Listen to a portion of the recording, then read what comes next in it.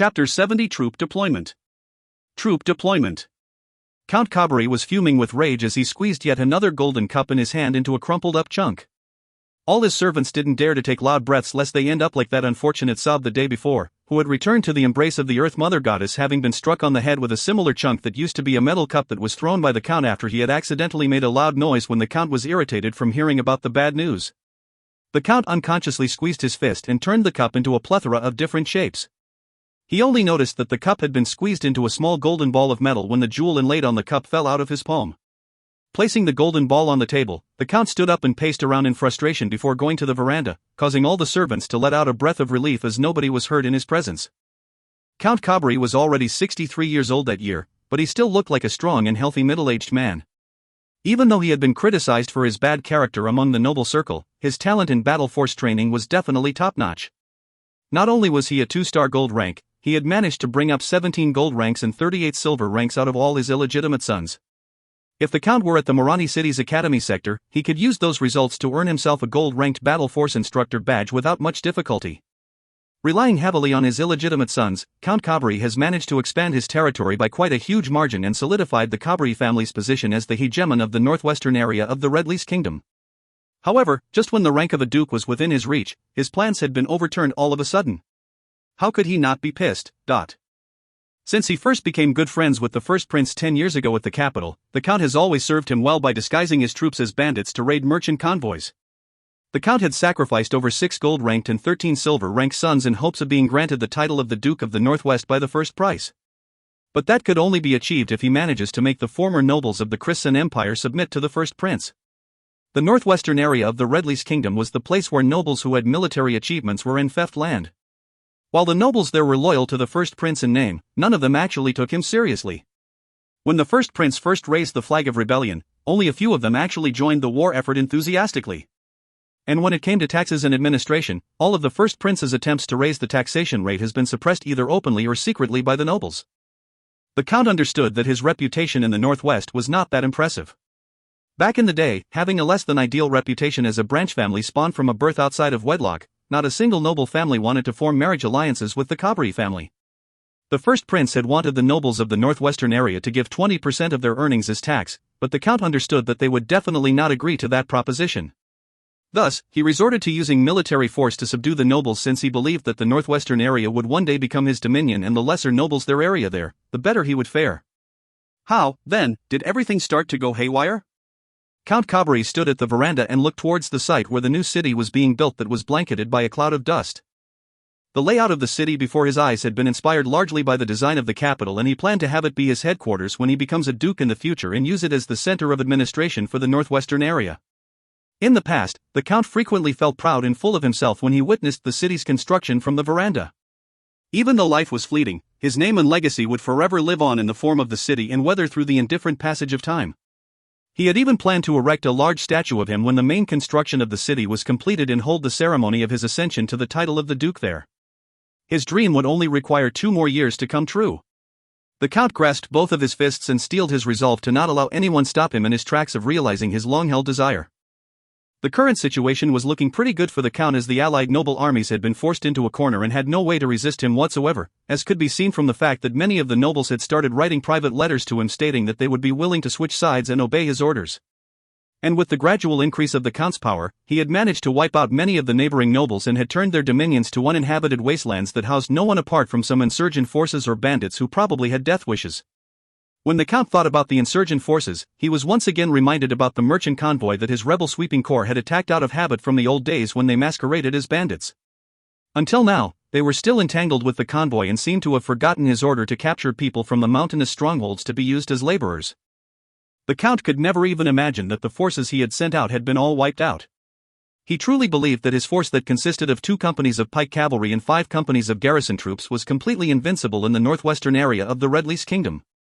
He reasoned that his men probably didn't dare to send reports back to him because they were worried that he would be further angered by the fact that they were having a hard time taking back the camp as the convoy's forces had a defensive advantage. Then again, he had sent yet another company of pike cavalry along with a sizable amount of food and supplies as reinforcements, so he believed that he would receive the good news in a couple more days. He was angry yet curious at the same time about the convoy that spread so far that one couldn't see the end of it from the other end, as reported to him by one of his men who had participated in the second assault on the convoy. Which merchant guild could the convoy belong to? It was glaringly apparent that they did not put the Count in any regard from the manner in which they decided to cross his lands unannounced. What he didn't expect was that the entanglement between his rebel sweeping corps and the convoy's forces had given the pests from the western mountains a chance to occupy the Burdock Bastide when his forces were spread thin. That place was the original dominion of the Cabaret family. Had it not been for the reports of the citizens who had evacuated the area, he probably would have been unaware that the Bastide was being ravaged by the insurgent bandits for 5 whole days already. At first, the Count didn't believe the report of the citizens at all and even gave them a savage round of caning. However, even under the painful strokes of the cane, the citizens' testaments still stood firm and they even swore that all of what they said were true. Half believing the reports, the Count sent a squad of pike cavalrymen to check the situation out. According to their reports, they had encountered divine marksman Josk and many other bandits that numbered around a company's worth of men. After engaging in a brutal skirmish with the enemy, only a few of the pike cavalrymen managed to make it back alive. Upon the mention of Josk, the Count felt a chilling sensation on his shoulder where Josk's arrow had once pierced. Given Josk's participation, it wasn't hard to guess that the illegitimate sons stationed at Burdock Bastide had met their demise. Based on what the citizens and his cavalrymen's reports, he estimated there to be around 3,000 rioters, which was about the number of the insurgent forces that hid themselves in the mountains. It seemed that they were going all out for that attack. Alright, I guess it's time I made my move. Don't think that just because I'm 63, I would be easy to mess with. However old a lion is, it would always retain its savagery and majesty and will retaliate when it is threatened. If I don't quell these rioters as soon as possible and word about this gets out, others would think the Cabaret family is on the way to its downfall to the point where it couldn't even handle some petty rioters. The Count made an oath to himself that he would teach the insurgent pests a severe lesson and will not rest until every single one of them pays for their transgressions. The Count could afford to deploy a regiment of garrison troops numbering around 2,000 people as well as one company of pike cavalrymen from Geldo City, given that he had one newly formed squad of pike cavalrymen and 2 squads of garrison troops, which was more than enough to defend the city with. Coupled with the other pike cavalrymen he had stationed at Williamil's castle and the soldiers of the nobles who were on his side, he easily rallied a force of 5,000 people that was powerful enough to completely crush the insurgents of the western mountains, not to say much about a disorganized bunch of rowdy bandits. I guess this arrangement is fine. I'll deploy my soldiers within 3 days.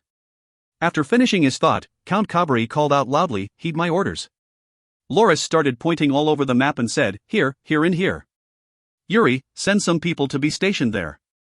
These are the ideal places to monitor the road that connects Burdock Bastide to Geldo City.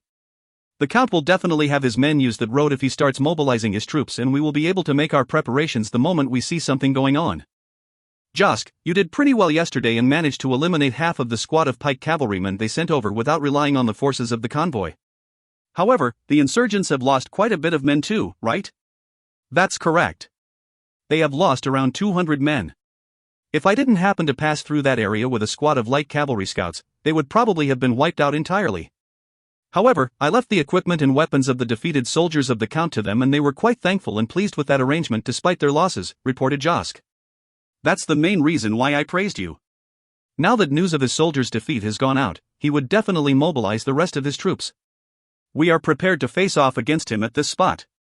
If we didn't have the insurgents fleshing out our numbers, we will not be able to stave off the full force, head-on assault of the Count and might even incur huge losses even if we emerge victorious."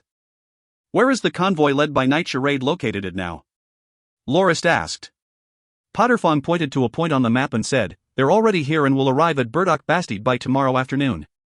I've already sent Knight Lowe's and a company of heavy armored cavalry to receive and escort him along the way, so I believe that the convoy would not have any problems reaching the Bastide unharmed. Please rest assured, me lord. How can I not be worried when the convoy hasn't arrived yet? I'm afraid that everyone will have to be quite busy within the next 2 days. Yuri, make sure your scouts increase the patrols in the surrounding area, but try to shut an eye to what the insurgent forces are doing to minimize the conflict we have with them. Don't get into fights just because of their despicable behavior, alright?" said Lorist. "Yes, me lord. I will make sure to inform my subordinates to be careful," replied Yuri. "Just hold it in for now. When the convoy arrives, we will be able to send Malek to gather up the insurgents that are causing trouble and enforce military discipline on them. If they don't obey, then we will kill a few to make an example out of them for the others to follow suit. We have no choice but to endure for the first few days as we don't have enough manpower right now," said Lorist as he shook his head while laughing bitterly. In actuality, the actions of some of the insurgents were even lowlier and more detestable than things common bandits would carry out. Incidents like robbery, murder and rape was rather common within the Count's dominion at the moment, but it was an understandable consequence. Given that the insurgents have been fighting against the Count for so long, they would naturally desire to cause as much havoc as they can within the Count's dominion as a form of payback. However, it would be too extreme to allow them to vent all their hatred for the Count onto his innocent citizens. As Knight Josk had put it, some of the insurgents used to run away on the mere sight of the Count's soldiers.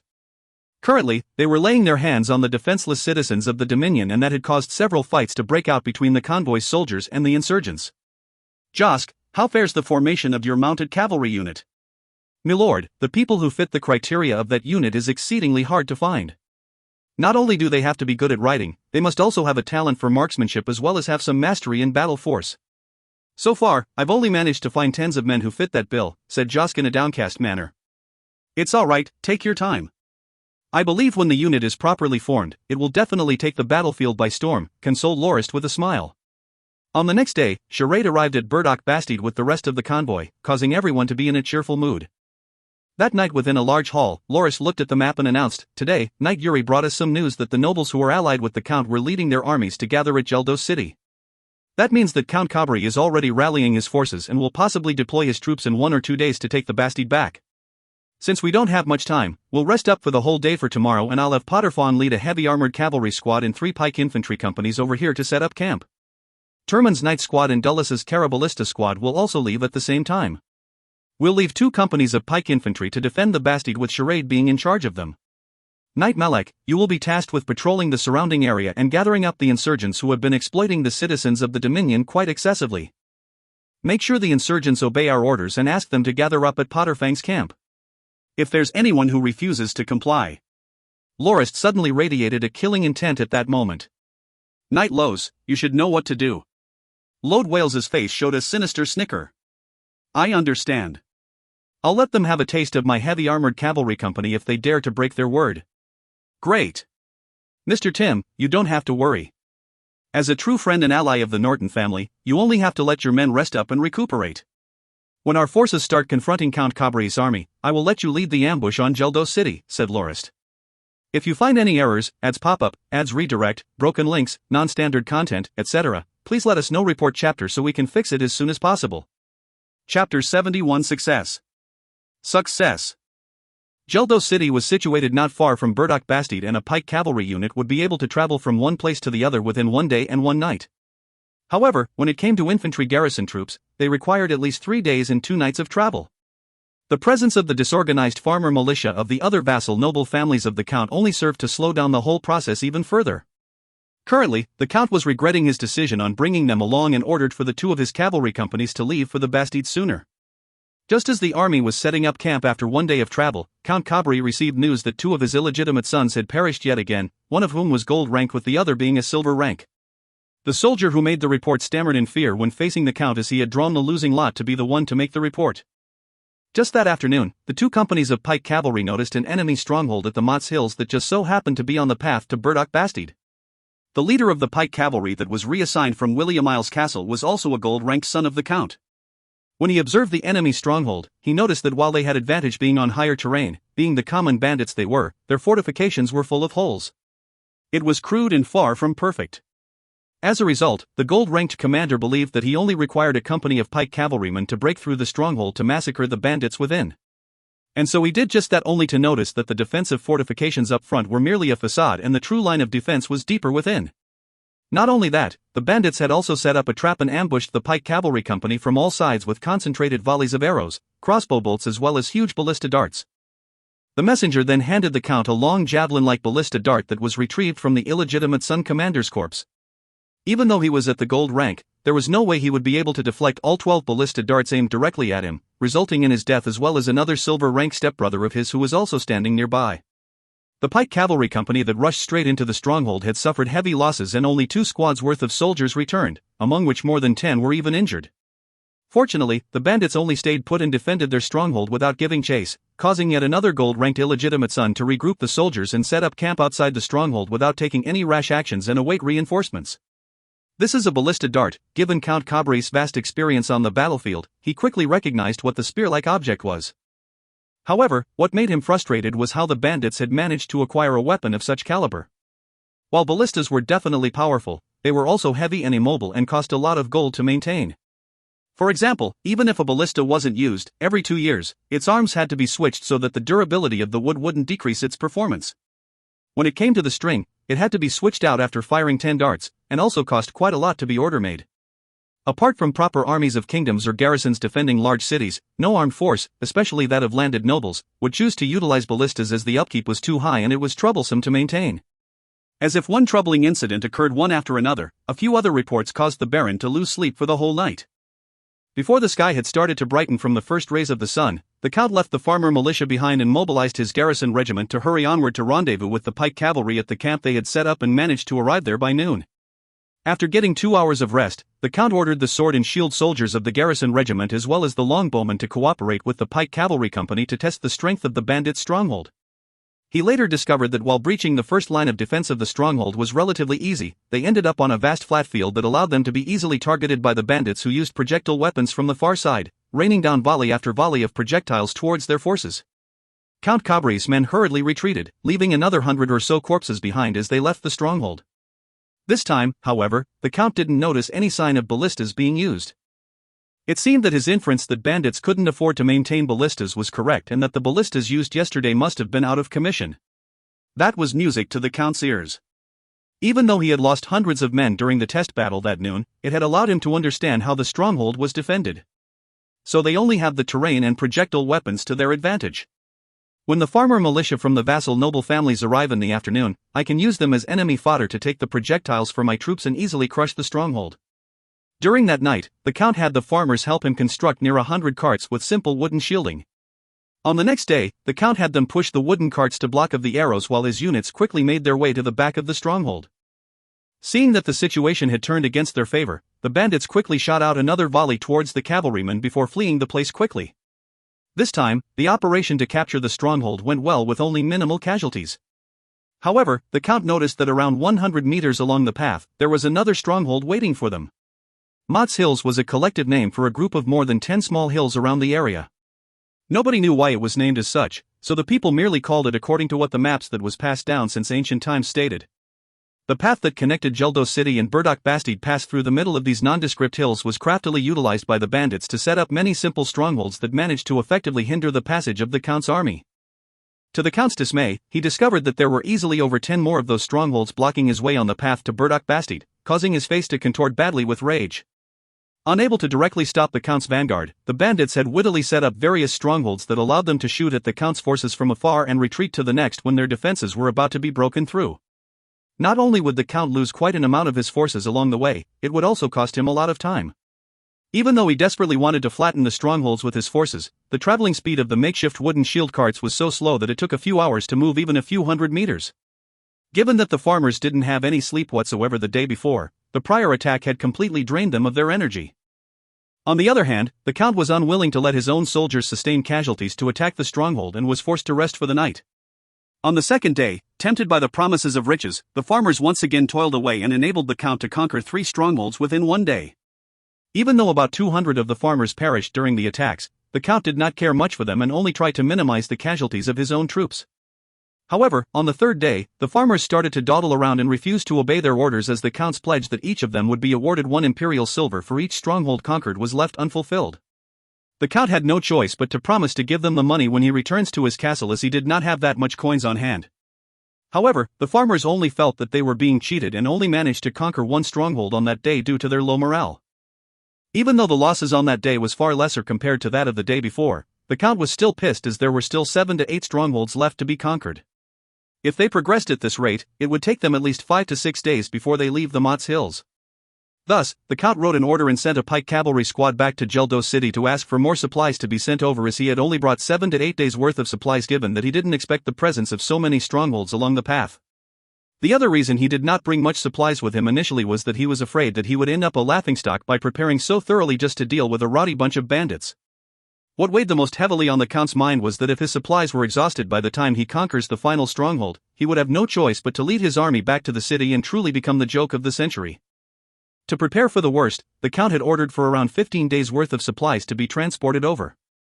His second order was a request for some coins to be brought over so that the farmers would once again be convinced and motivated to become arrow fodder willingly. Naturally, Count Cabri planned to pay back the farmers by the time he makes his way out of the Mott's Hills and show them that his money would not be so easily taken. In his third order, he planned to have his gold-ranked illegitimate son that was stationed at Geldo City recruit more soldiers within the Dominion, as he had a sense of foreboding that a big conflict was about to break out, as if the current situation was only the calm before the storm. That was partly due to the fact that the bandits who mainly relied on guerrilla hit-and-run tactics had learned how to resist his forces in a head-on battle all of a sudden. What had transpired for them to be able to change their tactics in such a short time? It turned out that the squad of cavalrymen sent back by the Count with the letter had been surrounded by Lorist's forces. The first few vanguards of the company that rushed out had their horses caught by a rope trap that caused them to tumble like there was no tomorrow. They were further greeted by the assault of Turman's night squad along with 30 or so javelins that had been thrown by Lorist. The few of those cavalrymen who were fortunate enough to escape from the encirclement of the several hundred men ended up being shot to death by Josk, who was circling the area from a higher vantage point. The 20 or so riders only managed to survive after getting off their horses and surrendering. Looking at the letter written by the Count with satisfaction, Lorist laughed and said, "With this letter, Geldo City is already our possession." Tim, wearing a suit of armor, congratulated Lorist and said, "Baron Norton, you truly are very thorough with your plans. You even guessed that the Count would send a letter for extra supplies and planned for us to ambush his forces here. I had thought that we would be attacking Geldo City right away after circumventing his forces. It isn't that difficult to figure out. Given that he didn't bring much supplies with him when he first set out and the fact that we managed to defer his forces at the Mott's Hills for a couple of days, he was bound to run out of supplies at some point. It is only logical for him to send someone out to request for more. With this letter, we will be able to casually walk up to the city and have them open the gates without any trouble. Alright, you guys, change out into the clothes of the Count's troops. We're going to head to Geldo City. Els, I'll leave the prisoners on your watch. Kill any who attempts to escape," instructed Lorist. This time, Lorist formed the ambush unit with only Josk, Els and 2 squads of camp guards, Turman's night squad, Yuri and his 2 light cavalry squads, as well as Tim and his 800 men who were carrying a large sack each. When Count Cabri was still held back at the first stronghold, Lorist spent 2 days carefully circumventing the Count's forces and hiding themselves in the area to prepare for the ambush. In the evening, a squad of pike cavalrymen and a company of garrison troops arrived at the gates of Geldo City. The garrison squad in charge of guarding the city did have any suspicion whatsoever of their presence and lowered the drawbridge and opened the gates to the city without hesitation after receiving the Count's letter. The squad leader of the pike cavalrymen who had just arrived then asked the guards of Geldo City where the son of the Count was located. Immediately after the guard answered, the garrison troops walking in from behind hastily rushed in and tied up the rest of the guards and even stuffed their mouths with bloody cloths that caused the guards to feel irresistible urges to puke. Lorist instructed, Yuri, Els, quickly go and take control of the other 3 city gates and leave a squad of people behind to guard each gate. Turman, bring your night squad with me to the Duke Manor in the middle of the city. Josk, you should come along too.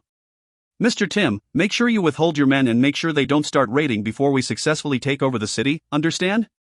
Don't let their impatience ruin the whole plan. Milord, please be assured that I will not let you down, Tim replied. Probably due to the absence of the usually strict Count, the gold-ranked illegitimate son was irresponsibly not carrying out his duties and was instead busy hosting a nude party within a hall of the Duke Manor. Upon hearing the report of a manor guard about the Count's letter, the drunk son stood up stark naked and ordered for it to be delivered to him as he chugged away at his wine. Lorist and Josk subsequently entered the hall as the one guarding the door had his neck snapped by Turman. The 2 of them felt a chill down their spine as they witnessed the stark naked men and women within the hall engaging in indecent acts and debauchery with reckless abandon without a care in the world. The stark naked man before them lifted his wine cup and laughed in a drunk manner before he mumbled, "Enough looking around. Give me my father's letter. You should strip down as well, and have fun with us. It's all right. You can have all the women you want. Or men, if that's your thing." Lorist and Josk gave each other a glance before they both wordlessly drew their swords. If you find any errors, ads pop up, ads redirect, broken links, non-standard content, etc., please let us know. Report chapter so we can fix it as soon as possible. Chapter 72 Free Yar. Free Yar. Fresh blood flowed all over the ground as a thick, nauseating, iron-like stench permeated the hall. The tens of people who were just fornicating before had already become cold, pale corpses. Lorist let out a big sigh and patted on Josk's shoulder to wake him up from his trance. Just now, Lorist had only killed the men within, but Josk went out of control and lashed out towards every person without regard to their gender. When Lorist came to notice it, everyone within the hall had been killed by Josk. Exiting the hall while emitting a murderous air, Lorist walked around at a casual pace within the newly built Duke Manor. After a while, Turman came to him to report that the manor had already fallen under their control and everyone within from guards to servants had all surrendered and were kept in captivity. Let Yuri send a squad of light cavalry scouts to guard the 4 city gates and have another squad ready on standby. Order Mr. Tim to send out 4 squads of his soldiers to help out with guarding the city gates as well and have him send the remaining men over here. Have Els bring his 2 guard squads to the Duke Manor to defend the place and order your night squad gather up over here. We still have lots to do, instructed Lorist. Turman hurriedly sent some men to pass out the orders as Josk approached Lorist and said with an embarrassed voice, "I'm sorry. I was being far too rash just now." Lorist looked at him and said, "Joe, don't forget that you're a stellar marksman. A marksman must always keep his cool in any situation. Don't let hatred cloud your eyes." "I understand. I will definitely take that to heart," said Josk as he nodded. When Els made his way to the Duke Manor with his men, Lorist had already asked a few of the captured supervisors of the manor about the situation of Geldo City. He had Els leave 1 squad of his men behind to take over the defense of the Duke Manor and had a supervisor guide the other squad to take control of the city's food warehouses and stables. After that, Lorist brought Josk, Turman and his night squad to the army camp to dispatch the remaining squad of garrison troops as well as 10 pike cavalry that remained within the city before rushing over to the laborer camp. The main issue Lorist now had was the lack of manpower. The citizens of Geldo City was filled with hostility and enmity towards his forces as the Count had arranged for the family members of his men to live within the 2 newly built street sectors to solidify his standing there. Even though Lorist was currently using stealthy ambush tactics to slowly wrestle the control of the city to him, he was worried that the moment he was discovered, the civilians there would instantly break out into chaos and cause his plan to fail. That's why Lorist had his hopes placed on the laborers that were forced to help out with the construction of the city. After removing tens of guards, Lorist easily conquered the slave laborer camp. The next step was to utilize the hundreds of men Tim had sent to gather up slaves that were acquainted with them. They ended up with 2,000 or so men. Turman picked 1,000 or so strong youths and brought them to the armory that they had just taken over to give each of them a pike and picked a few senior soldiers from Els's men and had them form 2 companies of pikemen. One of the companies was sent to the gates to replace the men that had been sent over by Tim and Yuri while the other company was allocated to defend the warehouses and armories under Els's leadership.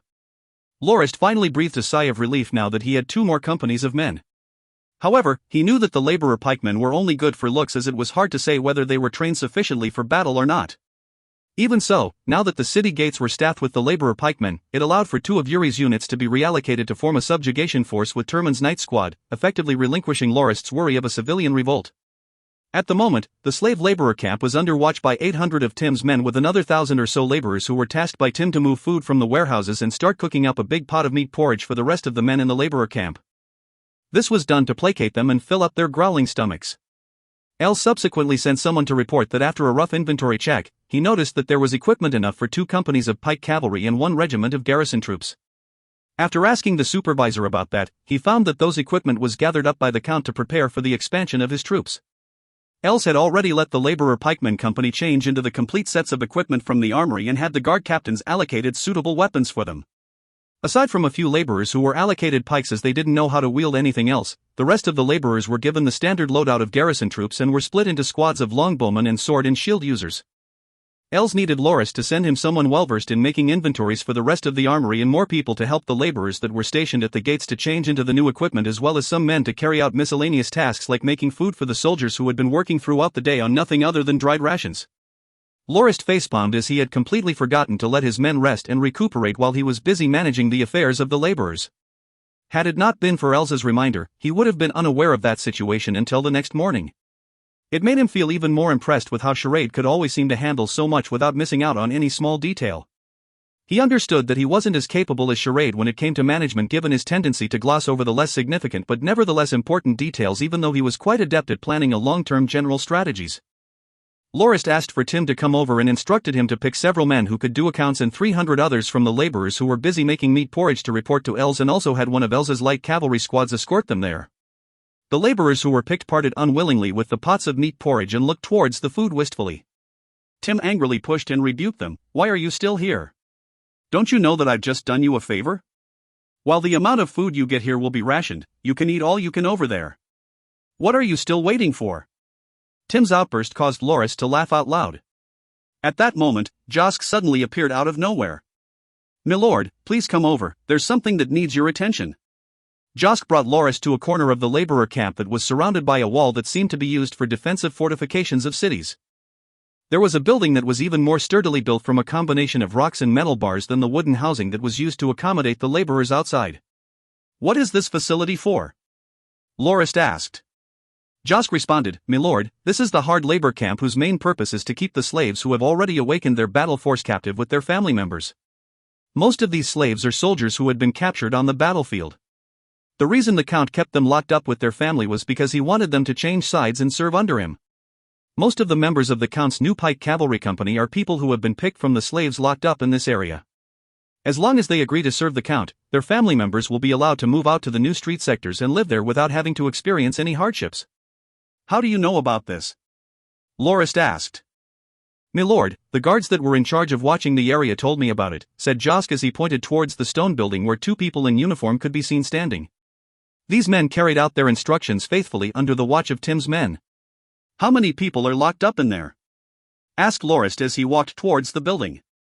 A chubby man walked over and bowed before looking at a thick book in his hand and saying, "My lord, there are 734 captive soldiers within this facility with 3,151 others who are their family members, totaling up to a number of 3,885 people." "Why is there so many?" "My lord, this number is already considered pretty low. The record number of soldiers being held captive here was above 2,000 with more than 7,000 other family members. Currently, the men who had been locked up the longest was captured sometime a year ago, with the most recent prisoners being captured about a month ago. According to the regulations here, those who submit to the Count have to work 3 months of physical labor, as the Count reasoned that the people would not be completely loyal to him without experiencing some form of punishment," replied the chubby man. "I see," said Lorist as he rubbed his chin in thought. The Count really had his own way of messing with people. If they wanted their families to have better lives, they have no choice but to work for 3 months before they were allowed to serve the Count. No wonder Count Cabri had managed to gather soldiers so quickly and easily. At the same time, Josk asked the guards about the slaves who still had yet to submit to the Count. The guard then flipped the book to the last page and showed it to Josk, to which he exclaimed in surprise, "So, it's him. No wonder he still hasn't submitted yet."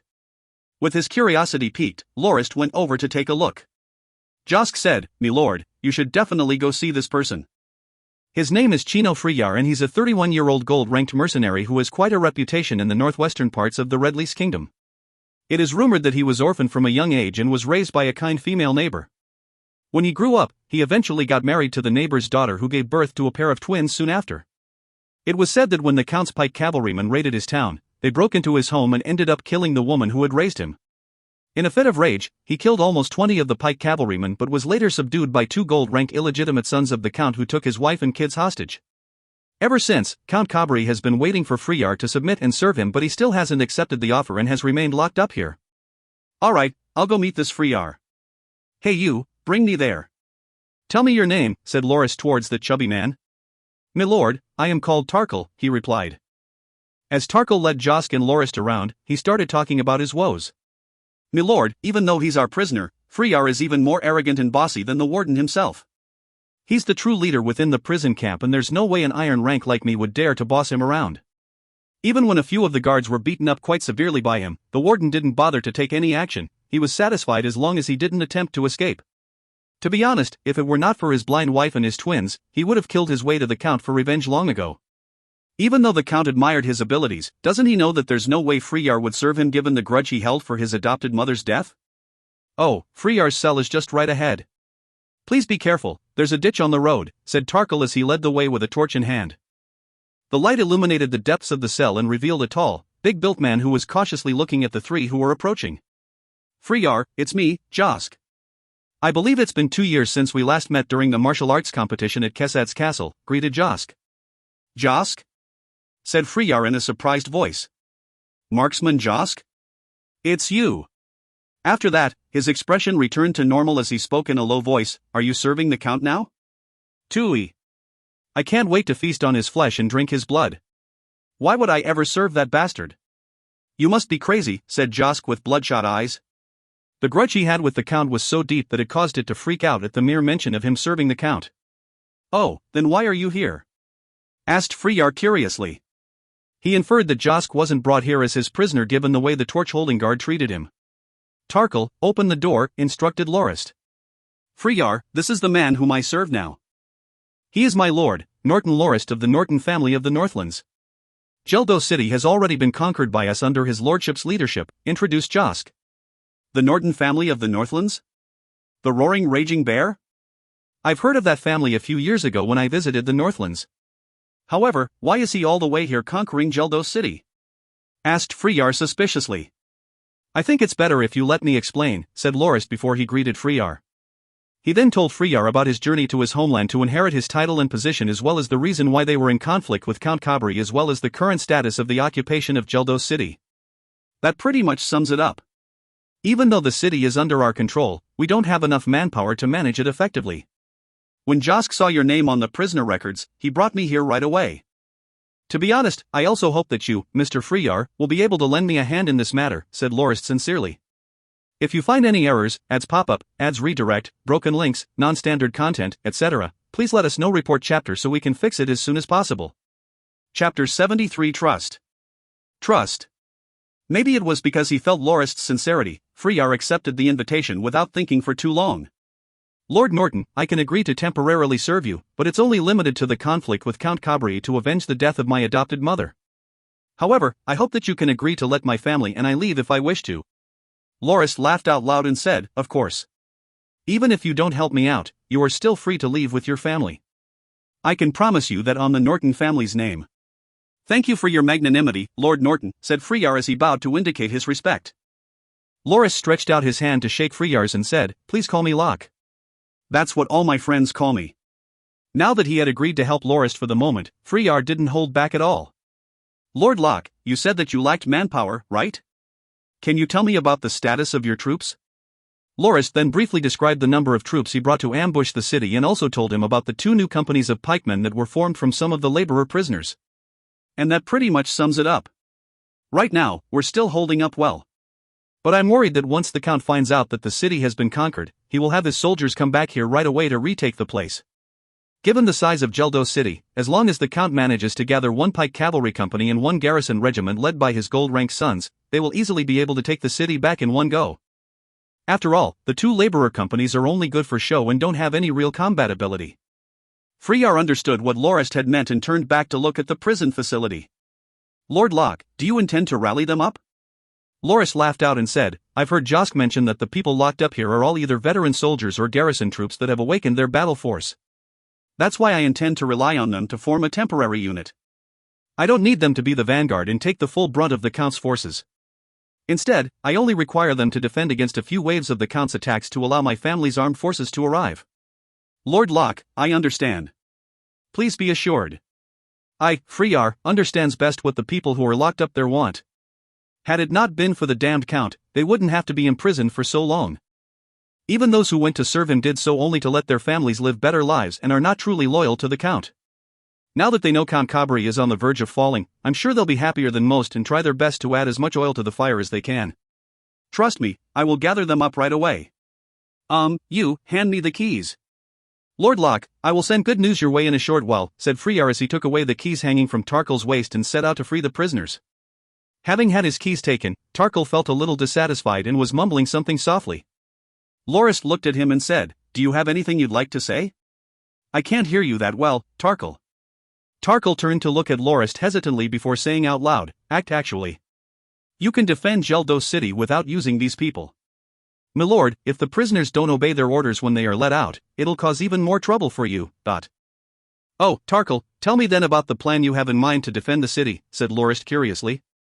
Milord, half of the garrison regiment and the pike cavalry company that had set out with the Count are fresh recruits that haven't been in service for more than 2 months. Their names are recorded in a listing at the Duke Manor.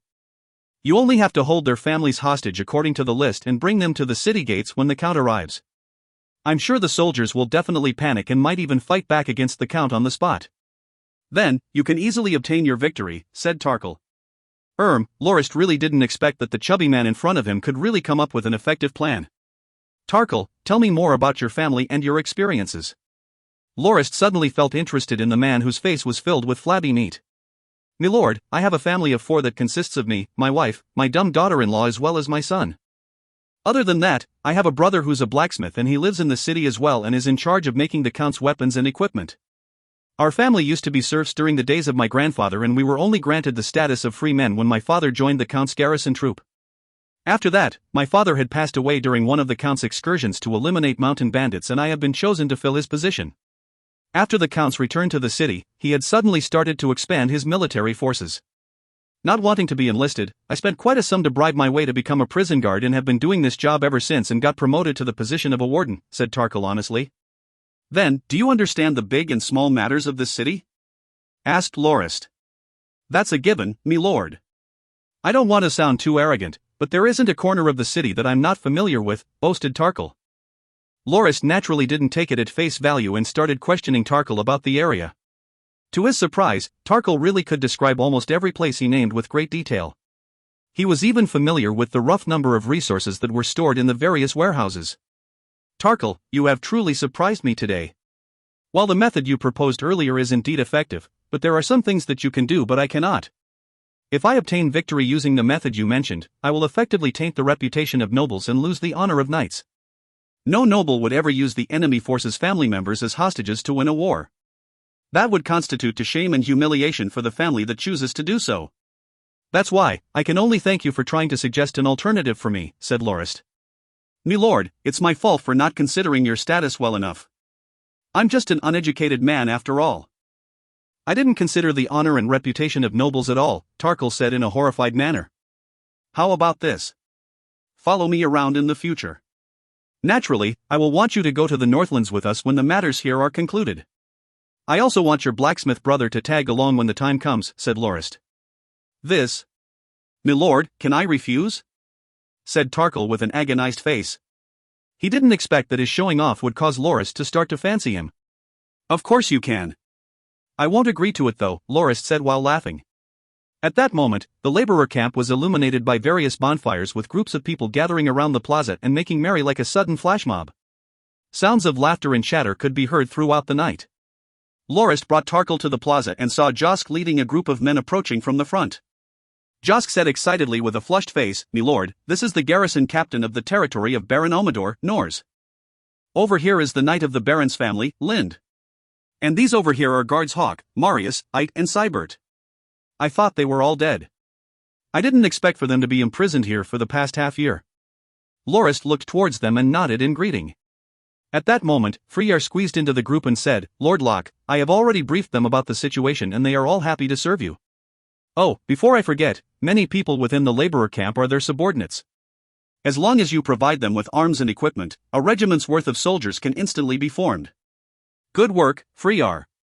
How about this, let's form a company of pike cavalrymen and 3 companies of garrison troops first. Freyr, you will be the commander of these companies with Joe as your second in command. Start allocating the laborers into their respective companies as you see fit. I want them to be battle-ready as soon as possible. After forming all 4 companies, leave 1 garrison company to defend the laborer camp as the family members of some of the prisoners here are still at risk. The other 3 companies will be stationed at the city's army camp and begin training right away," said Lorist as he made his decision. Freyr and Josk stood straight up and made a salute. "Me lord, we will do as you wish. I will ensure that the necessary equipment be delivered as soon as possible. Freyr, Josk, I am counting on you too. Don't hesitate to report to me if anything urgent comes up." "Yes, me lord." Lorist brought Tarkle back to the Duke Manor, only to cause him to puke uncontrollably after he witnessed the bloody scene, causing Reedy and Pat to look at him with curious eyes. It wasn't only Tarkle, 10 other laborers who were also present had thrown up their meals cleanly. "Soul, how can anyone eat with this smell in the air?" Lorist was incredibly pissed as the group of people had puked while he was just about to have his meal. "Reedy, please close the doors and windows. Remember to have them clean up after they finish puking," said Lorist.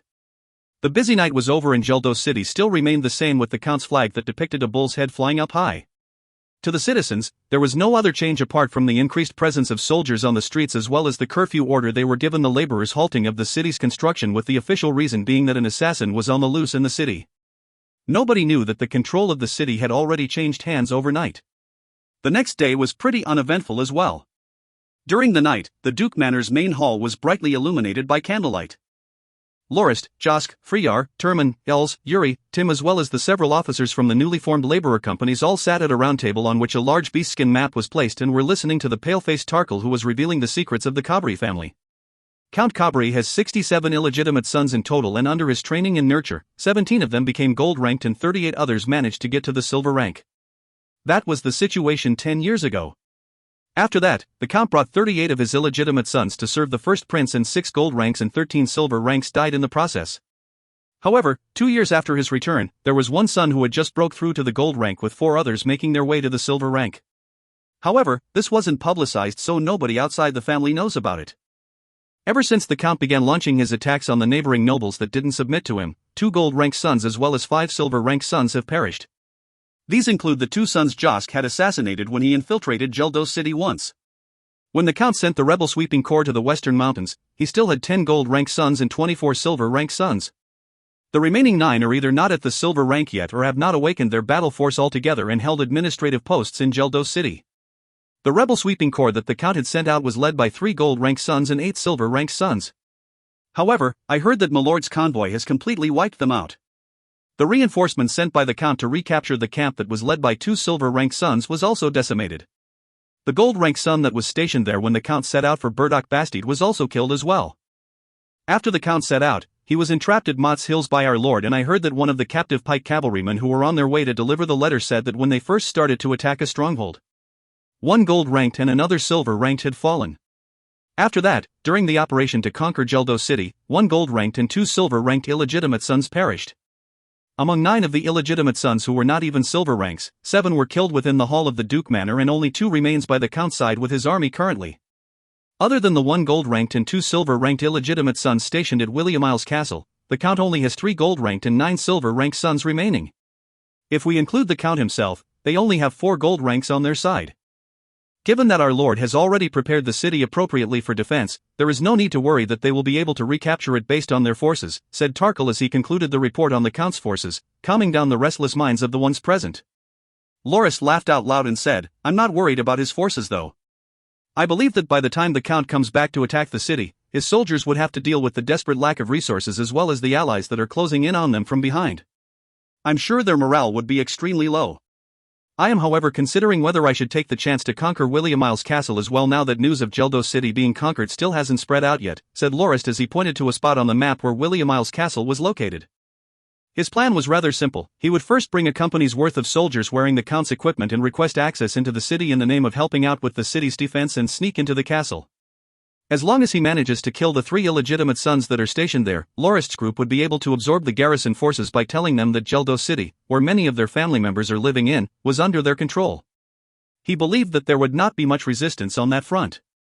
Els gave an alternate opinion in that there wasn't enough time. Given that Williamiles Castle was around 1 day of travel on horseback away from Geldos City, a journey to and fro would easily take 2 days. And the coming 2 days was the most crucial moment, as the Count might run out of resources and retreat to the city during that time frame. If Lorist wasn't able to make his way back at that time, the situation might very possibly turn for the worse. Lorist disagreed and explained that if he let Williamiles Castle be, the Count would still have a place to escape to and be able to recover his forces, causing Lorist's group to be delayed there even further. That's why I believe the best way to settle the matter quickly is to remove all of the Count's foundations and cause him to have nowhere to fall back to.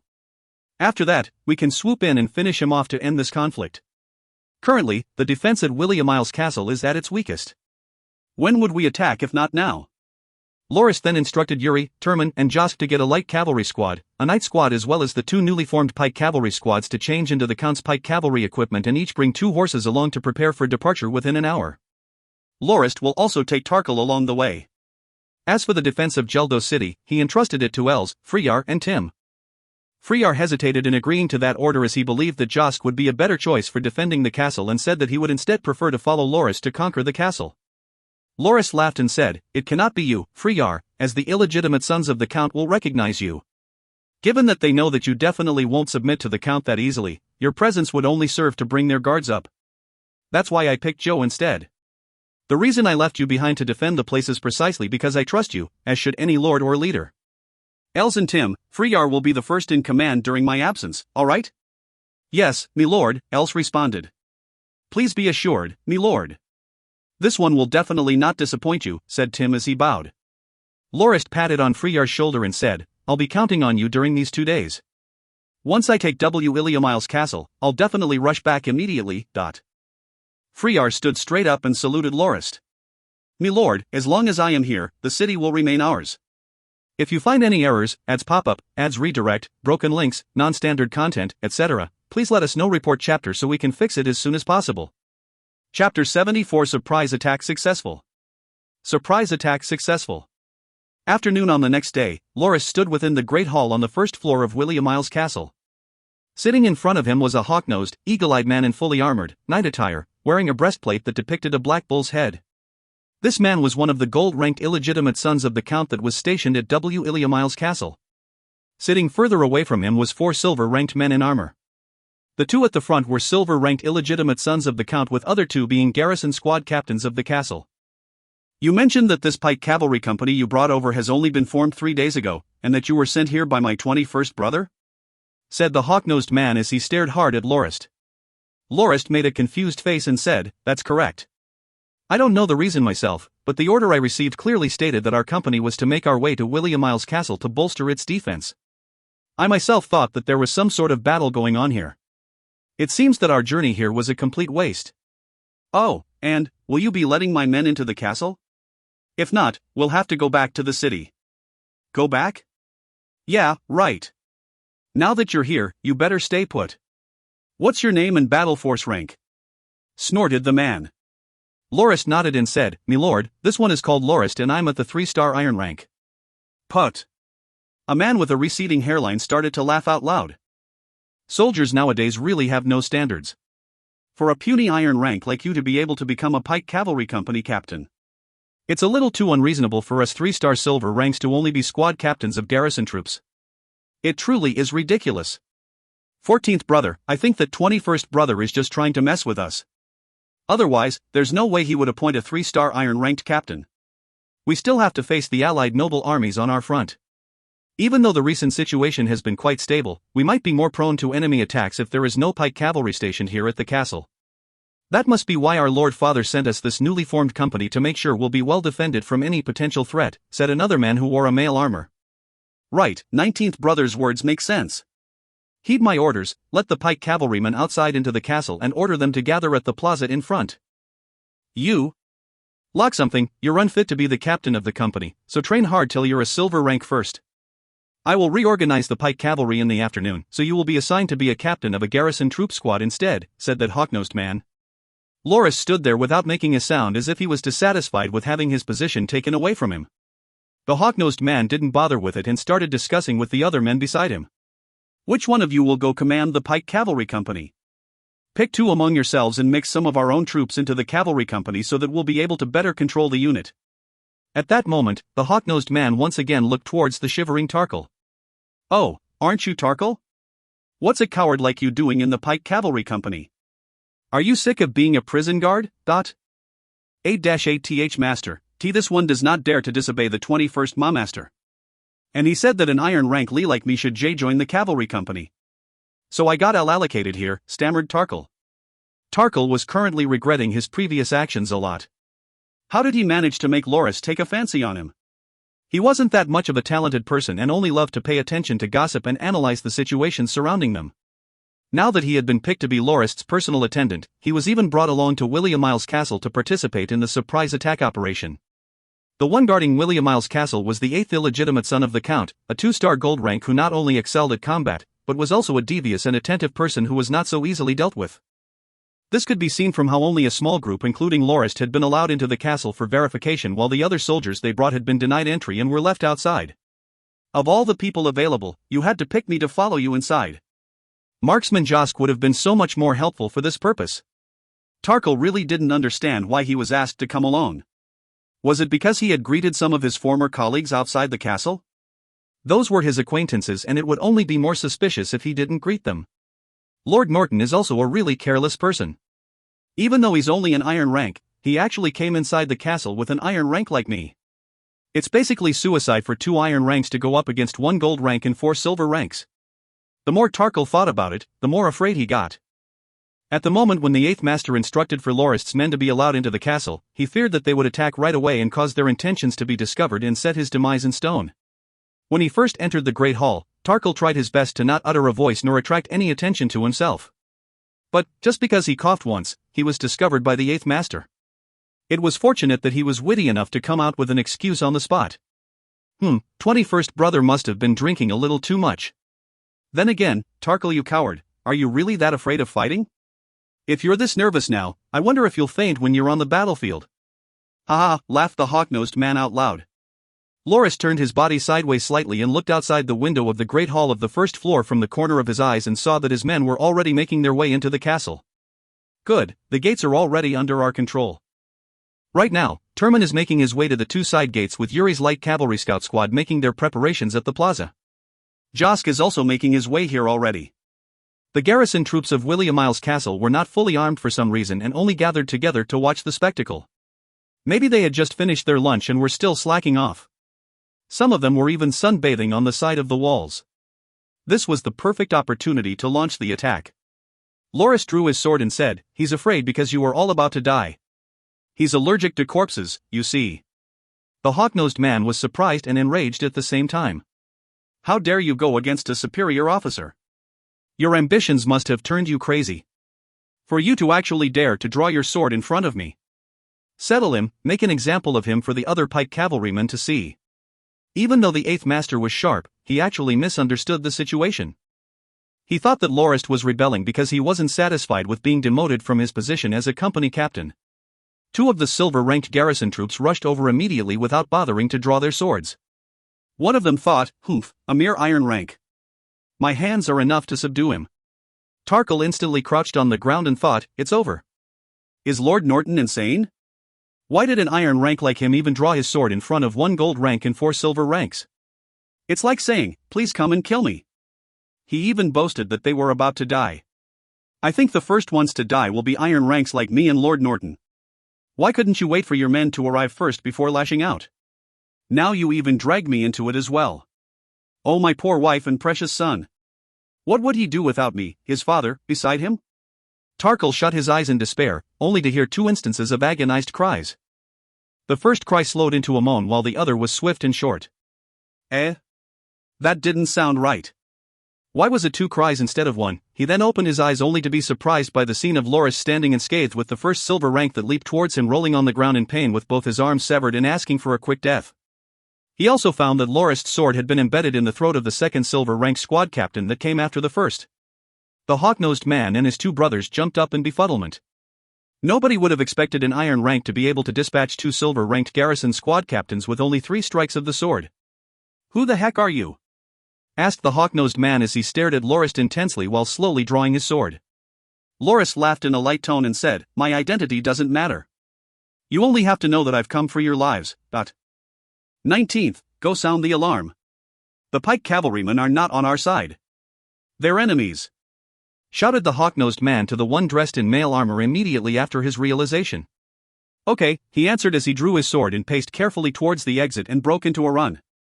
An arrow flew over in a flash and pierced through his chest, sending the man flying for 3 whole meters before he fell back down on the ground and spit out large mouthfuls of blood with both his hands clasped tightly onto the arrow in his chest as if he was trying to pull it out, before he let out his final breath and stopped struggling altogether.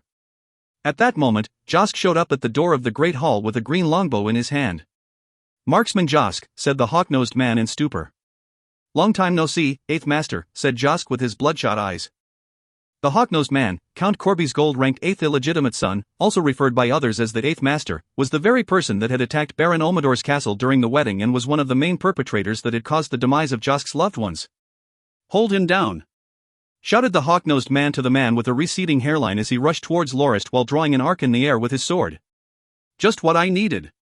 Exclaimed Lorist as he raised his sword to meet the incoming blade. The moment the two collided, sharp sounds of metal clashing echoed rapidly throughout the great hall. The 8th Master had intended to let the half-bald man hold Josk back while he took care of Lorist before moving on to suppressing Josk together with his partner. That way, they would have a better chance to turn the tide of the battle, since Lorist was only an iron rank. He thought that no matter how good Lorist's swordsmanship was, it would only allow him to take on silver ranks at most. Given the 8th Master's gold-ranked battle force, he would be able to easily defeat Lorist by brute force alone regardless of the level of swordsmanship given the disparity of raw power between their ranks. That was the 8th Master's first mistake. Never in his wildest dreams would he expect that the moment he first crossed blades with Lorist, his battle force felt like it didn't have any effect at all, causing a gold rank like him to stagger backwards against a supposed iron rank and even almost getting slashed. Even the half-bald man who was busy with Josk stared dumbstruck at the result of the first clash. Tarkle was looking at the fight with his mouth wide agape with saliva leaking out of it, making him seem like a dumb idiot. So Lord Norton wasn't insane and was confident in his abilities all along. This swordsmanship is truly godly. So much so that he is able to hold back a 2-star gold swordsman like the 8th Master to the point where he had no choice but to be on the defensive. The half-bald man snapped out of his stupor and noticed that Josk was still entranced by the battle between Lorist and his stepbrother. Extremely delighted, he carefully inched backwards and intended to escape. This was the 8th Master's second mistake. He overestimated his subordinates' loyalty to him. As a stellar marksman, Josk had noticed the half-bald man's slight movement immediately. He quickly held his green bow up, stretched it wide like a full moon and unleashed 3 arrows in quick succession. The first arrow had been blocked by that man, but it took him a lot of effort to do so and he had retreated 3 steps backward as a result. The second arrow broke the man's sword into 2 and caused the man to cough out some blood. By the time the third and final arrow arrived, the baldy had already lost all his power to resist and could only stare at the arrow expand within his field of view until it inevitably entered his mouth and lifted him into the air, nailing him onto the wall nearby behind. Having witnessed the death of the middle-aged man, the 8th Master started to panic. He already had his hands full with fighting Lorist. Now that Josk had taken care of that half-bald man and had started aiming his bow towards him, the 8th Master started to feel even more nervous. In his disturbed mental state, his hands missed a beat and allowed Lorist the opportunity to inflict the final blow. With a flash of a blade, the savage-looking 8th Master let out a pained grunt before his head separated from his body and flew through the air. Lorist backed off quickly to avoid the fountain of blood that had erupted from the stump of the man's neck.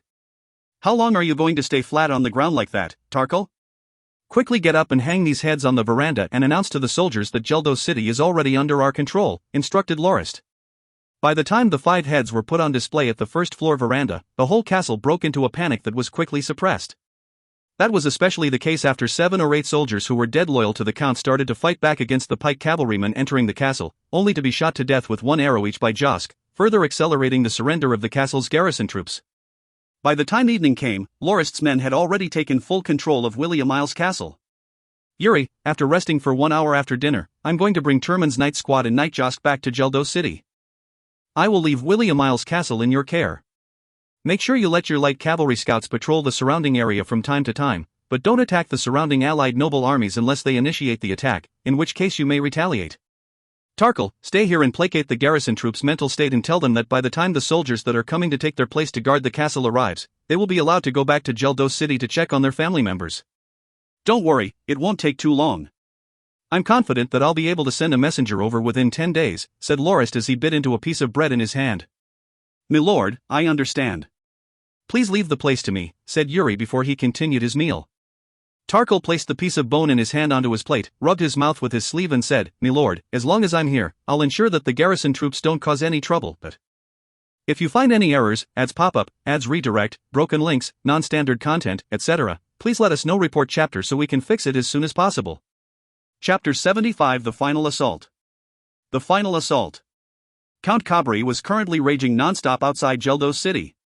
Ever since he sent out the pike cavalry squad to deliver his request for more supplies, he had been experiencing an inexplicable feeling of worry from the depths of his heart as if it was foretelling the misfortune that was to come. The situation of the battle he was in wasn't ideal either. Of the 2,000-odd farmer soldiers rallied by his vassal noble families, almost 500, a quarter of the total number, had already perished. On the other hand, his 5 pike cavalry companies and garrison troop regiment had only sustained tens of casualties for the past 2 days and still maintained their battle power. During the past 2 days, he had conquered 3 more strongholds and only 5 still stood in their way. The farmers he relied mainly on to conquer the strongholds were already on the verge of revolt as their numbers diminished quite quickly and the money just wasn't worth that sacrifice. Whenever they received orders to mobilize, they would loiter around and waste as much time as they could until they were pressured and forced to act by the pike cavalrymen. Count Cabri knew that he couldn't keep this up, given that the knights from the vassal noble families were giving him odd looks, as if they believed that the Count was only using this opportunity to try to diminish the strength of the noble families that served him. With the remaining supplies in their camp only able to last them for 3 more days, the Count started to worry about the absence of any communication from Geldo City after he sent his troops back there 2 days ago. This shouldn't be the case. Geldo City is not that far away from the Mott's Hills and it would take 8 hours at most to get there on horseback. My pike cavalry squad should have been able to make it back here with the response from Geldo City about when the resources and supplies would arrive. Something must be going on. Unable to continue waiting, the Count decided to return to the city after giving it some thought. He left the remaining supplies to his garrison regiment and gathered the knights from the other families for a pep talk to encourage them to continue guarding the camp until his return. Count Kobe then brought his 5.5 companies of pike cavalrymen to Geldos City with the intention of replenishing their numbers over there. At the same time, Lorist had just completed his matters at Williamil's castle and was on the way back to Geldos City with Josk and Turman's knight squad. During daybreak, the Count arrived at the gates of Geldos City with his soldiers and breathed a sigh of relief after seeing his family flag still flying on the flagpole. He then instructed some people to go request for the gates to be opened so that his exhausted men may rest after a long day of traveling. Little did he know that no matter how loudly the soldiers announced the return of the Count and requested for the drawbridge to be lowered and the gates to be opened, the garrison troops on the walls of the city made no indication of doing so at all and instead started cursing back towards the soldiers below and even armed themselves with their bows as if they were going to defend the city from invaders. At first, Count Cabri was quite satisfied with how alert and careful the soldiers who guarded the city was being. But after half an hour, he noticed that something was off and saw a large group of people showing up at the city walls led by Freyar, whom he had imprisoned for being unwilling to serve him. When Freyar announced to the Count that the city was under his control, Count Cabri thought that this was all just a bad dream. Nowhere in his wildest imaginations would he think that a prisoner like Freyar would be able to take over the city. The raging Count then pointed towards the flag and asked why it wasn't taken down if the city was truly under his control. Laughing in an embarrassed manner, Freyar told the Count that he had forgotten to use the flag to wipe his ass after going to the lavatory as he had way too much things requiring his attention. He then apologized for neglecting the flag and assured the Count that he would have someone take it down to be used at the lavatories. In response, the Count was enraged to the point where his veins were almost going to pop. One gold-ranked son who stood by his side started cursing back at Freyar and said that despite how well the Count had treated him, he still dared to go against the Count when he was away from the city like a savage who doesn't know how to repay other people's favors. Losing his temper, Freyar instantly cursed out loud. "You call killing my adopted mother and imprisoning my family and I a favor? You're so sick and deluded." Not wanting to continue the conversation, Freyar ordered the bowman to fire and the gold-ranked son got wounded by 3 arrows as a result. Had it not been for the pike cavalrymen who protected him fervently, the Count would have lost his life there and then. Leaving tens of corpses of the pike cavalrymen near the city gates, the Count managed to make it out of the bow's firing range unharmed.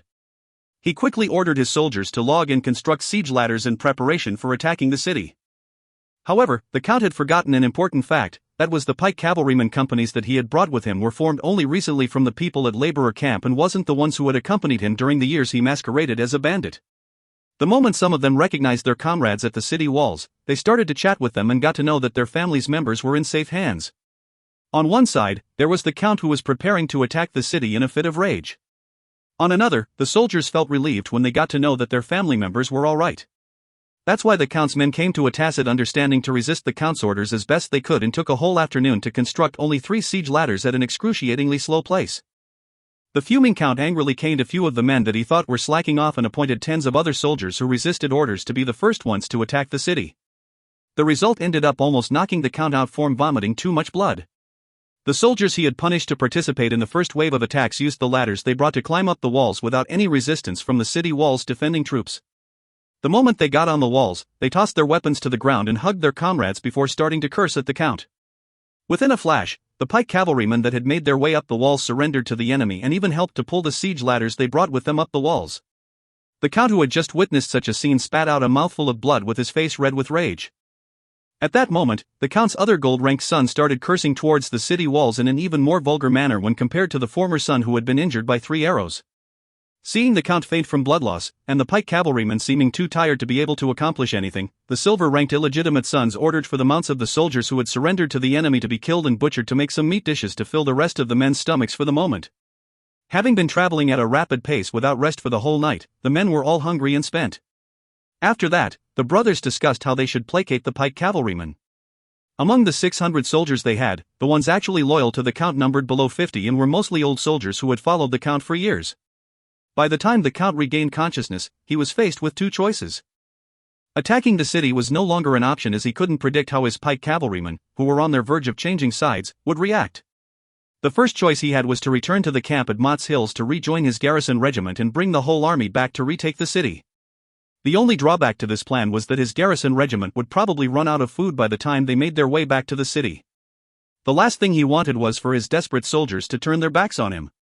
The other choice he had was to retreat to Williamil's castle where he could temporarily stay to rebuild his army and regain his power. However, that amounted to giving up on the garrison regiment he left at the Mott's Hills as well as Geldos City. But, he believed that as long as he could get into contact with the rebel sweeping forces who were at the Western Mountains, he would be able to take everything that he had lost back. When the Count was pondering on which path to take, sounds of horses galloping from afar could be heard.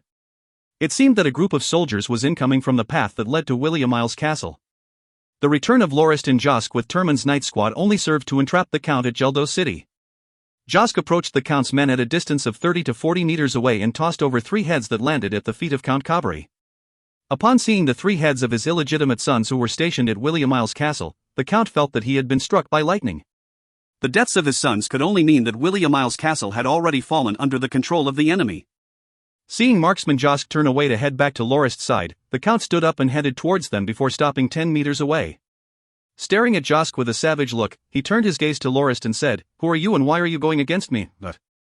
Sitting on horseback, Lorist looked at the well-built 60-year-old man with strands of white hair on his head, who had taken the northwestern area by storm, and said coldly, "I wonder if I should address you as Count Cabri, or Redbeard, the bandit whose infamous name and savagery is well known throughout the Badalger province." The Count shivered uncontrollably and revealed a shocked expression on his face. He then calmed down without refuting Lorist's accusations and continued as he pointed to Geldos City and then to the 3 heads that were on the ground. "Who the heck are you? Is this the result of you plotting against me? You've managed to cause my Cabri family to sink into such depths. Plotting against you? Who do you think you are? Don't tell me you've forgotten your sins already. When you were masquerading as Redbeard, the people of the merchant convoys you raided were all killed without mercy, women and children were no exception either. Did you think you would be able to live out the rest of your life in peace just because you disguised yourself when you did all that? Today, my arrival signals your end. I will uproot the whole Cabri family just like the way you did to the other nobles in the area, and kill all your male descendants." Seething hatred could be felt from Lorist's words. He signaled for Turman to come over and pointed towards the raging bear badge on his chest and said, "I'm sure you've seen this insignia before on the 2 red wooden boxes in your chambers. My third uncle had intended to present those boxes to the girl that he loved. However, the convoy he led had met with the bandit Redbeard and not a single one of them survived. All these years, my family has been searching high and low for this bandit. Who would have expected that the attack on my convoy by your troops would finally lead me to you? Oh Lord Count, you must be surprised to find out that the rebel sweeping corps that had intended to prey on our convoy had been wiped out entirely, and some of the troops that had surrendered to us revealed that Redbeard had been you all along. One of them even mentioned that he recognized our family insignia from the 2 boxes you have in your room. That's why I have come for you. You are from the Norton family of the Northlands," stammered the Count. He could recognize the insignia from the time when he raided their merchant convoy. He even remembered that he had lost 1 gold-ranked and 1 silver-ranked illegitimate son from that incident. The people of the merchant convoy who went all out to fight until their last breath had left quite an impression on him. That was also the reason why he kept those 2 boxes as a memento. Now that the evidence had been presented in front of him, there was no point for him to deny the allegations any longer. Staring hard at Lorist, he smiled and said, "So what if I was the one who did it? I've raided far too many convoys in my time. Now that you've come for retribution, I'll definitely entertain you. Let's see who will emerge out of this alive." The Count then turned away to walk back to his soldiers with Lorist not bothering to stop him at all. Count Cabri then donned his armor and got onto his horse before he pointed his lance towards Lorist's forces. Behind him, his illegitimate sons and the senior soldiers who were still loyal to him got on their mounts and arranged themselves into a charging formation. Lorist waved and ordered calmly, "Anyone who's not at the silver rank may fall back. For those who are, follow behind me and get into a charging formation." Josk and Turman rode to Lorist's back, and subsequently, Turman handed Lorist a pike for his use. The various silver-ranked knights also lined up neatly behind Josk and Turman. Including Lorist, who was at the very front, there were 27 knights in total, who were lined up in a triangular formation. On the opposite side, there were 58 cavalrymen including the Count. During that moment, everyone outside the city stopped whatever they were doing, jointly paid attention to the spectacle that was unfolding before them. The atmosphere was heavy and grim, with nobody daring to utter the slightest sound. At the same instant, Lorist and Count Cabri began their charge, and the 2 groups of mounted men rushed towards each other at breakneck speeds. Lorist's pike let out no blade glow, while Josk, who was behind him, had a golden blade of light emanating from the point of his pike. The rest of the knights, including Turman, all had silver blade glows shining out from the point of their riding lances. Only seeing 1 golden blade of light from the ranks of his foes, the Count felt elated and trailed his lance that was also letting out a golden blade of light towards Lorist. "It seems that the twerp over there is not even a silver rank. As long as I manage to take him down, I will definitely be able to turn the tables of the whole situation. In the blink of an eye, the two groups collided and chaos soon ensued. Count Cabri brutally thrusted his golden lance towards Lorist's left arm with the intention of knocking him off his mount before finishing him off. In response, Lorist flicked his pike upward and caused it to collide with the lance. The golden lance was knocked horribly out of trajectory and Lorist's pike swiped in quick succession towards the Count's upper torso, causing him to fall off his mount with a dumbstruck look on his face. With but a swipe, the Count who had not yet fallen to the ground was once again knocked flying into the group of frantic soldiers before he landed 10 or so meters away. 2 stab wounds could be seen on the Count's shoulders as he lay on the ground squirming and screaming, unable to get up.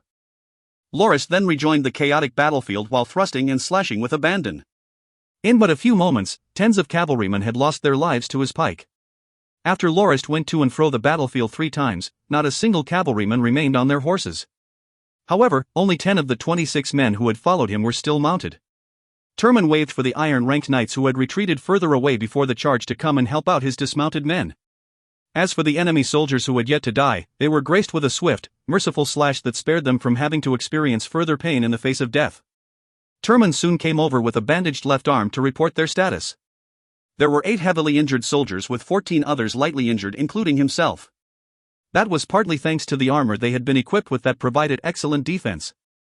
As for Count Cabri's side, the men who had followed his lead had all but perished, including his 6 silver-ranked illegitimate sons.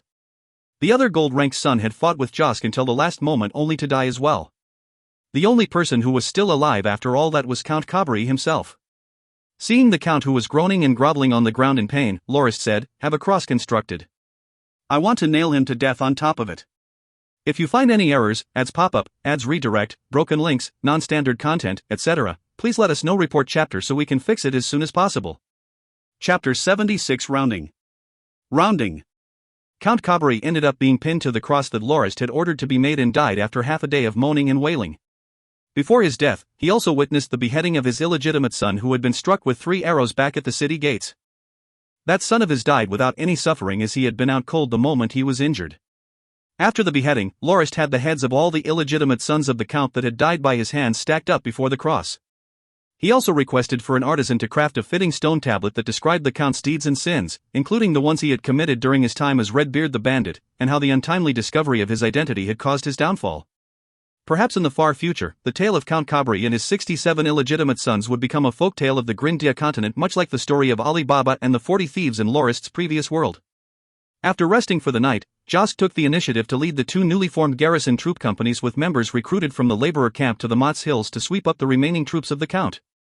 There were still 1 gold rank, 3 silver ranks and 2 other illegitimate sons whose battle force has not yet been awakened there, and Josk did not intend to let any one of them slip away from his grasps. Lorist himself didn't mind, as the pike cavalryman who had surrendered to him had mentioned that the soldiers there only had 3 days' worth of supplies with them and would crumble eventually even without any outside intervention. What Josk was going to do was no more than speeding up the process. After 3 days, Charade and Josk returned to Geldo City. Josk brought 6 heads back with him, which were also placed in front of the cross. He said that the moment he was spotted by the enemy when he was blocking off the road to Mott's Hills, the first ones to panic were the farmers. They instantly broke down and started crying and shouting out loud while running all over the place, effectively turning their whole camp into a huge mess. After that, Potterfong and Lowe's brought 2 of their heavy armored cavalry companies into the camp and slaughtered the enemy, securing their victory. After the gold-ranked illegitimate son died in the hands of Lowe's, the remaining ones attempted to run away, only to be sniped one by Josk with his bow and arrows. Currently, all of the illegitimate sons of the Count had reunited with him at the stone tablet and not one of them was spared. Charade said that Potterfong would only arrive in the afternoon on the next day, as he had to escort the prisoner soldiers who had surrendered to them during the battle. He also mentioned that for the next 3 days, the family convoy would make its way to Geldo City. Charade then asked Lorist about what to do with Burdock Bastide after the convoy's departure. Lorist replied, "Hand it to Tim then. For the past few days, I've been thinking about the preparations we need to make before the convoy leaves this place and already have a general idea on how to go about it. You're here just in time to discuss the finer details with me." What Lorist lacked right now was time. When the convoy first left Armatrin Harbor, there was a distance of 2,500 kilometers to travel before they reached the Northlands. Their original plan was for them to travel 1,000 or so kilometers through the lands of the Redlease Kingdom to reach the borders of the Andinak Kingdom. However, it had been postponed when the convoy was prompted to retaliate and wipe the Count and his family after the attack of Count Cabri's rebel sweeping forces. It was already the 23rd day of the first month, but the convoy had only traveled a little more than 300 kilometers so far. After taking control of Geldo City, the riches and supplies that the Count had accumulated over the years from wiping out the defiant nobles had all ended up in Lorist's hands. He understood from Charade's ecstatic and gleeful look when he looked at the inventory that the convoy's departure would have to be delayed yet again until the resources were properly managed and sorted out. Otherwise, there was no way Charade would agree to leave the place. That was why Lorist had decided to head for the Northlands first at the end of the month with only a handful of people with him and leave the convoy behind so that he would arrive at the family dominion before the third month to be in time for the inheritance ceremony. After that, he would wait for the arrival of the convoy at a later date while he settled some more pressing matters of the family. He also appointed Charade and Potterfong to be in charge of the convoy during his absence. However, there were still quite a number of things that he needed to handle personally before he would be able to leave with a peace of mind. He first instructed Potterfong to lead a heavy armored cavalry company to Williamil's castle to guard it in place of the reorganized garrison troop that used to be the Count's, and also had Yuri send some representatives to the allied noble armies to tell them the news of the Count's demise and to request them to send some representatives to Geldo City to discuss certain matters on trade. When the garrison company came back to Geldo City, Lorist gave a cold and cruel order. He instructed the soldiers who had surrendered to him to bring their family members to another street and imprisoned the remaining family members of the soldiers who have resisted him and died in battle in the slave laborer camp. Looking at the now empty streets, Lorist said, "Mr. Tim, this street belongs to you now. You can finally put the sacks your soldiers were carrying to good use." Tim was incredibly grateful at Lorist's proposition. Ever since he knew that Lorist was going to give the Burdock Bastide to him unconditionally, he quickly met up with a few stronghold leaders and sold 1,300 gold fords worth of weapons to them, which he had obtained from Charade for only 1,000 gold fords. After that, he sent somebody to instruct Knight Gemmers to move the people and resources under him to the Bastide before returning to Lorist's side after all of that was accomplished. He understood that the longer he spent time with Lorist, the more benefits he would get. As expected, before he could finish processing the fact that he got the Bastide for no cost, Lorist presented him with yet another huge boon. Seeing Tim, who excitedly went to pillage the empty houses and stores lining the streets, Lorist couldn't help but laugh out loud. He had decided to aid Tim the best he could so that he would have someone to reach out to should he need anything done in the Redlease Kingdom. When Tim returned, Lorist said, "Tim, I also got you a wife." Unrolling a beastskin map of the area, Lorist continued, "Look here. This is Viscount Tebri's territory and Burdock Bastide is over here. Between the two locations is Baron Andler's territory.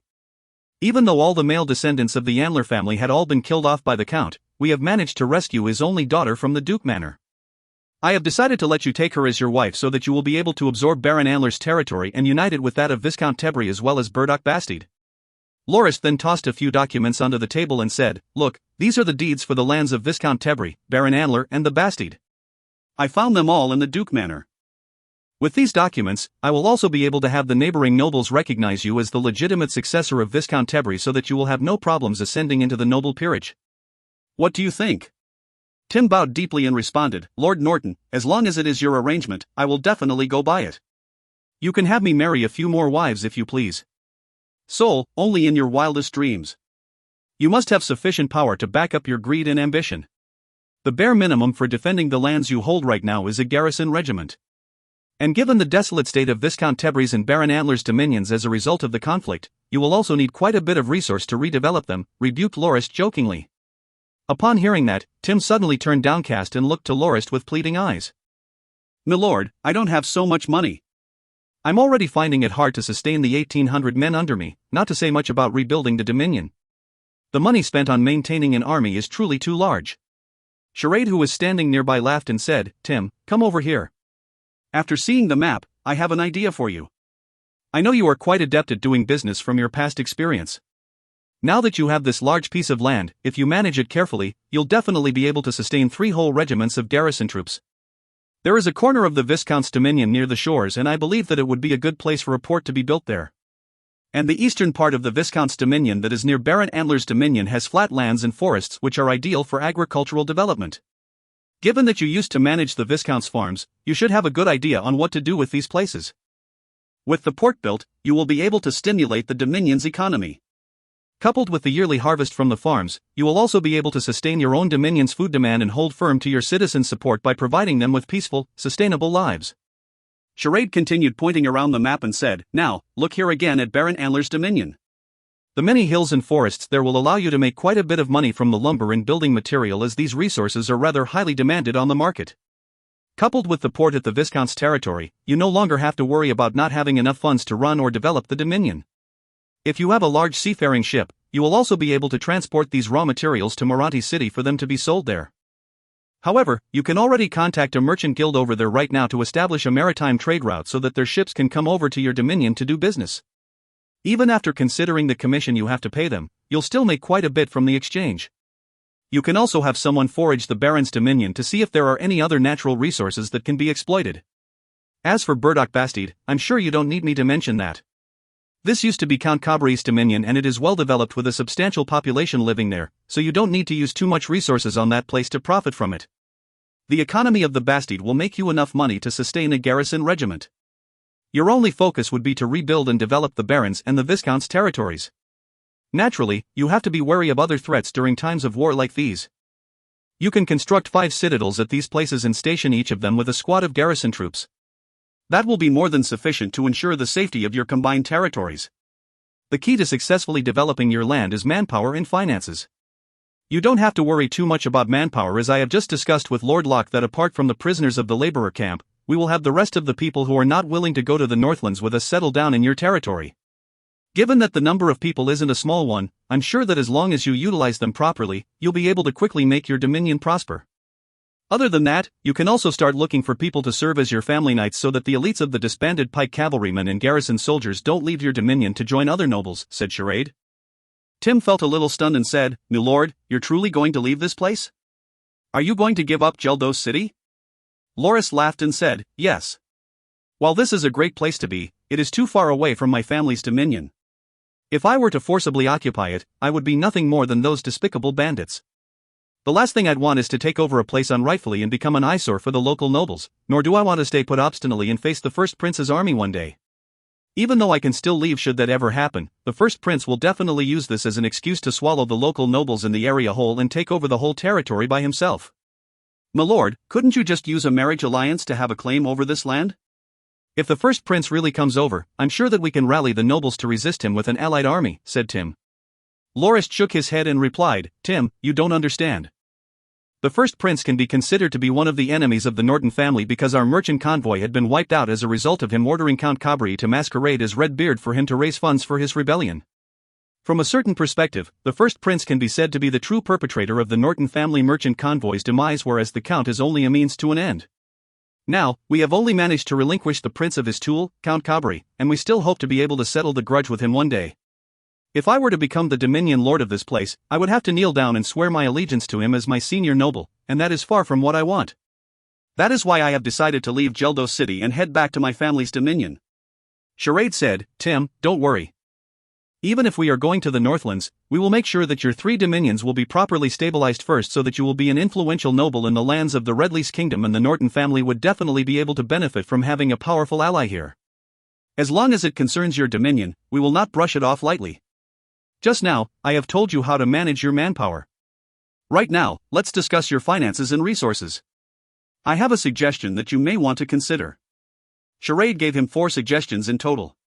First, he should set the tax rate for the produce to 70% for normal citizens and give farmland to the family members of the garrison troops for free and only collect 40% from them to encourage people to enlist without needing to spend too much money on their salary.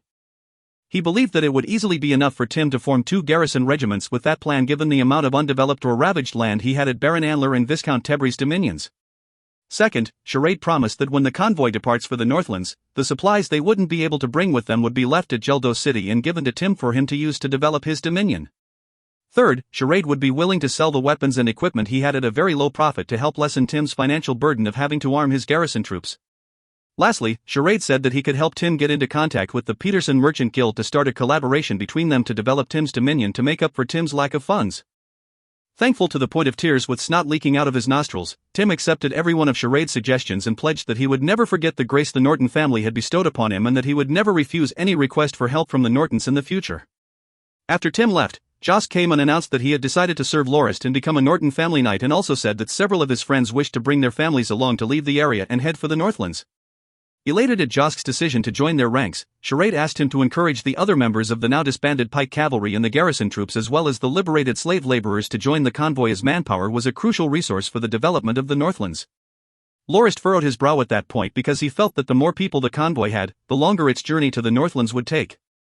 Charade, however, was confident that as long as he formed another pikeman infantry regiment from the people of Geldo City and expand Potterfang's heavy armored cavalry to 4 companies, even if the convoy traveled slowly, their journey would no doubt be a safe one with such a huge force escorting them. After all, they did have a little too much extra equipment. And if any fool dares to bar their way, they would no doubt be decimated and their resources would only help nourish the convoy's own supply. If you find any errors, ads pop up, ads redirect, broken links, non-standard content, etc., please let us know. Report chapter so we can fix it as soon as possible. Chapter 77 Conference of the Nobles. Conference of the Nobles. Yuri escorted 7 representatives of the allied noble armies to Geldo City with his squad of light cavalry scouts. Respectfully and politely receiving them, Lorist and Charade invited the representatives into the Duke Manor to start the discussion. However, Lorist quickly noticed that something was off as the representatives did not seem to be too happy about Count Cabri's demise and had instead put the convoy in a bad light. They believed that the convoy had overstepped its boundaries by attacking and conquering the Count's domain, and it wasn't something the allied noble were willing to tolerate. The representatives then demanded that the convoy leave Geldo City at once and surrender Burdock Bastide, William Miles Castle, and Geldo City as well as all the resources within to the noble alliance. One old representative who sported a long goatee even said that Lorist's act of crucifying the Count was a huge insult on the dignity of all nobles and could be considered an act of aggression towards the whole of the Redlease Kingdom's nobles. He even said that no noble would allow for any of their own to be killed and publicly displayed on the cross like a lowly bandit. "Who do you think you are?" said Lorist angrily as he glared at the flailing old man who was so passionate in his accusations that he spat out saliva with every word he uttered. "I am Viscount Snaff, and as a noble, I demand you, the person in charge of this merchant convoy, to give me the due respect." "What authority do you have to be able to punish a person of noble birth?" responded the old man proudly. "Very well, Viscount Snaff," said Lorist as he stood straight up. "I will take that as an insult to the Norton family. And that is something I can never forgive. I hereby declare war on behalf of the Norton family against the Snaff family. May the stronger prevail and the weaker perish. Knight Lowes." "Milord, I'm awaiting your orders," said Lord Wales as he stepped forward. Looking at the map, Lorist smiled and said, "Viscount Snaff's territory is not far from William Miles Castle. I give you 3 days to lead your heavy armored cavalry company and the soldiers stationed at William Miles Castle to flatten the Viscount's dominion. Don't let anyone in his family escape. I won't mind completing what Count Cabri left unfinished." "Yes, milord. I will definitely carry out your orders without fail," said Lowes as he gave the 7 noble representatives a harsh glare before taking wide steps and leaving the room immediately. Without much delay, the loud sounds of soldiers gathering and horses galloping away from the manor could be heard from the outside, gradually fading away. Only silence remained within the hall as the arrogant Viscount Snaff slumped to the ground with a pale expression without being able to utter a single word. The remaining 6 representatives looked at each other with weird expressions as if they had noticed that they had neglected something important. Finally, a white-haired old man broke the silence and asked, "Sir, may I ask if you're a merchant convoy or not?" He, I'm glad someone noticed this point. Didn't you guys bother to find that out when you came into the manor? We are not just some merchant convoy.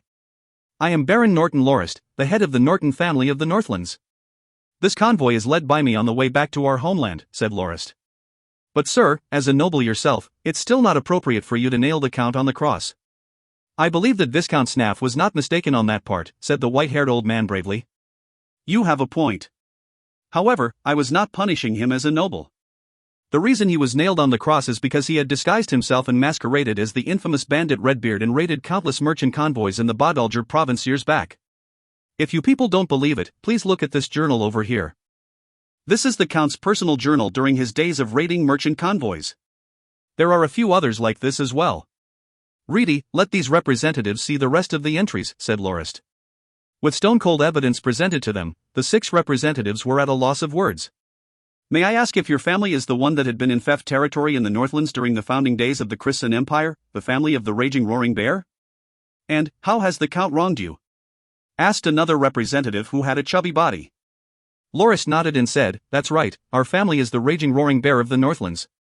I formed the convoy after receiving a letter of summons from my family to return to the Dominion to inherit the position of the family head after 10 years of studying at Moranti City. However, as I was passing through the area, my convoy was attacked by the forces of the Count out of nowhere. Fortunately, the force I had assembled to escort the convoy was strong enough and managed to wipe the attackers out and even allowed me to catch a few prisoners alive. It was some of the prisoners who told me that they had been involved in serving the Count during his days of raising merchant convoys as the bandit, Redbeard. If you may be so inclined, please refer to the records of the exploits of Redbeard in the Bodalger province 7 years ago. That was the time when the merchant convoy of the Norton family perished by the hands of the Count. After all these years, my family has been searching for the bandit and we have finally found him only recently. It was precisely because of that the Norton family declared war against the Count and successfully eliminated him and his 67 illegitimate sons. Sir, it is our fault for misunderstanding the situation and thinking that your convoy was just a normal merchant convoy. The ignorant commit no sin, please forgive Viscount Snaff. He will definitely be willing to make up for his rude behavior towards your family. It is not me the Viscount has to apologize to, but you guys instead, said Lorist with a laugh as he took out a few letters from the box on the table. Please check these letters out. After conquering Geldo City, we have discovered them within the study of Count Cabri and they actually contain intelligence reports of the Allied Noble Army's military movements sent by Viscount Snaff to the Count. He also mentioned in these letters that he would try his best to disrupt the unity of the various nobles in the alliance and cause as much trouble as he can. I had originally intended to give these letters to you so that you can take care of him yourself. I really didn't expect him to hand himself up on a platter to me. He must have a death wish. The 6 nobles held the letters in their shivering hands as they read through the contents. All of a sudden, the white-haired noble tossed the letter away and leaped towards Viscount Snaff to give him a sound pummeling and even savagely bit the Viscount's ear off, causing Viscount Snaff to scream out in agony. The rest of the nobles quickly stopped the white-haired man from continuing his beating with much difficulty. But that did not stop him from swallowing the ear of the Viscount whole into his stomach. With blood trailing out of his mouth, he sat down and started crying out loud. My poor son. Benny. Your death was completely in vain. The chubby noble started explaining, Baron Douglas is far too pained from the death of his son, Knight Benny, from an enemy ambush during an operation he led to ransack the Count's warehouse. Just now, the letter he read was the one the Viscount sent to notify Count Cabri about the plans on that day, Sympathizing with Baron Douglas, Lorist said, having one's most beloved sacrificed as a result of an ally's betrayal is one of the hardest things for a person to accept. Please pass my condolences to Baron Douglas when he calms down. As for Viscount Snaff, I will hand over his territory to your alliance. Since so many unexpected developments had happened today, let's adjourn this meeting and continue 2 days later. The chubby noble bowed to Lorist and said, Respected Lord Norton, forgive me for asking, but what kind of business did you intend to discuss with us? Lorist nodded back in response and asked, May I know your name? The chubby noble patted on his belly and introduced himself. I am Baron Henderson and my family crest is that of the razor-sharp spearhead. Respectful greetings, Lord Baron. I wish to discuss with the army about the handling of the Count's dominion. Because the Norton family convoy has to continue the journey to the north, I don't wish to leave any loose ends for the nobles here to clear up. Also, I've also rescued 7 noble ladies whose families have been decimated. As a noble myself, I would definitely help another fellow noble out in times of trouble. After finishing arranging these matters, we will leave Geldo City, said Lorist. The Baron was a little stunned as according to the customs of nobles, the victor in a fight between 2 noble families had the right to all the properties of the loser. Given Lorist's status as a noble, it was only right for him to be the one to manage the properties of the Count as he saw fit. Lorist's decision to invite the representatives over for discussion was quite unlike the behavior of normal nobles. That's why they had mistaken the convoy for being a merchant convoy and behaved so arrogantly given their higher status to the point when they thought that the Raging Bear flag was only an insignia of a merchant guild. Lord Norton, you're saying that you're willing to give up Geldo City and leave the area? Even though Baron Henderson was a chubby fellow, he had quite the sharp mind and recovered from his astonishment quite quickly. That's correct. My family's dominion is in the desolate Northlands and we have never forgotten the oath our ancestor had sworn to protect the northern borders of the Empire. Even though the Christian Empire is no longer present, we still have to return to the Northlands. We only wiped out Count Cabri because of an old grudge we had with him as well as the despicable way in which he was treating the other landed nobles in the area. Now that the Cabri family is already no more, we should discuss about what to do with the 13 territories the Count had conquered as well as William Miles Castle, Burdock Bastide, and Geldo City. After all, the allied noble armies did play their part in resisting the Count as well. To the noble representatives, Lorist's statement was akin to having gold coins fall right out of the sky. Even Baron Douglas, who was crying his eyes out before, stopped and stared at Lorist with his mouth agape.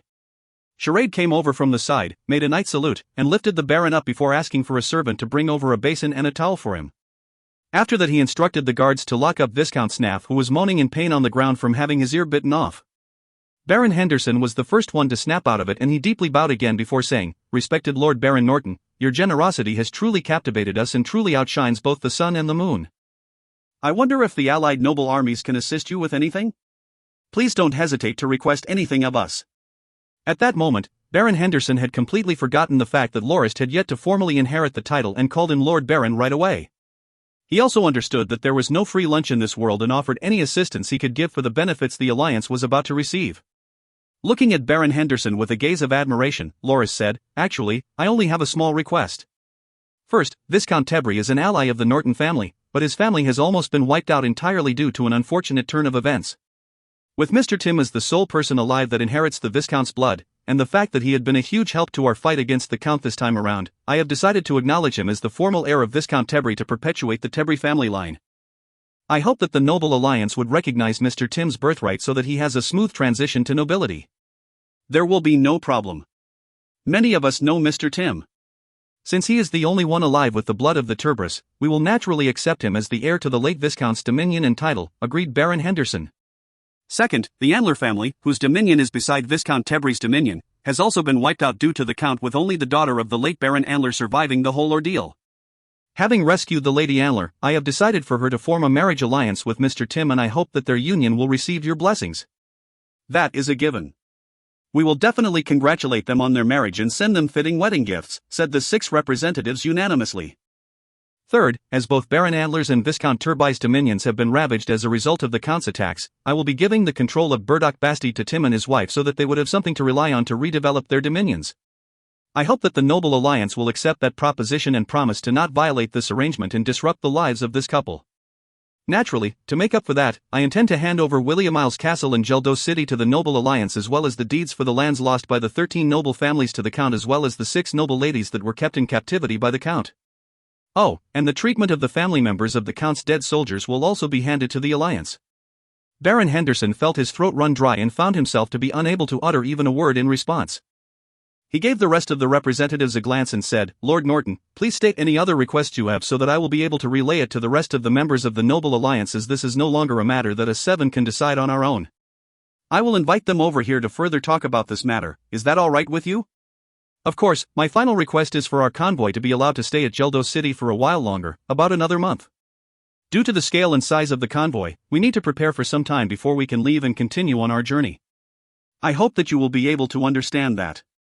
That aside, our convoy has brought along with us quite a large amount of weapons and equipment.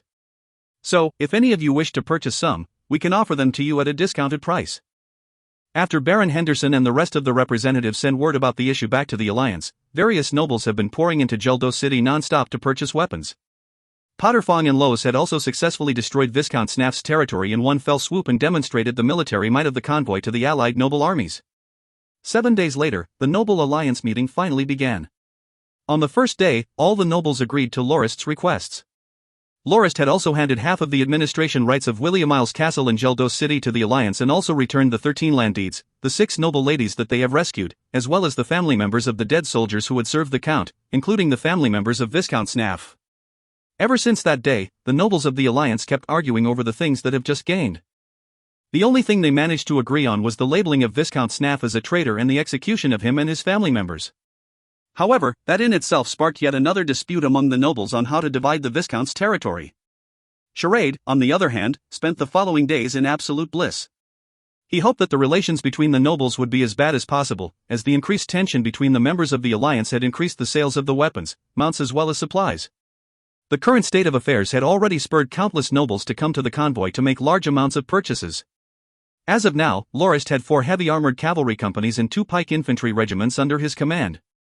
Even the gold-ranked mercenary, Chino Friyar, had been persuaded by Josk to follow Lorist to the Northlands. Thus, Lorist named him the colonel of the newly formed garrison regiment. As Charade had mentioned before, given the convoy's military might, no normal noble family would be able to pose a threat to them. And any fool of a noble that dared to provoke them was not even worth putting into consideration. The coming of the 2nd month signaled Lorist's departure from the convoy to head to the Northlands, accompanied only by Shadecamp, Pat, Reedy, and the relentless Josk, who wanted to tag along no matter what. They departed after saying their goodbyes to Charade, Potterfong, Els, and the other family knights. If you find any errors, ads pop up, ads redirect, broken links, non-standard content, etc., please let us know. Report chapter so we can fix it as soon as possible. Chapter 78 On the Road. On the Road. The clattering sound of the wheels of the four-wheeled carriages repeated on and on as the carriage traversed the muddy mountain path. Reedy, who was driving the carriage, shouted out, "Me lord, I think we should find somewhere to rest. It's really hard to travel on this road right now. Even if we could hold on, I doubt the horses can continue for long. We also have to maintain the carriage for a bit. I think the axle might have been damaged as the carriage is getting quite difficult to control." Lorist got off his horse and approached the carriage before shouting out, "Please hold on for another half an hour. After passing through the Plague Mountain Pass, we will arrive at a small hill city where we can rest for 2 days." Lorist and the other 4 had traveled for almost 7 days straight. With 12 strong and endurant Xeno horses as well as a carriage suited for long-distance travel that they had obtained back in Geldos City, the group only rested for an hour for every 20 kilometers they traveled and switched the horses that pulled the carriage between the breaks. Easily moving a distance of up to 150 kilometers in a day, they had traveled for around 1,000 kilometers so far, causing the whole group to feel rather worn out. Whoosh! Suddenly, a crude, long arrow scratched the side of the carriage and landed onto the ground nearby. "Soul," cursed Lorist as he got off his saddle and agilely climbed onto the carriage beside the coachman's seat while he withdrew a javelin from the roof of the carriage and prepared to cover Reedy, who was occupied with controlling the carriage. Was this the 16th or 17th time they had encountered bandits after they departed from Geldos City? Lorist had already lost count as they ran into 2 to 3 groups of bandits each day. At first, the bandits that had attempted to rob them looked to be extremely impoverished and famished and didn't seem like they intended to harm Lorist and his men for its own sake, so he simply gave them light punishments before leaving some food behind. However, as the encounters got more frequent, Lorist decided to simply outrun their unmounted pursuers. The interesting thing was that the bandits they had encountered within the Redleys Kingdom were mostly old and hungry refugees who demanded food and money and were equipped with only farming tools used as makeshift weapons. However, when Lorist and gang entered the Andanak Kingdom, the bandit encounters grew less frequent. But those that had showed up usually were much better trained and equipped and behaved in a cruel and heartless manner. Lorist didn't bother showing these bandits who raided for a living any mercy at all. A few agonized cries rang out from afar as a result of Josk's sniping. Poking his head out of the carriage, Shadecamp asked, "Young master, what's going on?" Lorist replied with a low voice, "Don't poke your head out. We've just encountered another group of bandits. Prepare your crossbow just in case." With a swing of his hand, the javelin shot out like a bolt of lightning into the trees by the side of the path and pierced a bandit bowman who was aiming at the carriage squarely in the chest. Within the trees by the side of the road, a loud angry group of voices could be heard as 30 or so bandits rushed out with various weapons in hand. The javelin shot out one after another in response, causing 10 or so bandits who were rushing at the forefront to be nailed flat to the ground within moments. The remaining 20-plus bandits were so frightened by the sudden death of their comrades and instantly retreated. However, Lorist's javelins had just run out at that exact moment. "Kill him!" shouted a bearded bandit who was pointing angrily towards Lorist. Upon seeing Lorist run out of javelins, the attackers steeled their resolves and rushed over once again. "Soul! There were 200 javelins when we left, but it all ran out within only a few days," exclaimed Lorist as he got off the carriage. "Reedy, be as quick as possible in dispatching them so we can start traveling again within the shortest time." Following that, one bandit after another fell in front of Reedy with crossbow bolts stuck to their foreheads that had been fired by Shadecamp from within the carriage. "Hey, don't take my prey!" shouted Reedy in a dissatisfied manner towards the passenger's compartment. With another flash of the blade in Lorist's hands, 4 bandits fell to the ground with blood spluttered out of the slits on their throats. It was then when the bandits finally realized that they had ran head-on into an iron wall. With only 2 exchanges, only 5 to 6 of the 20 remaining bandits were still alive. As the survivors attempted to escape, they were hunted down and slayed by Lorist and the bloodthirsty Reedy. "Ack!" shouted a bandit who had played dead and attempted to escape into the trees only to end up shot in the back by Shadecamp. It did not take long for him to let out his last breath. The result of this encounter ended with the bandits' complete decimation. Shadecamp got off the carriage and started looting the bodies of the bandits while Reedy stayed by the carriage to inspect the conditions of its wheels. Lorist on the other hand was checking if any of the javelins he had thrown were still in usable condition. It was a shame that javelins were mostly one-use items that either lost their sharpness or had their handles broken after Lorist uses them, often rendering them unusable. Pat quickly returned from further up the path on horseback and reported that the bandits had dug up a large pit ahead that the carriage was unable to pass through. Given that Josk had shot the other 4 bandits to death, Pat had no choice but to return to get a shovel to fill up the pit. "What's wrong with the wheels?" asked Lorist as he approached Reedy. "Me lord, look. One of the bolts over here had fallen off. It's no wonder I felt that the wheels were slightly misaligned as it was quite difficult for me to control the carriage when I was making turns. I guess I'll make a temporary bolt out of some wood for now and get it properly repaired when we reach town at a blacksmith's, said Reedy as he pointed towards the hole in the wheel. Very well, we'll do just that, said Lorist as he turned back, only to see Shadecamp coming over with a couple of things in his hands. Young master, look. These bandits are quite well off. Normal garrisons of common nobles won't be able to afford mail and scale armor like these. There are 3 of them here with another 6 sets left on the ground back there. Each of these bandits also carried 2 to 3 imperial gold coins with them, and half of their weapons are standard military issues. Young master, if we can find their stronghold, then we will definitely gain even more, said Shadecamp excitedly. Lorist looked at the armor Shadecamp brought over and was nothing short of impressed. It was fortunate that when Lorist was killing the bandits, he primarily relied on slitting their throats, so the armor sets were mostly undamaged.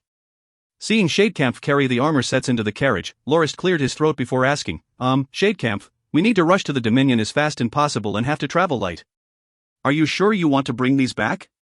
Shadecamp said in a troubled manner, Young master, our family lacks decent sets of armor like these. In the Northlands, people mostly rely on leather armor instead of metal armor. I'm sure a mere few sets wouldn't set us back that much. Sigh, fine.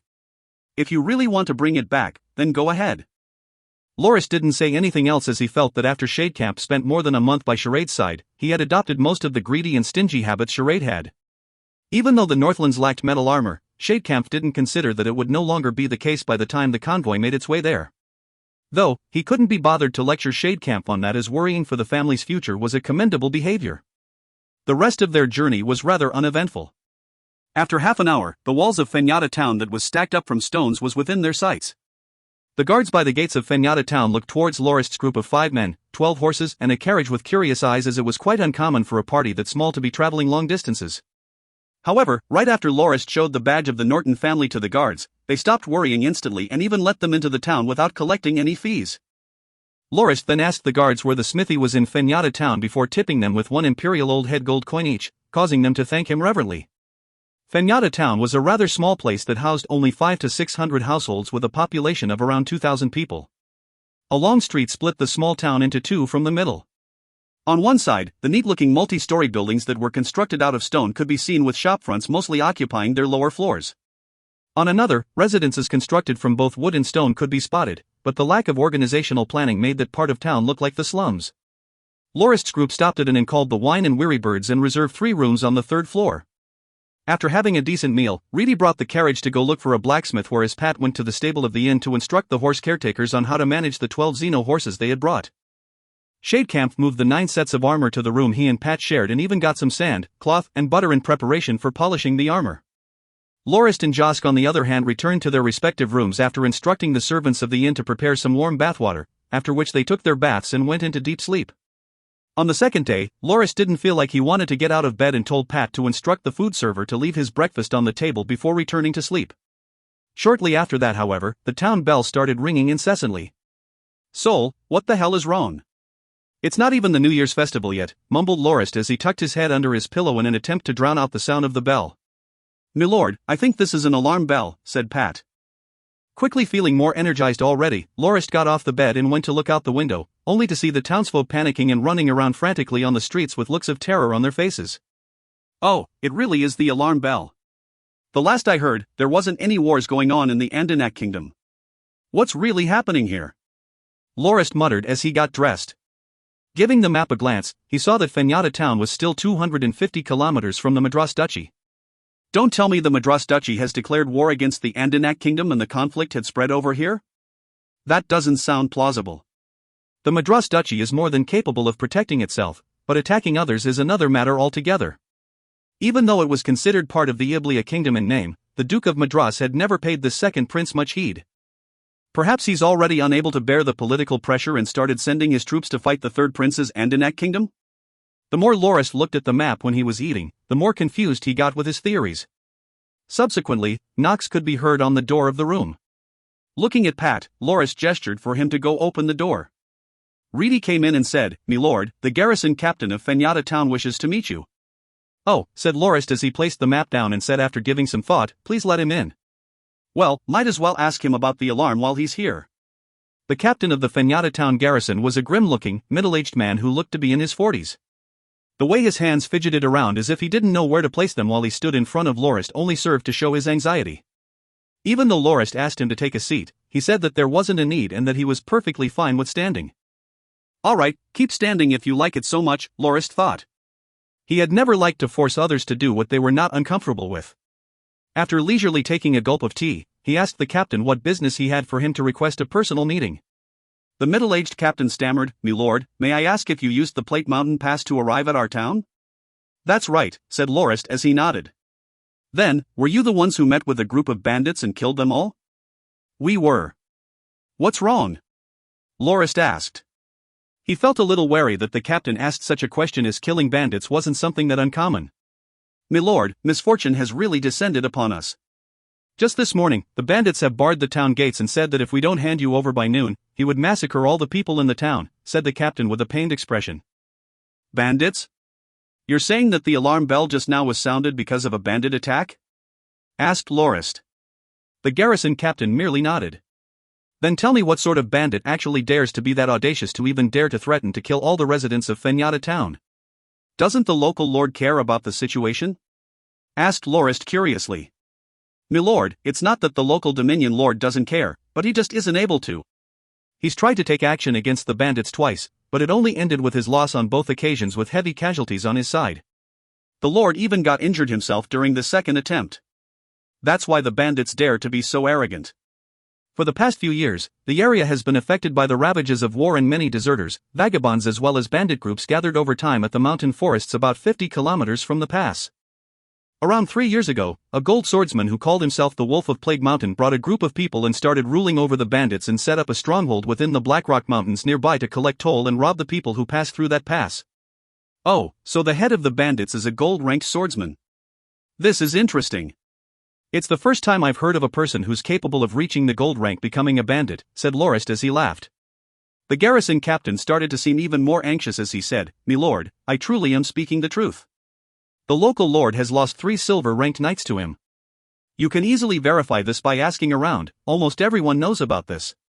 The Wolf of the Plate Mountains is cruel and lustful. 3 villages near the mountain pass have already been wiped out as a result of his whims. That's why our Dominion lord decided to act against him in the first place but has failed in both attempts." Looking at the middle-aged man, Lorist asked, "Since the bandits have blocked off the entrance of the gates, then what is your intention as a garrison captain to come see me? Are you going to hand me over so that they don't start massacring the townsfolk?" "And no, my lord, it never even occurred to me to send you out," said the middle-aged captain with a panicked look on his face. "My lord, the reason I've come to inform you about this is so that you can make preparations to escape. This town only has 1 garrison squad and we don't even number 80 people. Of all the soldiers in the garrison, only I, the captain, has reached the silver rank. On the other hand, the bandits have at least 500 members. Apart from the Wolf of Plate Mountain who's a gold rank, they also have up to 70 silver-ranked experts. The disparity in our strength is far too much and we won't be able to hold them back for long. I only hope that you will take the opportunity to leave the town sooner and notify the authorities of the kingdom so that they will send some soldiers over to wipe the bandits out. This way, I'll be able to rest well even if I perish in the midst of battle." "That's not right. If the bandits are so much more powerful than the town garrison, then why haven't they attacked the town long before and only decided to take action after we killed some of their own?" asked Lorist coldly with a solemn look on his face. "Oh, my lord, to be honest with you, our Dominion lord has come to a compromise with the bandits," said the captain embarrassedly. "After the 2 attempts at erasing the bandits ended up in failure, the lord was worried that they would come over to occupy the town right away and cause his reputation to fall to the point where his title would be revoked. That's why he had a large merchant guild show up to sign an agreement with the bandits stating that in exchange for Fenyatta town to be open to bandits for them to purchase supplies and use the facilities in the town, the bandits would sell the items they pillaged to the merchant guild. And as long as the merchant guild pays the toll, they would not be touched by the bandits. As for other people who used the Plate Mountain Pass, even though it was unfortunate that they would be robbed, the Dominion lord would turn a blind eye to those matters. And as long as the bandits don't carry any weapons into the town, they would be allowed entrance to feast and have fun here. If they don't cause any trouble, the garrison troops would close one eye towards their presence. The main reason the bandits are blocking the town gates is due to one of the bandits you have killed yesterday being the younger brother of the Wolf of Plate Mountain. That's why he's completely lost it and came to attack the city despite the agreement with the lord and the merchant guild. My lord, I'm sure that when the bandits attack, they'll start pillaging anything they can find and chaos a lot of chaos. That's when you can take your chance to escape. Hee hee, it's only a group of 400 to 500 bandits with a gold-ranked fighter as the leader. I believe it's a good opportunity to broaden my horizons, said Lorist as he picked up his longsword by the table. He then looked towards Reedy and Pat and said, let's go meet these bandits for a bit. Reedy, have Joe bring a few extra quivers of arrows. It's best if we don't let a single bandit escape today. If you find any errors, ads pop-up, ads redirect, broken links, non-standard content, etc., please let us know. Report chapter so we can fix it as soon as possible. Chapter 79. A withered tree crumbles easily. A withered tree crumbles easily. When Lorist picked up his sword and said that he would go confront the bandits, the gloomy garrison captain brightened up for a moment, but started worrying right away after that. He believed that even though it was quite impressive that Lorist would exit the town to prevent the massacre of the townsfolk, he felt that the young noble youth didn't understand how serious of a situation this was, and the few people in his party was far from enough to take on the bandits, who numbered approximately 500. Not wanting to see Lorist give his life away, he really wanted to stop him from going out. However, thinking of the threat the bandits posed, he couldn't bring himself to do so on the account of the citizens' lives, lest Lorist changed his mind about confronting the bandits. It was, after all, the lives of more than 2,000 people. Seeing the garrison captain's conflicted state of mind, he smiled and consoled him that it wasn't a big deal, and since this incident was partly caused by him in the first place, and given his status as a noble, he wasn't going to back out of this and cause the innocent townsfolk of Fenyatta town to die as a result of his actions. After a while, Lorist walked over to the town walls with the garrison captain and took a look outside. Much to Lorist's relief, clusters of disorganized bandits could be spotted loitering all over the place wearing armor or beastskin robes. There were even some who wore women's skirts on their shoulders as if they were some kind of cape. Perhaps due to the fact that there was still some amount of time before the deadline, the messy-haired, savage bandits were still acting relaxed as if they were on a field trip. With 3 to 5 of them gathered around different bonfires, some boiled water to make drinks, with others could be spotted roasting some food. Some bandits could even be seen lazily staring at the mountains and chatting, occasionally letting out loud bursts of laughter. A few of the more bored bandits even approached the town walls and started cursing while making funny faces towards the town guards, threatening to break into the town once they received their orders. What a bunch of rowdy fools, said Lorist as he sighed. He really wondered how the Dominion Lord couldn't even handle a useless bunch like this after 2 attempts, causing him to overestimate the bandits for a moment, thinking that they probably knew an army formation or two that would give him quite a bit of trouble. Their unprepared and lax manner was really a pleasant surprise for Lorist. Where's the Wolf of Plate Mountain that you've mentioned? What does he look like? Asked Lorist. Milord, look at the group in the middle that has the most people, where a goat can be seen being roasted on a bonfire. The one with a bearded, scarred face wearing a silver mail with a blue gown is the Wolf of Plate Mountain. The tens of people by his side are the vice leaders of the bandit group, and most of them are at least of the silver rank, said the garrison captain as he pointed them out to Lorist. Reedy, prepare the mounts. Joe, follow behind me later and clear a path for me with your arrows to the bonfire in the middle. We're gonna go for the beast's head first. As long as we can wipe out the Wolf of Plate Mountain and his vice leaders, the remaining bandits will definitely crumble and cease to be a threat. Pat, lead Reedy and Shadecamp to circle the surroundings of the bandit group and take out as many as you can with your crossbows. When we wipe out the leaders, shout out loudly that you will spare anyone who ceases to resist and kill anyone who dares to bar our way, said Lorist. The garrison captain almost fainted upon hearing that. There are up to 500 bandits outside. With only 5 people, you actually plan to take out their leaders and even have the audacity to ask the bandits to surrender? Aren't you overestimating yourselves? They're bandits, not sitting ducks. As the captain was pondering on whether he should give Lorist another warning to discourage him from acting, Lorist turned towards him and asked if he had any javelins that he could use. Thinking that he probably had some lying around, the garrison captain hastily left and returned with 20 or so of them, all packed up in a sack and given to Lorist. During that time, Lorist and the rest had already finished their preparations and were already on their horses waiting for the town gates to be opened. Fenyatta town didn't have a moat around the walls, nor did it require a drawbridge to cross. The gates of the town opened directly to an open field. Spurring his horse along, Lorist rode straight towards the bandit group with a pike placed on his saddle. Josk followed slightly behind Lorist and started shooting his arrows from horseback successively, taking out the 2 bandits who blocked Lorist's path and sending them flying. Within moments, a bloody path lined with corpses seemed to have been paved with Lorist at its forefront heading for the center bonfire. With the bandit leaders being more than 300 meters from the town gates, they only spotted Lorist and Josk after they had traveled half that distance, with 30 to 40 bandits dead in their wake from the flurry of arrows. Suddenly startled to alertness, they stood up in preparation for the 2 incoming attackers. The scar-faced Wolf of Plate Mountain shouted out in rage as he pointed towards Lorist and Josk, "Onward, my men!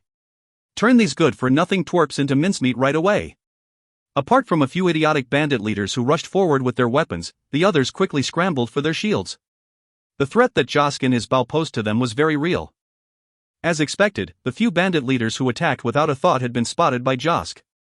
With a flash in his eyes, the green longbow in Josk's hands let out successive thunderous twangs as 5 green-colored arrow trails appeared in the air with breakneck speeds. The 5 bandits merely stopped in their tracks and collapsed to the ground in orderly unison.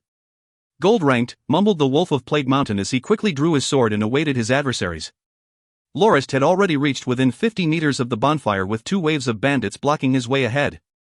After he spurred his horse with his boots, his mount let out a loud neigh and rushed forward as if its life depended on it. The pike in Lorist's hands transformed into hundreds of afterimages that surrounded the space around his mount. By the time Lorist rode past the cluster of bandits, 30 or so of them spun around, revealing the numerous blood-spurting cuts and wounds on their throats and torso, and fell to their deaths without being able to let out so much as a cry of pain. 4 other bandit leaders ran towards Lorist with their swords in hand that emanated silver blade glows. 2 shield-bearing bandits thrusted their swords towards his mount while protecting their bodies, with the other 2 standing ready in front of him. One of them raised his 2-handed sword and jumped upwards with a loud roar, while the other leaping over the horse with the tip of his long sword aimed towards Lorist's chest. Making a light humph, Lorist let the pike in his hands dance left and right, and 2 gut-wrenching sounds of flesh being pierced resounded. The 2 shield-bearing bandits had their shields pierced right through by Lorist's pike and were crying out in agony as blood gushed out of their bodies. Subsequently, the pike was lifted to meet the 2-handed sword, causing it to be parried upward and creating an opening for the pike to find its way to the sword user's body. The bandit who was turned into a kebab and held high in the air grunted and let out his last breath as his eyes turned cloudy. Lorist then swung the pike down forcefully, causing the body of the dead bandit that was hanging from the tip to be thrown towards the bandit with the long sword. Surprised, the incoming bandit rapidly changed his trajectory, only to find the pike digging itself into his throat like an agile python hunting for its prey. Within such a short time, Lorist had dispatched 4 bandit leaders before he made his way in front of the Wolf of Plague Mountain. "How dare you!" screamed the bearded man who had just witnessed 4 of his own subordinates killed by Lorist. Seething with rage, his hand trembled and 3 crescent-shaped blades of golden light were unleashed in Lorist's direction. Without bothering to respond, Lorist waved his pike lightly and knocked away the blades of light and quickly dashed and thrust his pike towards the chest of the Wolf of Plague Mountain. With a smile on his scarred face, the man said with a sly smile, "Just in time." Turning his body slightly, he evaded the incoming pike before manifesting a golden blade of light on his sword and swinging it towards the pike's handle.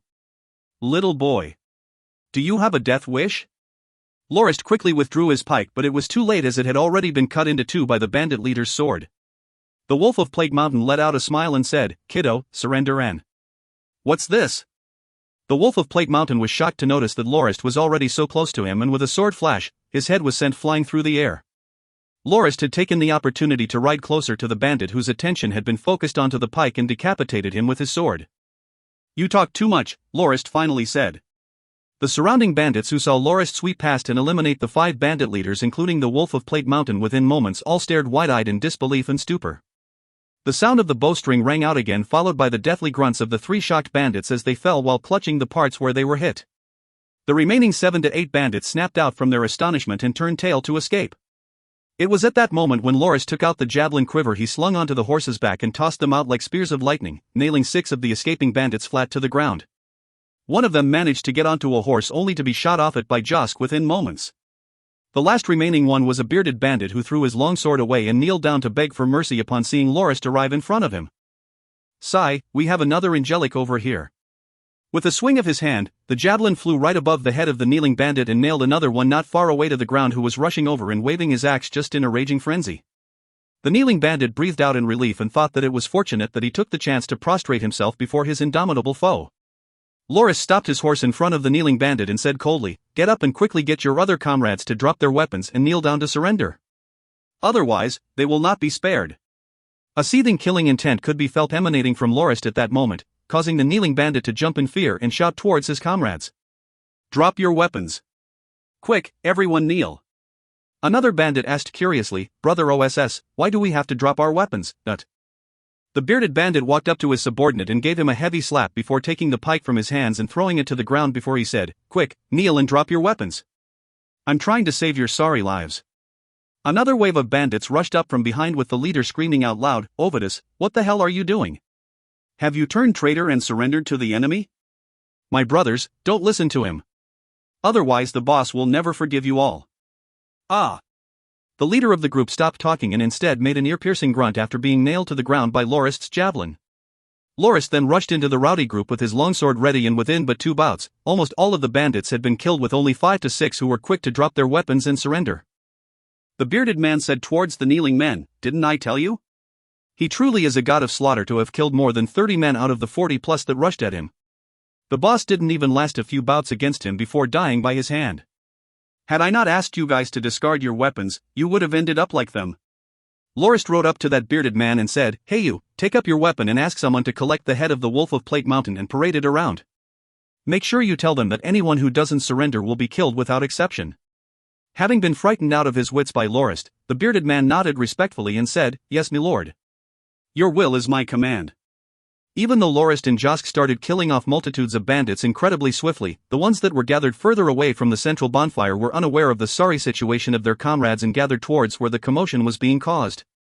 When the bearded bandit put the head of the Wolf of Plate Mountain atop a pike and held it up high to warn the rest of the bandits and asked them to surrender, many of them thought that the boss's death was caused by infighting within the bandit group, and even said swayed some of their comrades to avenge their boss. These blind fools soon became corpses beneath the hooves of Lorist's horse, with the remaining ones who managed to escape Lorist's massacre shot to death by Josk. It did not take long until the rest of the bandits were put into perspective, causing almost half of them to discard their weapons and kneel on the ground, with a small minority scattering and running away in all directions.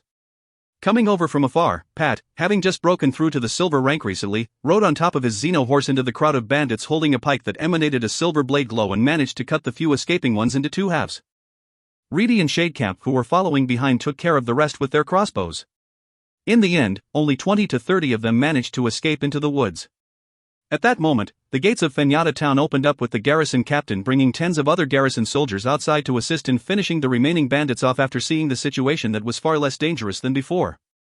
With almost 300 bandits kneeling without making a move on the ground, the bearded bandit leader walked towards Lorist to express his felicitations and asked if he should tie the surrendered bandits up and confiscate their weapons.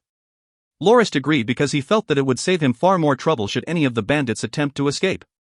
Upon hearing the response, the bearded bandit called out to 10 people from within the crowd to ask them to help out with tying the rest of the bandits up. Lorist felt that the bearded bandit leader was a pretty interesting fellow and even considered him to be one of his loyal subordinates already. That man also tied up the other bandits in a peculiar way. He first removed the bandits' belts and used them to tie their hands behind their backs so that their pants would fall off should they attempt to run away. However, some of the bandits were enraged at the bearded man and attempted to resist him, only to be beaten savagely by his subordinates to the point of calling out in vain to their moms. Lorist and Josk felt something was off and asked one of the bandits about it. "What's going on over there? Aren't you a unified group?" The bandit nervously replied that the men over there weren't his comrades and gave a more comprehensive explanation. Lorist and Josk then understood that while the bandits considered the Wolf of Plate Mountain as their leader, there were actually different factions beneath him. The bearded bandit was called Ovidus, and he was the leader of 30 other men.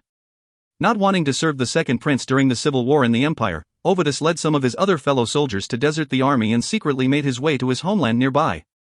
However, he did not get to live in peace for long, as the Wolf of Plate Mountain later showed up in the area after a few years and coerced him into serving him through martial prowess and force. Even though several other bandit groups have been united under his leadership, conflicts still existed between the different factions within. Given that the people Ovidus had selected to help him tie up the rest were part of his faction, the bandits from the other factions were naturally not satisfied and even tried to fight back at the risk of their lives. Pat and the rest brought the tens of other bandits who attempted to escape back, and Ovidus quickly had his subordinates tie them up as well. After finishing his tasks, Ovidus asked Lorist if he would like him to lead them to the stronghold of the bandits and mentioned that there was no one else there apart from the elderly, women and children. He also said that the riches the Wolf of Plate Mountain had acquired over the years were accumulated there, and that if Lorist didn't take advantage of that, it would only benefit somebody else. Giving Josk a glance, to which he nodded in response, Lorist said, "All right then, I'll be troubling you to check that place out for me, Joe. Big Beard, bring several other men with you as well. Pat, you can tag along if you want to." Ovidus brought 3 others with him and instructed the rest of his subordinates to listen to Lorist's orders during his absence before he mounted and went to look for Josk, Pat, and Shadecamp before departing for the stronghold. Lorist then ordered Reedy and Ovidus's subordinates to look after the captives while he went over to where the garrison troops of Fenyata town was. If you find any errors, ads pop-up, ads redirect, broken links, non-standard content, etc., please let us know. Report chapter so we can fix it as soon as possible. Chapter 80, Forming Yet Another Convoy. Forming Yet Another Convoy. Lorist just noticed that a new problem had arisen. He had up to 300 captives from the defeated bandit group. Even though they participated in the barring of the town gates, they haven't actually killed any townsfolk yet, nor did they clash with the town garrison's soldiers, as their forces had been crumbled thoroughly by Lorist's group. All the leaders were killed except for Ovidus, who had surrendered to him and became one of his loyal subordinates before he left for the bandit stronghold with Josk and the others. That all resulted in the 300 or so surrendered bandit captives becoming Lorist's personal property. That meant that before he could decide what he wanted to do with them, he would have to be responsible for their food and shelter. The garrison captain, who was despairing just moments before, was now full of smiles, causing Lorist to grimace in disgust. He circled around Lorist and made sure he had everything he needed, as if he owed him hundreds of gold coins. Currently, Lorist was seated on a sofa that the garrison captain had brought over and was drinking a cup of fragrant tea that he had been served. Beside him, the garrison captain was rinsing a cloth with warm water for Lorist to use to wipe the grime and sweat off his face. Had that all happened on the veranda of the inn they were staying in, Lorist would no doubt feel incredibly pleasant with the hospitality and care he had been shown. However, in front of him at that moment sat the 300 captive bandits, causing him to feel more like a circus freak instead from the bandits' awkward stares. "Are you sure you can't take the bandits into your hands?" asked Lorist once again. "That's a given, me lord. These are your captives and they're your property." "I wouldn't dare to have any designs for a noble's property," exclaimed the garrison captain solemnly. Lorist waved his hand in frustration and continued, "Then what the heck do I do with them? If you don't take them captive, would I have to spend my money to feed them? Wouldn't it be better for me to simply release them?" "My lord, whether you release them or not is up to you. However, I must remind you that these are bandits. If you release them, they'll only be of harm to the people." "I'm sure your reputation would be impacted if word of this got out," said the garrison captain with a feigned expression of concern for Lorist. "So, if I had known that earlier, I would have killed them all instead of having them cause trouble for me while alive," Lorist complained. The garrison captain was merely taking a gamble. He knew that the noble youth before him was not a person to mess with.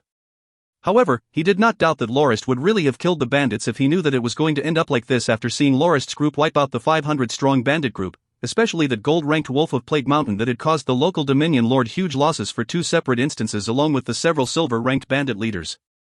Including him, the whole of the garrison soldiers respected Lorist like he was some sort of war god. The demise of the Plague Mountain bandits within a single morning was nothing short of a pipe dream for them before Lorist's arrival. The garrison captain walked up to him and said, "Me lord, you don't have to be in such a rush. I've already informed the local lord on the matter when the town gates were first surrounded. I'm sure that the lord would arrive at this town within 2 days. At that time, you can hand the bandits to him and I'm sure he would provide you with some remuneration for your contributions here. To me, the bandit captives are actually sacks of gold coins. I don't lack any gold now. I just don't want any more trouble. Tell me, where would I keep these captives? Maybe you could lend me your garrison camp for that purpose at least?" "Oh, that won't do, me lord. The garrison camp is actually really small and it definitely wouldn't be able to hold that many people. If a small incident breaks out, chaos would definitely ensue. I think the best option we have now is to set up a separate camp," explained the garrison captain. While setting up another prisoner camp would be a comparatively better idea, it did cost quite a substantial amount of money. Aside from the materials required to set up camp, a management fee had to be paid to the local lord for the consumables they needed to sustain the prisoners, like firewood and clean water. This was another person's dominion after all. Even the smallest rock was the property of the local lord and it definitely couldn't be used without an appropriate fee payment or remuneration.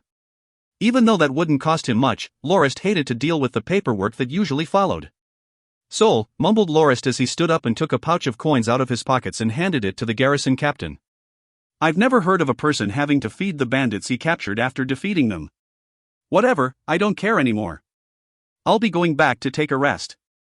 Here's 20-odd gold coins that should be enough to cover whatever is needed for the camp. If there's any left over after all that, split it among your men as bonus for looking after the prisoners."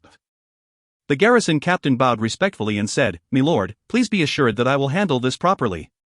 "Reedy," Lorist called out. "I'll leave this place to you, so be careful. Also, don't forget to clean up the weapons on the ground as well as the Wolf of Plague Mountain's head, which we will need to claim the bounty." "Yes, me lord," said Reedy casually. "Freaking hell. If only I can kill a couple of them to cut my costs," mumbled Lorist. After returning to Wine and Weary Birds, Lorist ordered a large feast that included a bottle of the famous local wine. Even though the skirmish in the morning didn't take long, he felt very worn out after that, especially having to care for his mount after riding it around all day. Lorist slept for the whole night soundly after finishing his meal. He woke up the next morning feeling refreshed and free of the fatigue from 7 days of travel and the battle the day before. Halfway finishing breakfast in his room, he suddenly recalled that Shadecamp came by in the middle of the night to inform him of something, but he went straight back to sleep after telling Shadecamp to do whatever he saw fit. And so he headed to the room shared by Shadecamp and Pat, but those two were not there. After going to check on Reedy's and Josk's rooms, he noticed that Reedy wasn't not present as well, with Josk sound asleep in his own room. Lorist understood that Josk was probably worn out like him after the battle and closed the door carefully without bothering him. He then decided to go check on the situation of the bandit captives. The moment he exited the city gates, he saw the full-bearded Ovidus leading 100-odd fully equipped men doing military drills. Ha! What the heck is going on? Looking at the surroundings, he noticed tens of other garrison soldiers observing the training. Upon noticing Lorist's arrival, Ovidus hastily ordered his men to stand at rest and quickly ran over to Lorist and bowed respectfully. "Milord, the guard squad is currently undergoing training. Please give us your orders. Since when did we have a guard squad? Why don't I know about this?" Without revealing his inner thoughts, Lorist pointed at the hundreds of men looking in his direction and asked, "Where did you rally the people from?" Ovidus puffed out his chest and replied loudly, "Reporting to Milord, 38 of those men are my own subordinates. When we went to the stronghold yesterday to plunder the goods, Shadecamp also managed to get 30 other people to join us. After we returned, Pat suggested that we form a guard squad with the people that had joined us so that Milord will look far more impressive upon your return to your homeland escorted by one. That's why he picked another 30 men from the bandit captives to fill up the numbers required for a full squad and appointed me to be the captain of these men. I believe Shadecamp had already notified you about this the night before." "Yes," said Lorist as he nodded. "What the hell did Shadecamp say to me when I was half asleep?" Pointing towards the equipment Ovidus was wearing, Lorist asked, "Are the men loyal and reliable? Also, I know a silver rank like you won't have problems with wearing mail underneath a layer of scale armor, but will your men be able to endure the burden?" "Milord, there is no such problem. I know these men really well. They had been forced into banditry to survive the harsh days after the war and didn't do much evil across the years. I'm sure they're more than happy to cast away their status as bandits to be in your service, especially after you've shown them your true abilities on the battlefield yesterday. I guarantee that they will definitely be loyal to you at all times. As for the equipment, those have been issued on the orders of Shadecamp. Given that the men have all awakened their battle force, 2 sets of armor isn't too much of a burden. Pat also said that the better armored they are, the less likely they are to die, thus being able to better protect you, milord. Sol, you people should worry about yourselves first. I don't need your protection," humphed Lorist in a dissatisfied tone. "Where is Shadecamp right now?" Lorist asked. "Milord, Shadecamp has left with Reedy to town to do some shopping. Pat is within the army camp," replied Ovidus. It was at that moment when Lorist discovered that the camp in front of him was separated into 2 sections, one large and one small. The large section was where the captives were kept and it was secured by the garrison troops, while the smaller camp was where the guard squad stayed. "Alright, since you're willing to serve me, I consider you as one of us now. So, don't be so polite all the time. Tell me, why are there women and children within the camp?" Lorist asked. "Milord, the ones within the army camp are the family members of some of the soldiers in the guard squad. The ones who are within the large camp are the family members of the captives. Sir Josk acted really benevolent yesterday as he allowed the family members to reunite with the captives the moment we returned to town. The family members of the killed bandits and the several wives of the Wolf of Plague Mountain are also staying there. Some of them are really beautiful. If you're interested, I can have my subordinates escort them over here to serve you," said Ovidus with a serious look. Whap! Lorist gave Ovidus a strike with his horsewhip and said, "Mind your own business. I don't need you to look out for me on that front." "Yes, milord." Riding his horse into the army camp, Lorist saw Pat bringing an old man respectfully out of the tent. Seeing Lorist come over, Pat hurriedly introduced the man to Lorist. "Grandmaster Sid, this is Lord Locke that I have mentioned to you." The old man did not even turn to look and passed by Lorist with his head held high. Getting off his horse, Lorist looked at the man who had walked far away and asked Pat, "Who's that old guy? He's so rude." Pat shrugged and said, "It can't be helped, he's a grandmaster after all. It's only natural for him to be pissed for being brought here against his will." "What kind of grandmaster is he? Did you have to bring him here by force?" Lorist asked curiously. "Did Pat and the others go too far when they brought the bandits over?" "Milord, that old guy truly is a gem. He's a grandmaster armorer. The 100+ armor sets we managed to retrieve from the defeated bandits were actually made by him over the past 3 years. He's also well versed with looking for metal or veins. The iron mine near the bandit stronghold is said to have been found by that old guy. He uses the materials gathered there primarily for making weapons and armor for the bandits. That's why you forced him to come with you, Colin. Ugh. About that. Shadecamp said that the family would desperately need someone like Grandmaster Sid, so we brought him and 10 others within his family all the way here, said Pat in an embarrassed fashion. Oh well, there's no point thinking too much about it now that he's here. After all, he can be considered to be part of our spoils since he was serving the bandits and is subject to whatever we have in mind for him. On another note, what did Shadecamp go to buy with Reedy? Milord, we need to transport the resources we've obtained from the stronghold back to the Dominion. Along with the new guard squad and their family members as well as Grandmaster Sid's family, we will need several other long-distance horse carriages and more horses. That's why Shadecamp went to town to search for some more, Pat replied.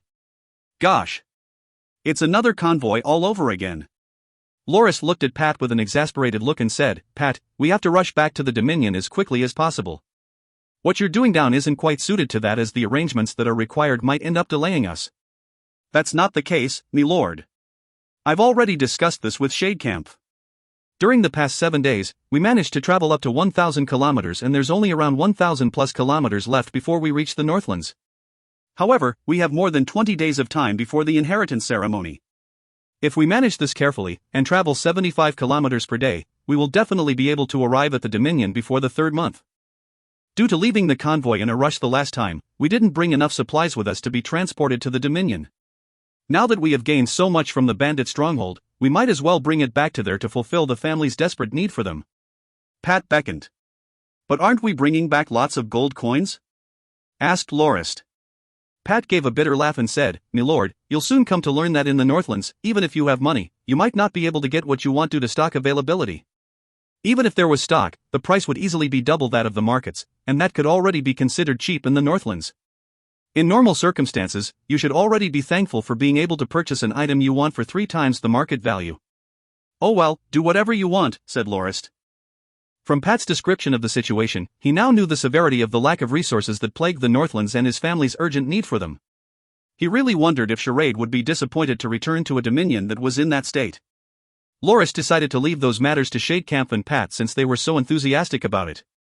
When lunchtime came, he recalled the wine he had at the inn yesterday that tasted pretty good when coupled with the roasted goat and decided to go back to there to check on Josk before having his meal. However, Josk was still fast asleep, so Lorist could only enjoy the meal by himself. Just as he was tasting the wine, a feminine young woman clad in a waistcoat worn over a tight-fitting black gown came over to his table and made a lady's curtsy before she said, Milord, may I have some of your time? Lorist nodded in response to the greeting and pulled over a chair for her to sit. Excuse me, young lady, how may I help you? I'm really sorry for interrupting your meal like this. I heard that you have been looking for carriages to transport things to the Northlands. Can I request to come along on the journey? We would like to go there as well. However, we haven't been able to find a suitable person to travel with and we're left stranded here. I wonder if you, milord, can grant me this small little boon? The young woman's voice carried a hint of magnetic charm that made one feel pleasant upon hearing it. Oh, you're heading to the Northlands as well? That place is rather large, you know. Which part of it is your destination? I wonder we would pass through the area on the way, Lorist replied. We would like to head to the Norton family's dominion, the family of the famous raging roaring bear. I wonder if you've heard of them before? Asked that black-clad young woman. If you find any errors, ads pop up, ads redirect, broken links, non-standard content, etc. Please let us know. Report chapter so we can fix it as soon as possible. Chapter 81 Telesti. Telesti. Lorist froze up the moment he heard that just as he was reaching for his bottle of wine. Snapping his fingers, he gestured for the waitress to come over and smiled towards the black-clad woman. I wonder if you had lunch already? Would you like some mutton steak? The steak tastes magnificent when accompanied with the red wine they serve. Do I have the honor of dining with you? The black-clad woman's surprised look could be seen from the semi-see-through black veil she wore on her face, as if she was wondering what Lorist was plotting for suddenly offering to treat her to lunch the moment she mentioned the dominion of the Norton family. But when Lorist spoke of the deliciousness of the food, she could be seen swallowing twice in anticipation. However, she resisted the temptation of food and nodded slightly in apology. If it wouldn't be convenient for you to let us travel along with your convoy, then so be it. It's my fault for interrupting your meal, please forgive my transgression. Wait a second, said Lorist as he stretched his hand out to stop her. Please wait a moment, miss. Let me introduce myself. I am Norton Lorist of the Norton family of the Northlands. My men are looking for more horse carriages to form a convoy to return to my family dominion. Here is my family badge. Lorist then placed a golden badge onto the table that had an engraving of the insignia of the roaring raging bear on top of it with a complicated laurel pattern on its back surrounding Lorist's name.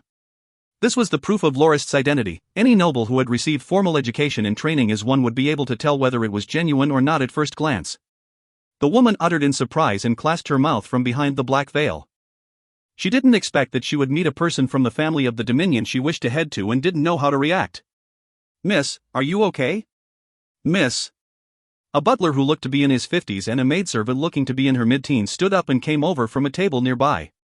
Quickly hugging the black-clad woman, the maidservant glared at Lorist with a fierce expression as if he had committed some unforgivable sin. That butler on the other hand stood in front of the two girls. He, Lorist started to laugh as he thought, this old man's aura. He's of the iron rank. What a loyal person, not bad. The woman hurriedly snapped out of her stupor and said, I'm sorry, my lord, they're only worried for my safety. Lorist waved casually and said, it's all right, I understand. Now, can you sit down and tell me what business you have at my family's dominion? The maidservant narrowed her eyes and looked at the badge Lorist had placed on the table. Is this badge really made of gold? After that, she took it up and gave it a huge bite. Don't, said Lorist with much urgency, but it was too late. As expected, the moment the maidservant's teeth collided with the badge, she tossed it away and started groaning in pain. Milady, this man is a fraud. His badge is not made of gold at all. Accused the maidservant in a pained voice. The woman in black facepalmed as if she didn't know what to do with her rowdy maidservant. Resisting the urge to laugh, Lorist picked up the badge the maidservant had dropped and circulated his battle force before saying to the maidservant, young lady, no family badge will be fully made from pure gold only.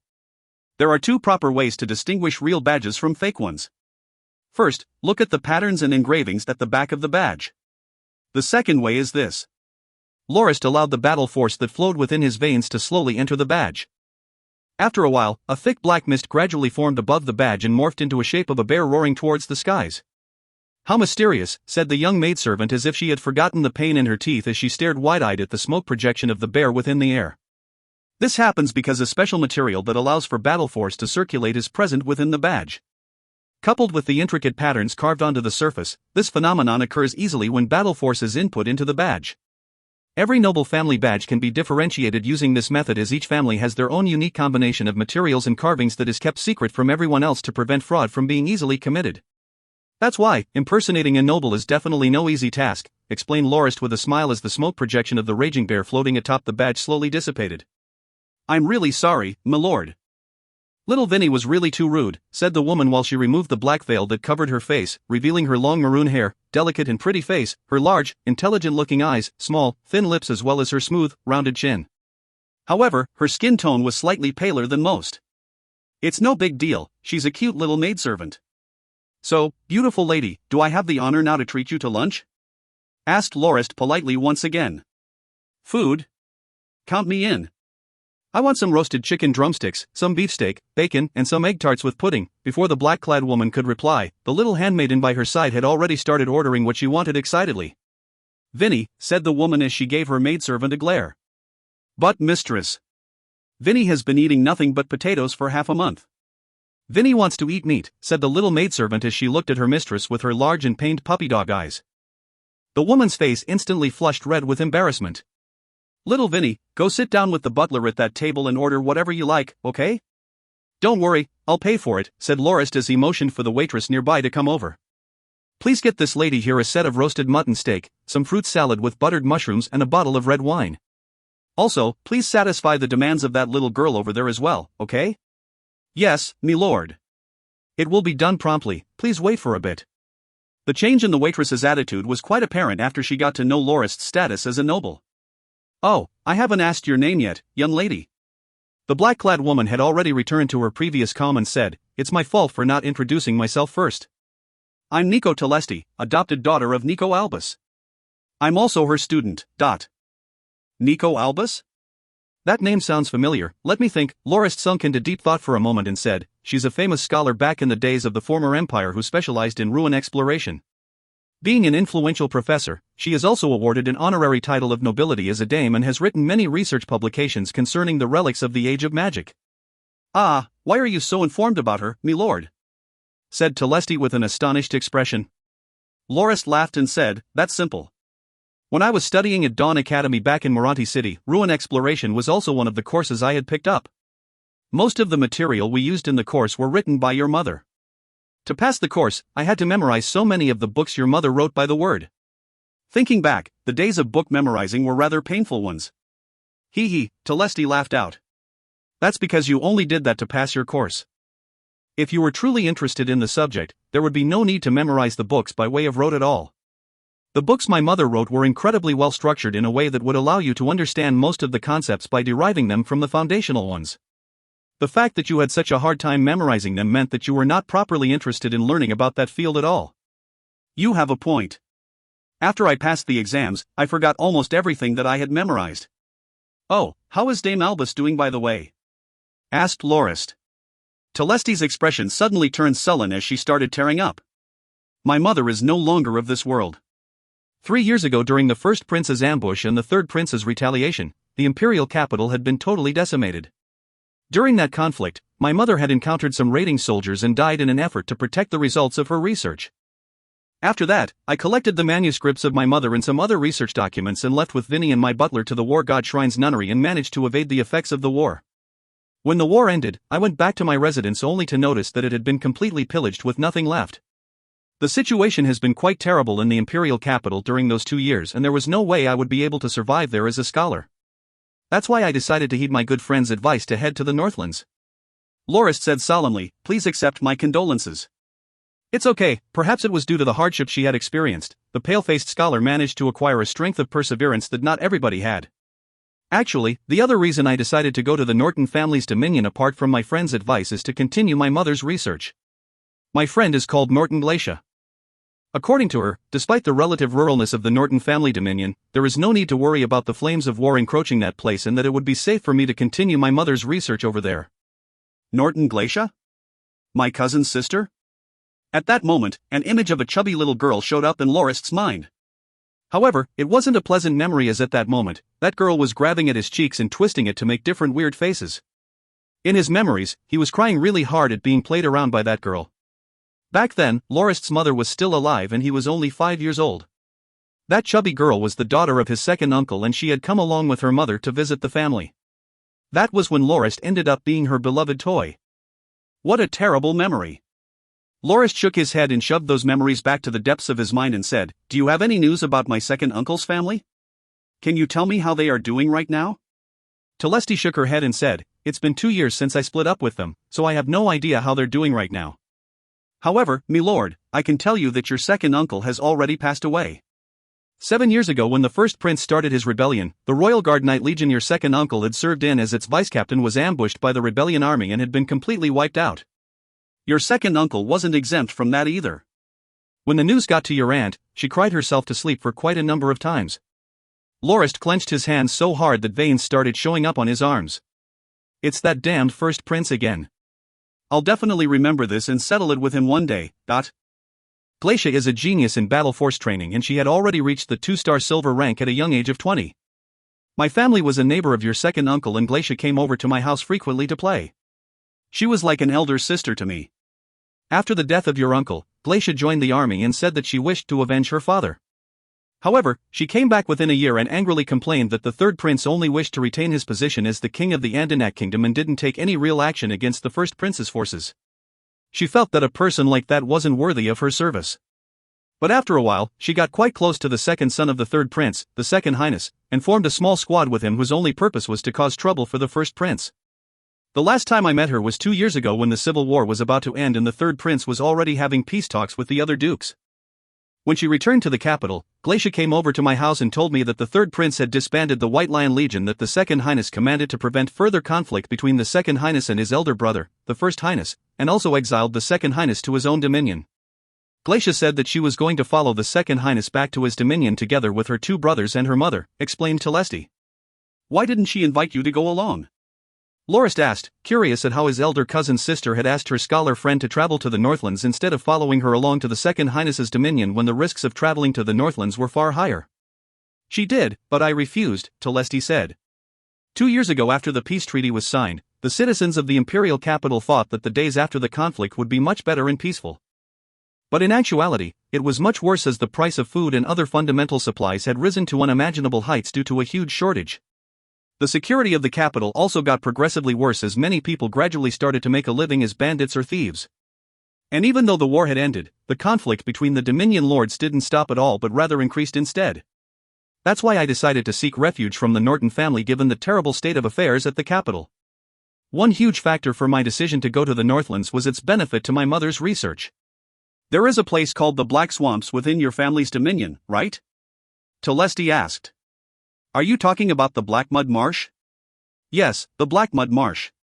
After many years of research, my mother theorized that the Black Mud Marsh could have some remains or relics from the end days of the Age of Magic. However, she couldn't pinpoint exactly where they were. I hope to be able to go there to see that place for myself and also restart her research too. If I managed to find the relic she had mentioned to be there one day, I'm sure I would have fulfilled the hope she left to me before she departed to the afterlife. Telesti's eyes let out a completely different aura the moment she started talking about her mother's research. Upon hearing that, Lorist pursed his lips in doubt. It's true, I'm not kidding you. I also believe my mother's hypothesis about there being relics at the Black Mud Marsh that has yet to be discovered by anyone. Glacia knows about my mother's works as well, that's why she wrote this letter of recommendation for me, said Telesti in an annoyed tone as if she was about to cry from Lorist's doubt towards her mother's findings. Oh, it wasn't that I doubted your mother's findings, said Lorist hastily to console the young female scholar. I only think that the Black Mud Marsh might not be as accessible as you may imagine it to be. It is one of the most dangerous places in the Northlands as it is the main habitat of thousands of iron-spine crocodiles. I recall that someone back in my family had reported a sighting of one that was easily over 40 meters in length. There is no way that you'll be able to approach the Black Mud Marsh without having at least a silver rank in battle force training. Is that so? Said Telesti with a stunned look after hearing what Lorist had to say. Did you think that you would be able to enter the Black Mud Marsh as you please to search for ancient relics? If it were that easy, wouldn't someone else have found the relics long ago? What a naive young girl. How about this, Miss Telesti, as the family head of the Nortons, I welcome your joining us on our journey to the Northlands with our convoy and consider you a guest of my family. You will be allowed to stay for as long as you please in the family dominion to work on your research however you please, and we will provide for everything you may need during your stay as best as we can to your satisfaction, said Lorist. At that moment, Lorist saw the bitter-faced garrison captain rush into the inn hurriedly.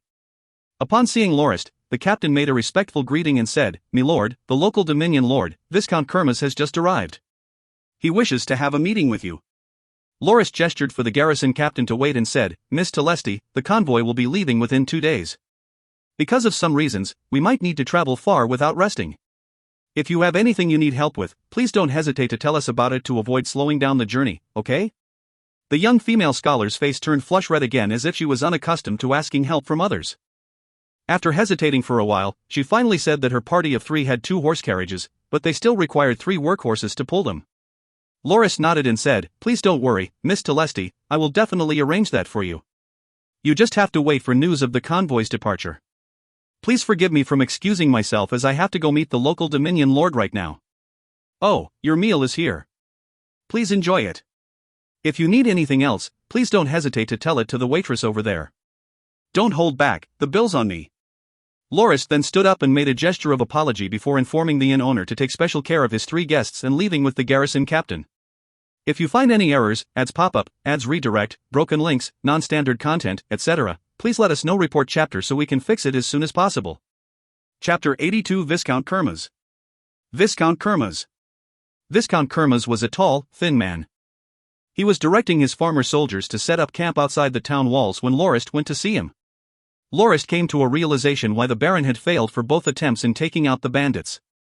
Having received word that Fenyata town was being threatened by the bandits at the gates, Viscount Kermas couldn't just sit and wait things out as he was the lord of that area. Thus, he brought his men with him with the possibility of there being a battle in mind. However, his soldiers looked pretty poorly equipped and trained, with most only wearing rags and tatters that wouldn't even keep one warm throughout the night. Given that they did not even have proper weapons, armors and shields were definitely out of the question. Most of them were either holding a long stick or some farming tool and using them as makeshift weapons. some of them improvised by using metal cooking pans instead of shields. This is the force Viscount Kermas used to fight against the bandits? Lorist was completely taken off guard by that group of men who he would believe to be vagabonds had he not known better. It's fortunate that the bandits had already been long taken care of by Lorist. Otherwise, the Viscount's third defeat would no doubt come to happen. The Viscount was a rather cheerful person who was extremely grateful to Lorist's efforts, as could be seen from the way he shook Lorist's hand heartily in reluctance to let it go, despite multiple of Lorist's own efforts to pull his hand from the Viscount's grasps. Viscount Kermas then started to praise Lorist for almost half an hour. In his words, Lorist was an incarnation of a magnificent and just war god and the savior of the troubled from the hands of evil. To Lorist's surprise, during that half an hour of praising, not once did the Viscount repeat what he said. Lorist believed that the Viscount would have made an excellent bard with his way of words. After that, Viscount Kermas, possibly worn out from saying all the good stuff about Lorist, or maybe even running out of good things to say, finally took a sip of tea to curb his thirst. Lorist finally managed to pull his right hand back and used it to wipe his face that was full of the saliva of the Viscount. Afraid that the Viscount would launch into yet another long-winded conversation, Lorist quickly asked him what the reward bounty was for the extermination of the bandits. However, Viscount Kermas only responded to the question with a weird look, as if Lorist had asked something that was unfit for a war god like him, causing Lorist to feel a little weirded out. Cough, cough. After clearing his throat, the Viscount apologized deeply for the lack of a reward for the bandits' extermination and said that the bounty had been lifted ever since the day he signed the agreement with the Merchant Guild as a witness. Then does that mean all my efforts had been in vain? Lorist gave the awkward-looking garrison captain a glance and looked back to the smiling Viscount and came to a realization. So this Viscount is only good for his way with words but is actually a freaking stingy bastard. I guess I should have realized this from the gloomy expressions of his farmer soldiers. I'm sure they aren't having a good life under the rule of this stingy Dominion lord. However, when Viscount Kermas heard from the garrison captain about Lorist being on his way to the Northlands to inherit his position as the family head, he quickly paid his respects to the well-known family of the Roaring Raging Bear and apologized even further about how the incident with the bandits had delayed his journey. He also mentioned that on account of the principle of mutual assistance between nobles, he would receive the prisoners of war from Lorist at no cost at all to relieve him of his troubles. Other than that, the Viscount asked for people to take the head of the Wolf of Plague Mountain down from being displayed, citing that the hot weather would cause it to rot and stink and attract disease-spreading insects to the area and prove detrimental to the health of the nearby residents. Even though he said that, Viscount Kermas tightened the bear fur jacket he wore around his body as a cold gust had just blown by, which caused him to sneeze in response. This Viscount is really too shameless. He actually has his eyes set on the prisoners and even wanted to get the head of the leader of the bandits for free. Even though Lorist was currently smiling, his eyes were radiating a cold light. He first thanked the Viscount for his kind intentions and expressed his admiration for the Viscount's altruistic offer. But he then mentioned that he already had a way of dealing with the prisoners so that he wouldn't have to cause the Viscount any trouble on that front. As for the head of the bandit leader, Lorist said that he has decided for it to be made into a decoration to commemorate his victory over the bandits at Fenyatta town. He added that he wanted to show the people that the bandit who had caused Viscount Kermas so much trouble now ended up in his hands as a tool that would help to spread his fame and solidify his reputation as the magnificent and just war god who was the savior of the troubled from the hands of evil that the Viscount said he was. Lorist also mentioned that an iron ore mine was found near the bandits' lair and that it would also become his as he had defeated the menacing bandits and owned the right to the spoils. Lorist said that he planned to have the prisoners work at the mine for him and maybe even build him a castle at Plague Mountain Stronghold so that he would be able to live there after inheriting his position at the Northlands, as this place was far better than his desolate dominion there. Also, he would then be able to collect toll from the people who used Plague Mountain Pass, as he had to keep it safe from bandits in the future. I really like the scenery of Fenyatta town, especially that of the difference between your forces and mine. Lorist then pointed to his guard squad that was training not far away and said, I believe this town will soon prosper in the future. Maybe the Norton family will be able to gain another dominion. Upon hearing all that, the Viscount struggled bitterly to maintain the smile on his face. He swallowed an anxiety after taking a look at his own soldiers and Lorist's and realized that he had made a wrong call. He had imagined that Lorist would happily agree to leave everything in his hands after some flattering given his young age and urgent need to return to his dominion to inherit the position. That way, the Viscount would be able to trade empty praises for actual gains. What he didn't expect was that Lorist was unlike those young and inexperienced nobles that would be too full of themselves and lose sight of everything after being praised a time or two and would be willing to give up on material benefits for the sake of petty reputation. The thought of Lorist making the head of the bandit leader into an ornament and telling everyone of his exploits made the Viscount fear for his own reputation as well. What would people think of him if they knew that he had been defeated twice by the bandits that only took Lorist one attempt to exterminate? The mention of the iron ore was nothing to scoff at either. That equated to a huge amount of wealth. If he allowed the young noble to take over the mine and build a castle there, what influence would he still have at his own dominion in the future? While Viscount Kermes wasn't worried about the bandits, Lorist was different. He had already hinted to the Viscount that he had some plans on the Viscount's territory and that he would have no problem defeating the Viscount with his superior forces should there be a need for it. I can definitely not let Lorist stabilize his influence in my dominion, no matter the cost. Viscount Kermes then pulled at Lorist, who was already preparing to leave, and requested with a smile on his face for the ownership of the mines to be handed to him, arguing that his citizens were suffering because they lacked access to iron ore, and added that if he had the mine, he would definitely be able to improve the standard of living of his citizens and be able to better defend his dominion and not let the same bandit problem manifest again. He expressed his hopes that Lorist would reach out to his sense of justice and fairness to help him on this matter. Lorist stopped the Viscount's ramblings and said, "Lord Viscount, are you saying that you'll redeem that mine?" Redemption was a non-conventional transaction that could be carried out among nobles. Should a noble's dominion be taken over as a result of a hostile invasion and be unable to take it back by his own abilities, he can request another noble for military help to reclaim his land and offer a fitting and proportional price as a remuneration to redeem it. Viscount Kermes wanted to weasel his way out of it, but was unable to find a reasonable argument and hesitantly admitted that he wanted to carry out redemption. Given that it was a huge transaction of its own right, there would naturally be necessary procedures and protocols. Thus, Lorist asked Shadecamp to represent him while the Viscount asked his personal accounting supervisor to estimate the value of the mines as well as the area around the bandits' stronghold. After some period of bargaining, both sides finally came to a price they could agree on. However, Viscount Kermes started complaining again and said that he wasn't able to pay such a huge sum given the poor state of his dominion. But he did mention that he would be able to make up for that with the resources he had. What other resources or supplies do we need? Lorist looked at Shadecamp and he stated that the convoy needed more workhorses, carriages, mounts, food and textiles. And so Lorist started to negotiate once again with the Viscount and he finally agreed to provide 350 workhorses and mounts, 54-wheeled long-distance carriages, 7 carriages worth of food and 3 carriages worth of textiles to trade for the ownership of the iron mine and the area around the stronghold. Lorist will also hand the jurisdiction of the prisoners as well as the bandit leader's head to the Viscount as part of the trade. Thus, the Viscount joyfully stated that the resources would be prepared by noon tomorrow and Lorist would have to pass the prisoners and the decapitated head over by then. In Lorist and Shadecamp's presence, Viscount Kermes ordered the garrison captain to gather the horses and carriages of Fenyatta town as well as the resources he had promised. He mentioned that the stores within a 50-kilometer radius of Fenyatta town would definitely have the necessary amount. The garrison captain looked at the Viscount hesitantly and asked how he would pay back the owners of the stores for the resources they were about to take for themselves, to which the Viscount replied, "What payment? We just have to promise them tax exemptions worth the value of the resources they give to us." Lorist sighed in admiration at the Viscount's method of gaining resources for himself without paying a single coin out of his own pocket and made a mental note to learn it from him.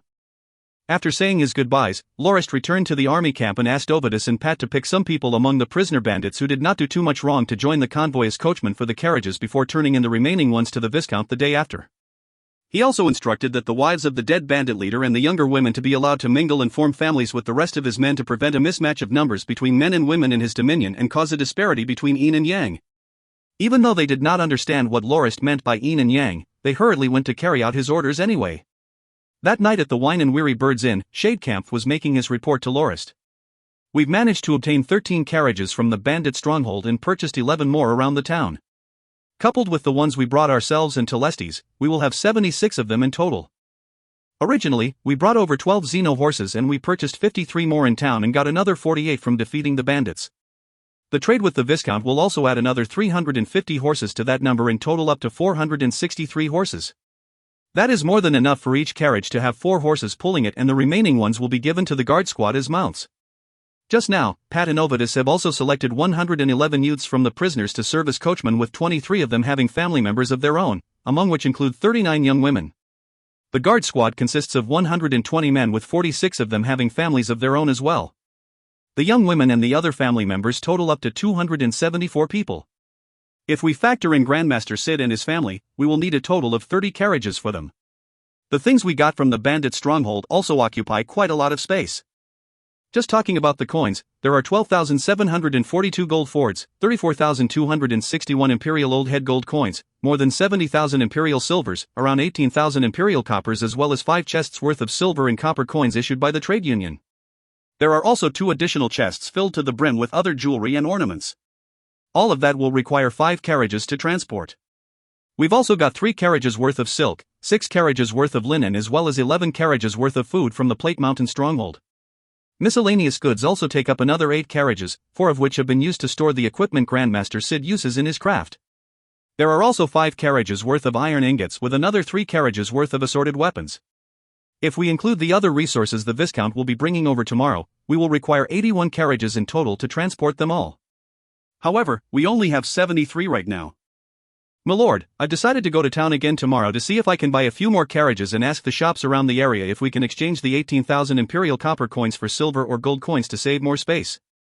If it still doesn't work out, we can let the family members squeeze into a smaller number of carriages and have some resources carried by the workhorses to make enough space so that we can start traveling again as soon as possible. Lorist shook his head and thought, this Shadecamp actually considers resources to be more important than his own life. Even though we could have solved the lack of carriages by leaving some resources behind, he wants to transport them all back. He's really looking for trouble where there isn't any to be found. Have you heard about Miss Telesti's matter? Lorist asked. I got a rough idea about it. She came to Fenyatta town roughly 3 months ago with her maidservant, butler and 2 other coachmen with 2 carriages and 4 workhorses. I heard that they had split up with a merchant convoy after traveling with them to the border of the Madras Duchy and stopped here for a month to look for another convoy that is heading to the Northlands before the incident with the bandits happened. After their coachmen found new jobs and left, they have been living at the inn and barely making a living by selling their workhorses and occasionally helping others to copy books. Currently, they are left with only 1 workhorse with one of the 2 carriages filled up with nothing but books, said Shadecamp. Lorist nodded and said, prepare some horses and coachmen for them tomorrow and notify them to start preparing for the departure. We have already been delayed here for 2 extra days and must leave by tomorrow no matter what. Make a final check after the transaction tomorrow and ensure that we will be able to leave by the afternoon. Yes, milord, said Shadecamp as he turned and left. Wait, one more thing. Tell the inn owner to make 3 people's worth of food during these 2 days and send it to Miss Telesti, said Lorist. Alright, I'll do just that. If you find any errors, ads pop up, ads redirect, broken links, non-standard content, etc., please let us know. Report chapter so we can fix it as soon as possible. Chapter 83 River Crossing and Arrival. River Crossing and Arrival. Probably because he wanted Lorist to leave his dominion as soon as possible, Viscount Kermas didn't cut any corners on the items he promised to deliver, much to Shadecamp's delight. The 7 carriages of food and 3 carriages of textiles had all been brought over in one go, and the 10 carriages that came along was also given to them as a gift, causing Shadecamp to be relieved as he didn't manage to procure as many carriages as he had hoped. Now with 10 extra carriages in hand, Shadecamp wouldn't have to worry about not having enough to transport all the goods. After another night of checking and finalizing, Lorist's group finally departed Fenyatta town on the 11th day of the 2nd month. 3 days later, Lorist's convoy arrived at the border between the Andinak Kingdom and the Madras Duchy and rested for 1 day at the Nadgas border city around the area before entering the duchy a day later.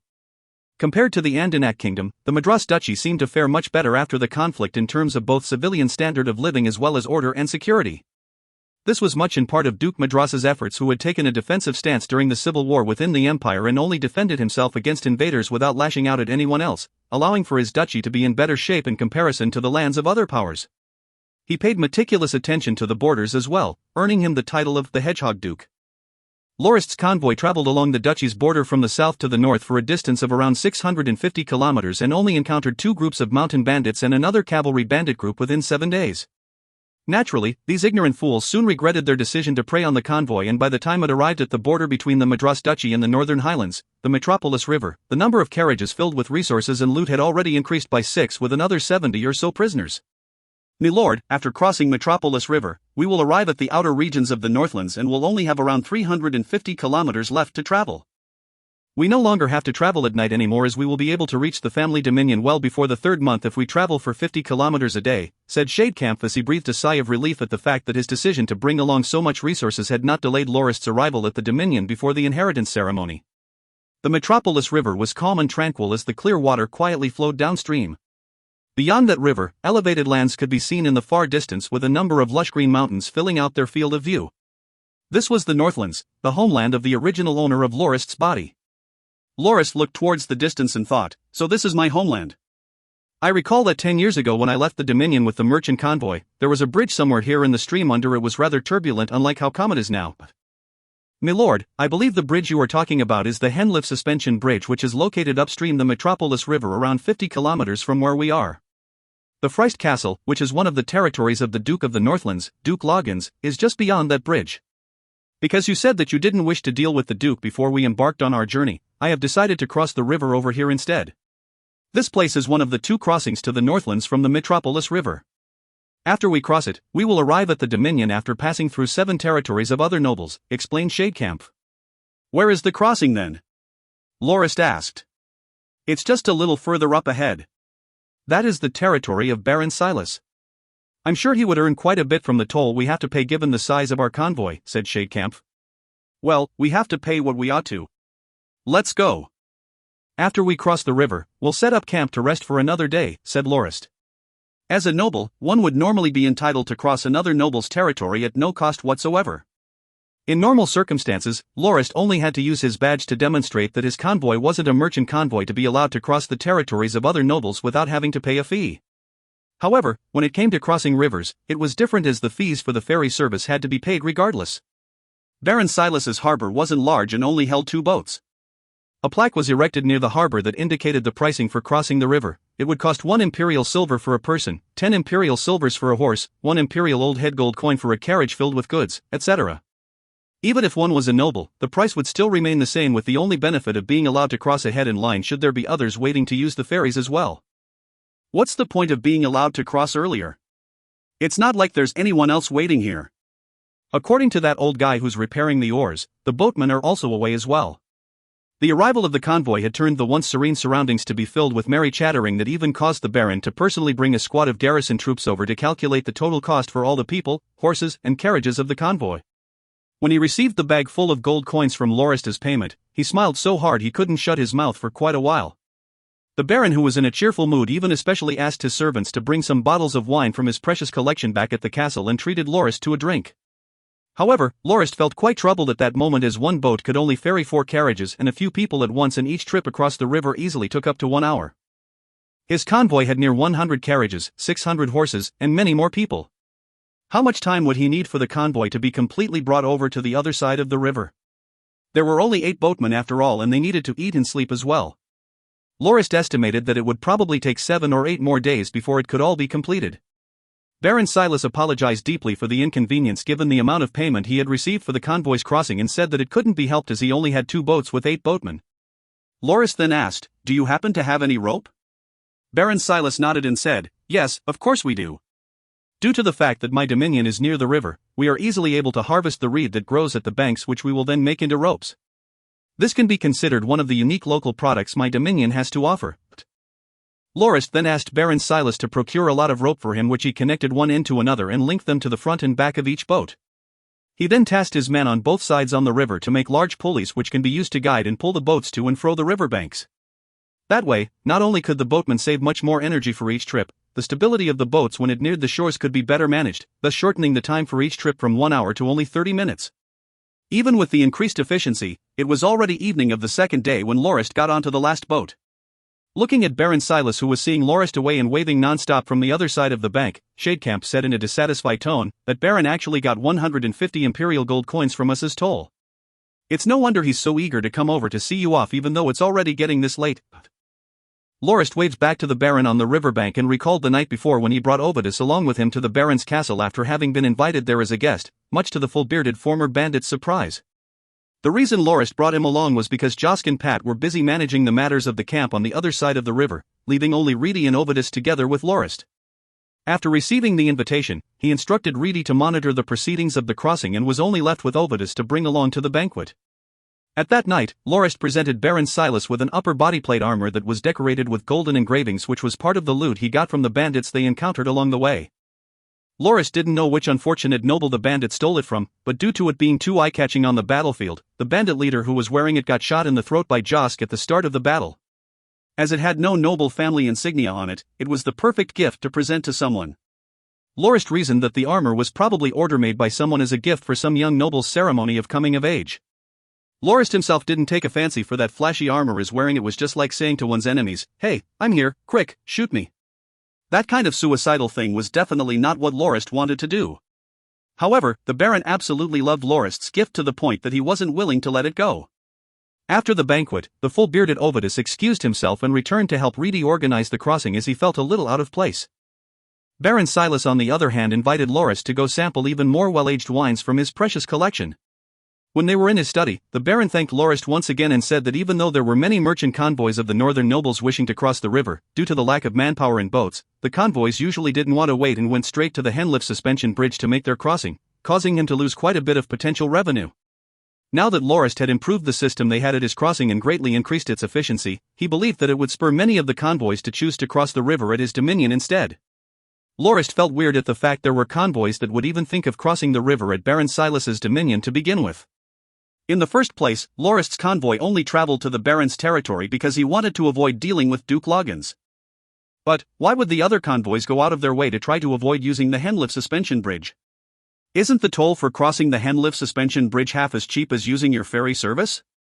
Why would the convoys even want to cross the river at your dominion? Lorist asked. Baron Silas laughed out and said, Duke Loggins of the Northlands is quite famed for his immense greed. Even though the fees paid to cross Henlift Bridge is half of what I charge here, they would end up at Freist Castle the moment they cross the river. The Duke has set up a strict customs in that area. Even though nobles would usually be allowed to pass without paying a fee, if the Duke discovered anything he liked in any of their convoys, he would forcefully purchase it at half of the market price. If one is fortunate, one would only lose 1 or 2 carriages to the Duke. The ones who have it worse could lose up to half of their convoy. That caused the nobles of the Northlands to complain to no end and choose to cross at my place instead. Lorist stood atop the boat and felt refreshed by the chilling gust that just blew by. Thinking back at what the Baron had said the day before, even though the Northlands was huge and had the Metropolis River as a natural border, there were only 2 places where one could enter or leave it. The first place was the Henlift suspension bridge, however, that place was under the Duke's control. The second place would be Baron Silas's ferry crossing, but due to the large width of the river at that part, it was difficult to construct a bridge there and crossing with boats took far too much time. The main reason why the Metropolis River was considered a border for the Northlands was this: aside from Baron Silas's crossing, the river mainly flowed through high cliffs or rugged terrain where the current was far too turbulent to allow for any crossing with boats to be done. Lorist suspected that the population of the Northlands was so sparse because the main locations of entering and leaving it was under private control of people like Duke Loggins and Baron Silas and served as their main source of income. Even if Charade and the rest of the convoy managed to make their way back to the Northlands, with the entrances being under the control of others, the family could easily be locked at the Northlands without being able to do anything about it, thus limiting its development. There was a saying Lorist had heard of in his past life: building the road is the first step to becoming rich. But with the main paths of entry to the Northlands beyond his control, how would he be able to bring his dominion to prosperity? I guess one of the first things on my agenda once I return to the dominion is to find a way to pave a new entry point so that I won't have to be at the whims of others. Sigh, I guess the day we will be able to do as we please is still far off. Lorist looked at the distant mountains and once again fell into deep thought. Having been delayed for yet another day due to crossing the river, Lorist's convoy continued their journey on the 25th day of the second month. He decided to cross the remaining 300-odd kilometers of distance during the next 5 days to reach his dominion by the 30th day of the second month. After setting his foot on the Northlands, Lorist noticed the reality of its war-torn state that was first brought up by Charade during the meeting they had some time ago. After only passing through 3 dominions of other nobles, they have already witnessed 5 conflicts between the landed nobles in the area. Some older noble families acted against new ones while others called for their neighboring families to invade the territories of their enemies. There were even some who invaded others to settle old grudges, with many others engaging in conflict over a myriad of reasons. Fights broke out everywhere and the sounds of killing and slaughter could be heard at every corner. But perhaps due to the low population of the Northlands, the conflicts between the various nobles were only on the scale of skirmishes between different small villages. Usually, the forces of those nobles only numbered around hundreds of farmer soldiers with tens of garrison troops and less than 5 knights. The largest force Lorist had seen only consisted of 400 to 500 farmers in tattered clothing. The most laughable part was that one of the nobles actually had his eyes set on Lorist's convoy and demanded for half of everything they had to be given up as a toll. Given that an act like that violated the sacred right of nobles of being allowed to pass through each other's territories without any cost, Lorist mobilized his guard squad and completely crippled the opposing army without a single casualty, causing the ignorant and arrogant noble to prostrate before Lorist and pleading for his freedom while crying profusely. Lorist released him after receiving 50 Northlander horses and 4 carriages worth of food as ransom. To prevent further incidents like that from happening again, Lorist instructed his guard squad to be fully equipped at all times to escort the convoy in as high a profile as possible. As expected, nobody dared to cause the convoy any trouble in the following days, with 2 warring nobles even stopping all activity to make way for the convoy to pass. On the 5th day, the convoy arrived before an ancient, ever-reaching forest and a long-stretching mountain range. Shade Campman Pat cheered out loud before explaining, "My lord, we have arrived at the dominion of the family." That over there is the Black Forests, and the mountains in the distance are known as the Magical Dragon Mountains. Beyond all that is where the Morgan Hills is located. From there, it would only take another day of traveling before we will be able to arrive at the family's bastide. After another half day of travel, the convoy circled around the sides of the Black Forests and arrived at the Morgan Hills. However, Shadecamp and Pat were stunned by the walls that could be seen blocking the pass through Morgan Hills. On top of it was a flag that didn't belong to the Norton family but instead depicted 3 all-encompassing golden rings. If you find any errors, ads pop-up, ads redirect, broken links, non-standard content, etc., please let us know. Report chapter so we can fix it as soon as possible. Chapter 84 Takeover. Takeover. The fortified walls that had appeared before them caused Pat and Shadecamp great surprise. 3 gold rings. This is the Kenmays family's insignia. Don't tell me that our family, said Pat as his expression turned exceedingly gloomy. Huh? Shadecamp, why didn't you tell me that there's a barrier wall over here? Asked Lorist as he rode over. Milord, this is indeed the dominion of our family. How, however, the barrier isn't constructed by us. When Pat and I were first sent to seek you out at Moranti City, this fort wasn't here. Also, there's no way the family has enough resources to build something like this, stammered Shadecamp. Oh, so you're saying that this fort was built within our lands but not by us? Lorist felt a bad omen as this was a situation he had not conjectured even once when he was thinking about the family's current situation. Commonly speaking, something like this happening would signify that the Norton family had already been defeated by a foe and had their lands conquered by them. From the sturdy and slightly rugged look of the fort, it seemed to have been completed months ago. Right now, there were 2 options Lorist could choose from. Either he stealthily leaves the area, or start an all-out war to take back the family dominion. The guards on the walls have already noticed the group below that was flying the flag of the Norton family. One leather-armored man pointed towards the convoy and started to call out loudly for battle preparations. 1, 2, 3. Huh, they really did put quite a lot of money in their fortifications. They've actually equipped a simple barrier wall like that with 3 ballistas. How unexpected, mumbled Lorist as he checked out the defensive infrastructure the barrier wall had. Which family uses that 3-ringed insignia? Lorist asked. Milord, that would be the Kenmays family with whom we've had conflict back when they attacked us for the copper mines in our dominion, said Shadecamp. Then does this mean that the Norton family has been defeated by the Kenmayses? Otherwise, there would be no way for them to build this fort here, said Lorist with a wry smile as if he was about to leap into battle at any moment. No, I don't think so, milord, said Pat as if he had thought of something else. What's on your mind? Lorist asked.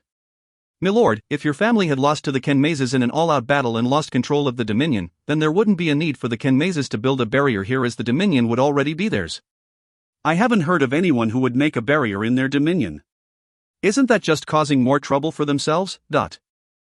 Also, back then when the former family had led our family's forces against that of the Kenmays, they mainly relied on hired mercenaries which don't have much battle prowess. Even if the family army is decimated, there is no way that the Kenmays would be able to take our family's bastide. Additionally, the Wild North town isn't that far off from the family bastide, so no matter how shitty their garrison is, they wouldn't shrink out on a matter like this that their survival depended on. Should the family truly fall, they will definitely follow as well. That's why they would definitely not sit back and watch the Kenmays family take over the castle. I think that Viscount Kenmays built this wall here to cut off the family's communication with the outside world for some reason. They must be planning to lock us in the desolate Northlands and force us to one day lower our heads to them, inferred Pat. What you said makes sense. When we take this fort, we will know the truth right away, said Lorist as he nodded. Milord, you're going to launch your attack now? Said Shadecamp, astonished. But we haven't made any preparations yet. Without siege ladders, how would you be able to conquer the fort? There are 3 ballistas on the walls, you know. Siege ladders? I don't need any. Look, the walls are only 4 meters tall and there are only roughly 30 small fries guarding it. It would be giving them too much credit to even bother constructing siege ladders.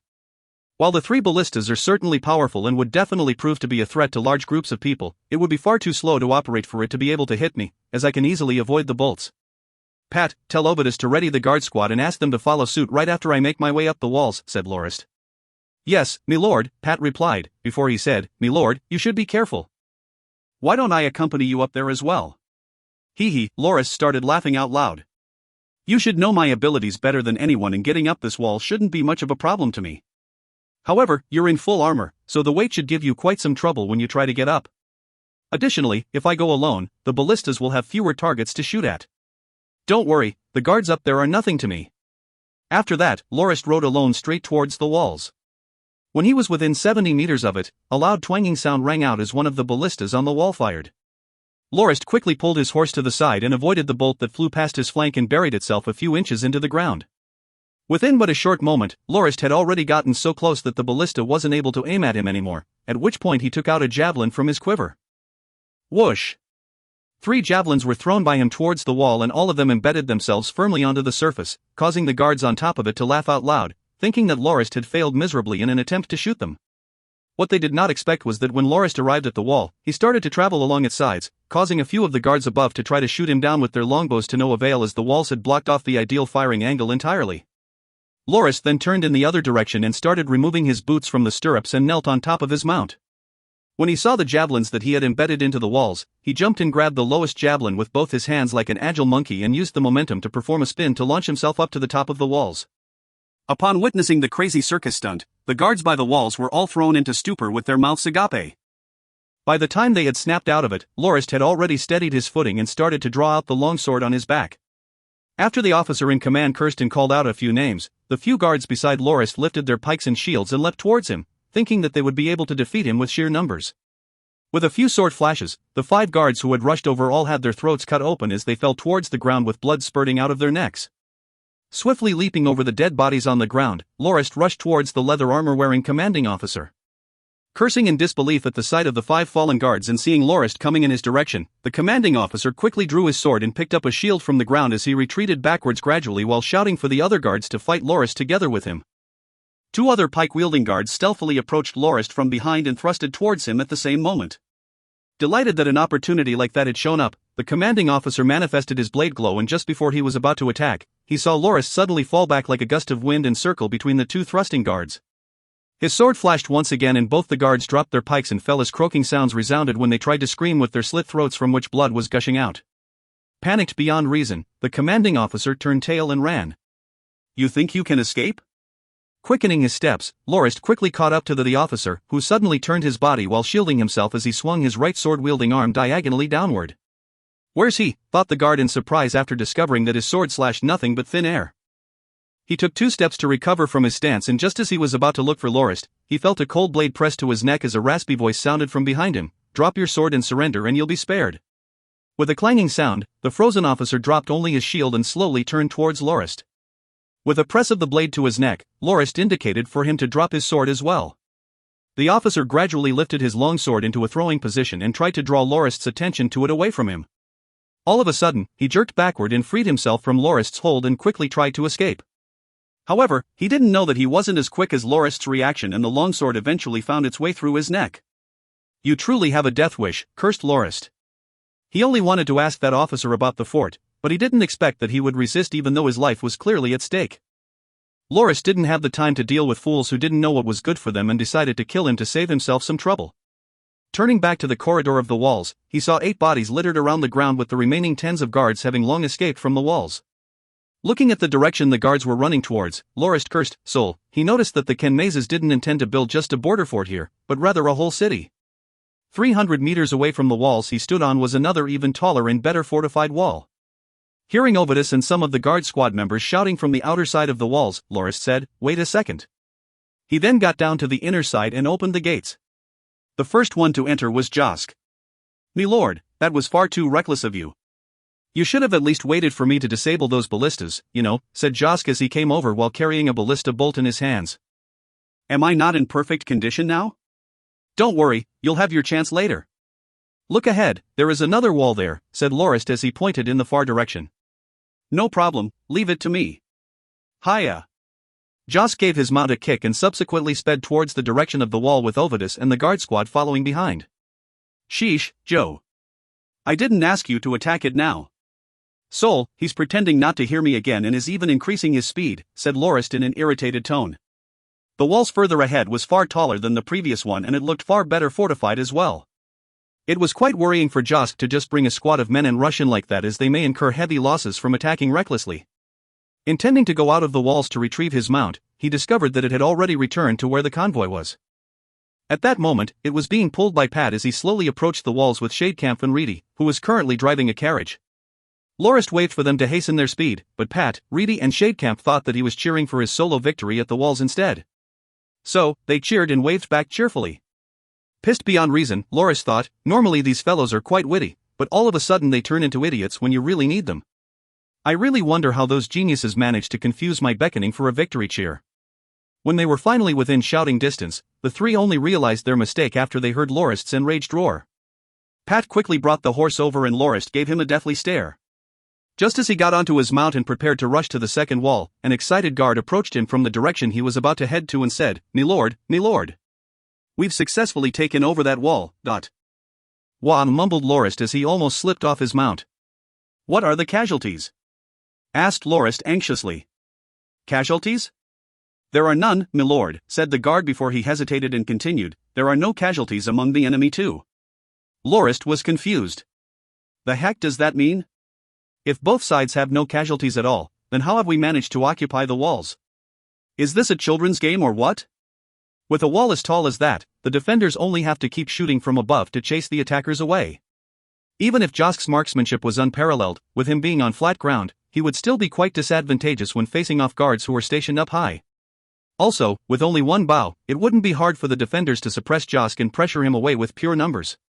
Even though Lorist managed to take over the former wall by himself, that was actually due to his bet that the enemy would be caught off guard by his solo assault.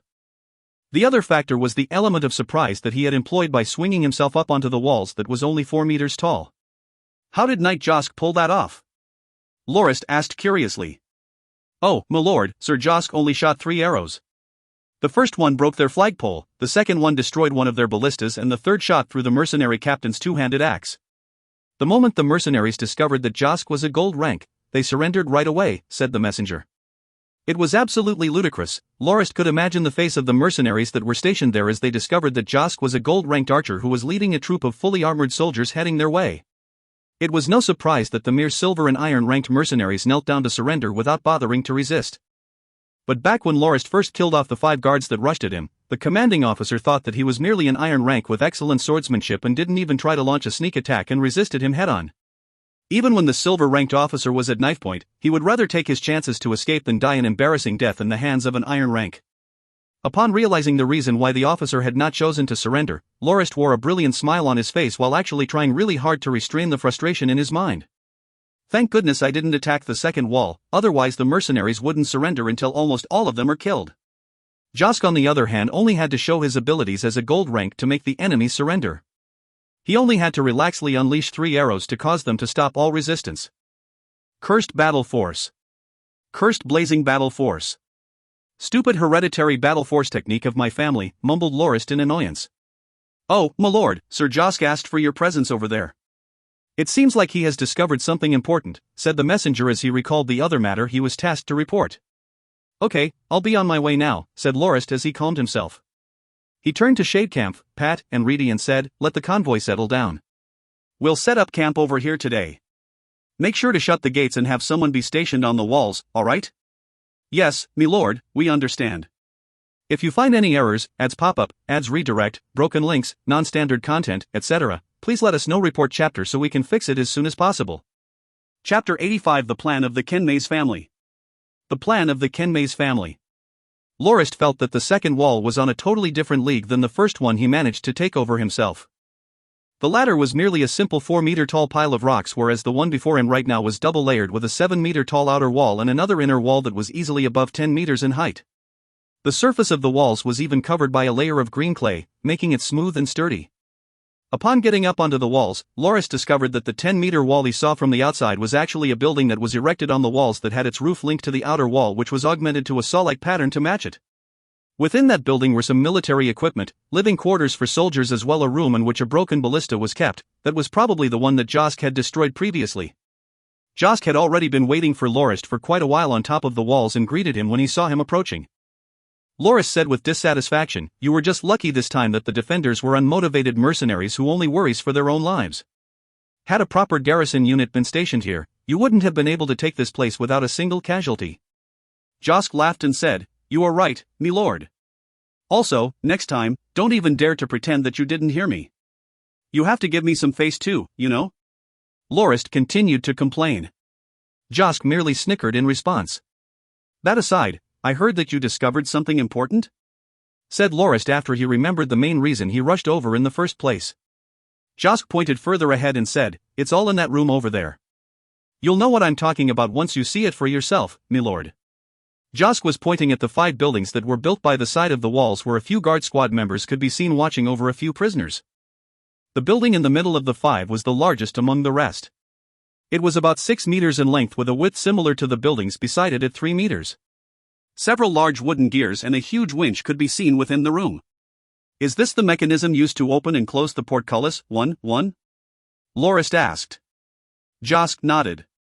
Usually, in large cities or cities ruled by a rich lord, a heavy iron portcullis would be installed beyond the main gates. Normally, they will be lifted up and left as is and only be lowered whenever the main gates are breached to serve as a secondary defense. So, is Viscount Kenmay showing off his wealth? To spend so much money to construct such an expensive fort? It doesn't sound too practical to do this just to lock the Norton family within the Northlands. What in the world is he up to? "Milord, look behind you." "The answer to your question is right there," Josk replied.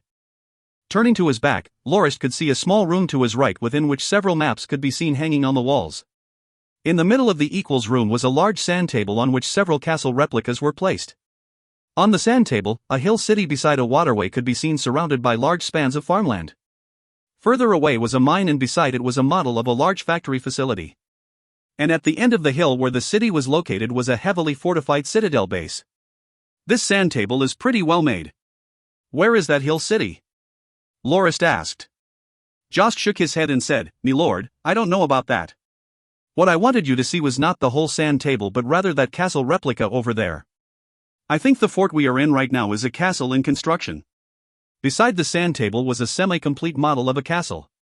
But upon closer inspection, Lorist noticed from its double walls that was the exact replica of the one he was standing on. Viscount Kenmay's really spent quite a lot of money on this project," said Lorist as he stomped his foot. "Look, the floors and the walls outside are all covered with green clay. If he really intends to complete the construction of this castle, just based on the cost of the green clay required, it would go up to tens of thousands of gold fords. Wait, where is that big bearded fella?" Green clay was one of the main materials used for construction in the Grindia continent. It is a lot like cement that was used in Lorist's previous world and its compositions are quite similar too. Both of the materials required lime, sand, and clay to be mixed and heated at high temperatures. The main difference was that cement was cheap but green clay cost far more. Cement was usually mixed with water whereas green clay required a special type of glue to be added to the mixture. Lorist's attendant, Reedy, had come from the Roman Empire. Within it was a mountainous area where most people were forbidden from entry and trespassers were killed without a question because that was the place where the glue vines were planted.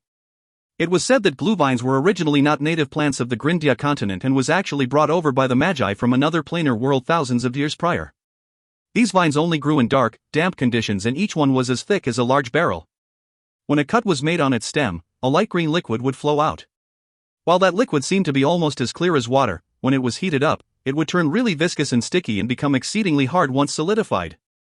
That liquid would usually first be diluted with 10 times the amount of water and heated before it was mixed with clay, lime, and sand to form green clay, the best and most expensive building material on the whole of Grindia. Each bucket of glue would sold for 1 gold ford and the Roman Empire reaped a yearly profit of up to 1 million gold fords from the sales of that green glue. On the Grindia continent, the less wealthy would purchase glue that was produced by boiling the skin of a ground WIRMS to construct their homes, see chapter 25. However, the completed house would have a faint smell of the earth that would easily attract insects and insecticide must be sprayed once in a while to keep it infestation-free.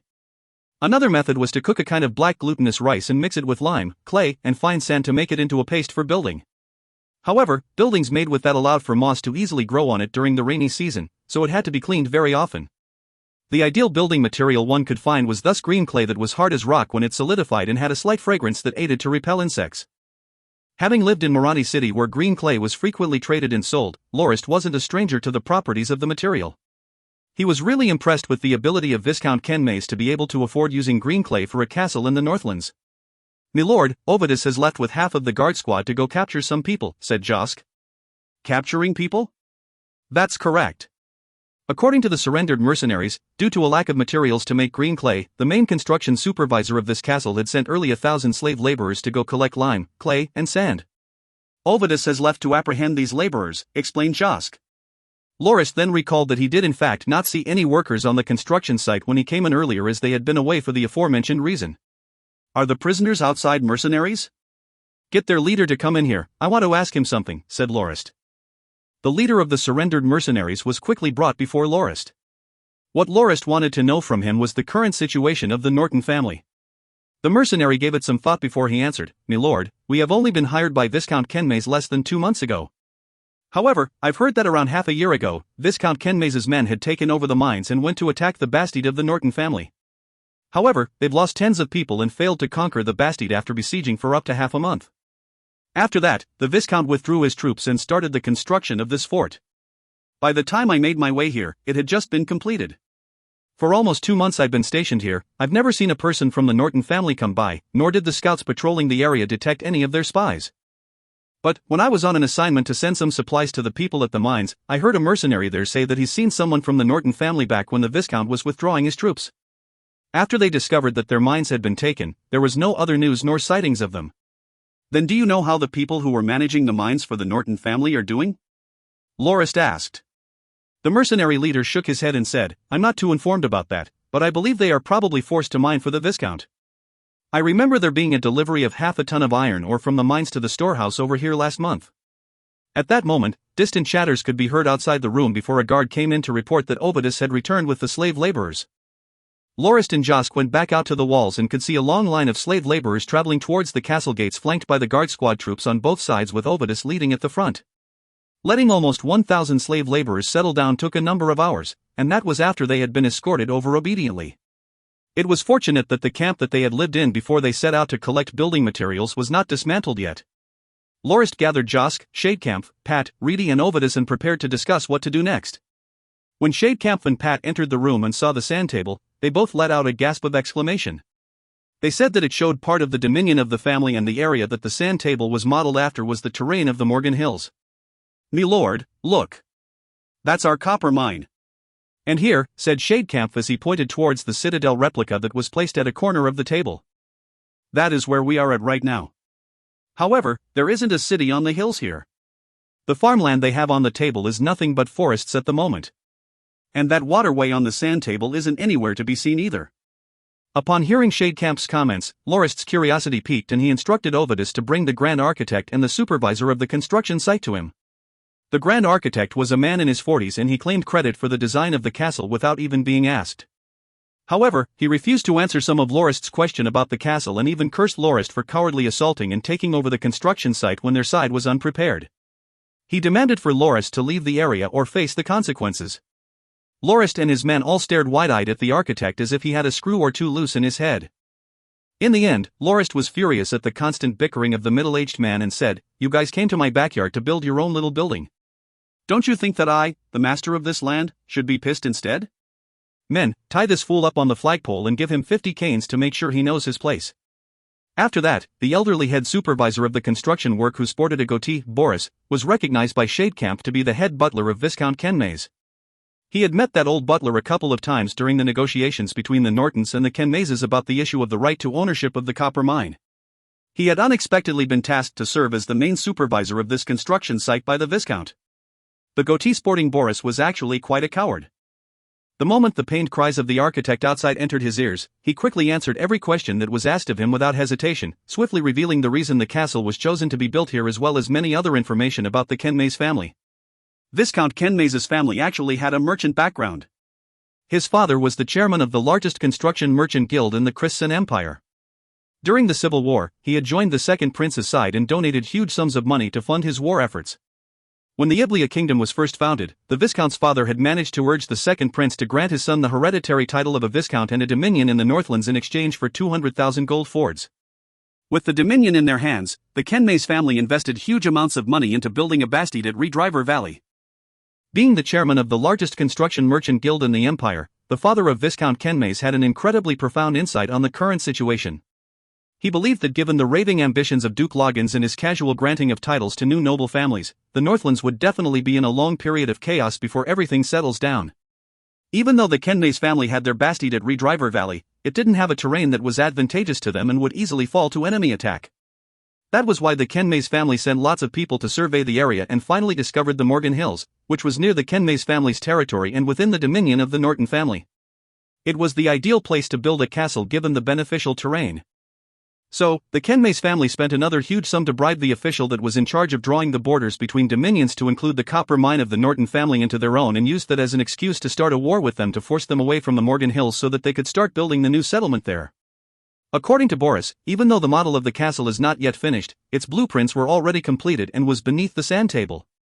When the construction finishes, the castle could house at least 10,000 residents and the Kenmays family intended to make it their main base of operations. As long as they stationed it with 3,000 garrison soldiers, there was no way an enemy would be able to take the castle even if they had a force that was 10 times that of the defending side. As for the hill city that was depicted on the sand table, that was where the Kenmays family intended to have their citizens live in. With it being able to house up to 60,000 people and the ease of access to copper ore and timber from areas nearby, it would able to build an industry and economy around those resources. By the time the logging activities free up more land around the area, the waste area could be converted into farmlands. By that time, they could set up farming villages around the city and open up new irrigation channels to be able to sustain the demand for food in their dominion just from their yearly harvests. To fulfill their grand development plan, the Kenmays family had invested up to 300,000 gold fords for the next 5 years of development to solidify its foundations in the Northlands. However, little did they know that only 4 months after the plan was started, Lorist had arrived. "Do you know what the Kenmays family intends to do with the Norton family?" Lorist asked. Boris replied, "I've heard the old master discuss it with the young master before. He said that he wouldn't totally annihilate the Norton family as they would make a good target for the barbarians of the mountains so that the Kenmays family's development will be unimpeded. The old master even said that he would offer the Norton family help and support to withstand the barbarian attacks if necessary. He has mentioned that he is impressed with the martial prowess of the Norton family and might consider making them a vassal noble house of the Kenmays family. If that's so, then why did they attack the family bastide half a year ago?" Half a year after the former head of the Norton family passed away, the young master sent someone over to negotiate if the Nortons would sell the Morgan Hills to the Kenmayses and end the conflict between the two families.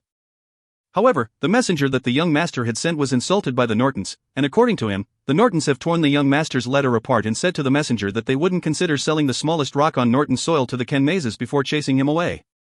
That was why the young master besieged the bastide in a fit of rage, but he didn't succeed anyway.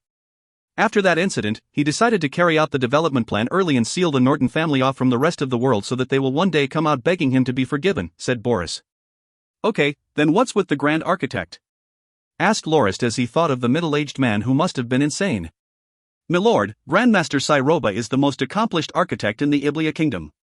2 years ago, the Rose Palace which he designed had received critical acclaim and that project had caused the Grandmaster's name to soar to fame. He's a treasured talent of the second prince. The old master has spent quite a lot of money to hire Grandmaster Syroba to come over here to plan the construction of the young master's city. Now that the main blueprints are complete, he should have been preparing to leave for the royal capital. Sai, given his arrogant temperament, he even dares to not show any respect to dukes and marquises of the second prince's royal court. I believe Milord's decision to punish him like that will definitely cause a lot of uproar," said Boris awkwardly. Hee, Lorist laughed lightly and thought, so that Grand Architect does indeed have a couple of screws loose in his head. The dukes and marquises he dared to disrespect are merely honorary nobles that have no real power. But he is truly looking for trouble for being brave enough to act like that in front of a landed noble like me. 1. Vertically closing gates at a castle gateway. See Wikipedia. If you find any errors, ads pop up, ads redirect, broken links, non-standard content, etc., please let us know. Report chapter so we can fix it as soon as possible. Chapter 86 Construction Staff Appointment. Construction Staff Appointment. During morning the next day, Josk, Shadecamp and Pat brought 50 guards and 24 carriages with them to the copper mine. The main reason for that excursion was to rescue the members of the Norton family as well as eliminate the 30 or so mercenaries hired by the Kenmayses to be stationed over there. Ovidus and Reedy on the other hand repurposed the coachman into a garrison squad which was tasked with maintaining the security of the 2 walls of the castle in construction. The remaining 70 or so guard squad members were subsequently assigned to watch over the thousands of slave laborers and the surrendered mercenaries. The plan had been drafted out the night before. Originally, Lorist wanted to go to the mines himself, but that idea spawned unanimous disapproval from his subordinates. Josk said that they couldn't let Lorist, their leader, do all the heavy lifting and said that his frequent handling of every matter, large or small, caused a family knight like him to feel pathetic and useless. Lorist thus agreed to allow Josk to bring Shadecamp and Pat with him to the mines while he stayed put at the construction site. After sending Josk and the rest off, Lorist patrolled the surroundings for a bit before returning to the building atop the inner walls. The more he stared at the sand table, the more questions surfaced within his mind. Having only obtained their dominion for less than 2 years, the Kenmays family was able to carry out their expansion plan within such a short time. However, even though the Nortons have been in theft their dominion for 200 or so years and have had 7 generations of family heads, not only were they unable to successfully develop their land, they even ended up being sealed in the Northlands. Given the dire state of the family, they could only turtle up and hide in their bastide without being able to retaliate. Lorist really troubled himself over the fact that his own family had allowed the Kenmayses to do as they pleased within their dominion without taking any action.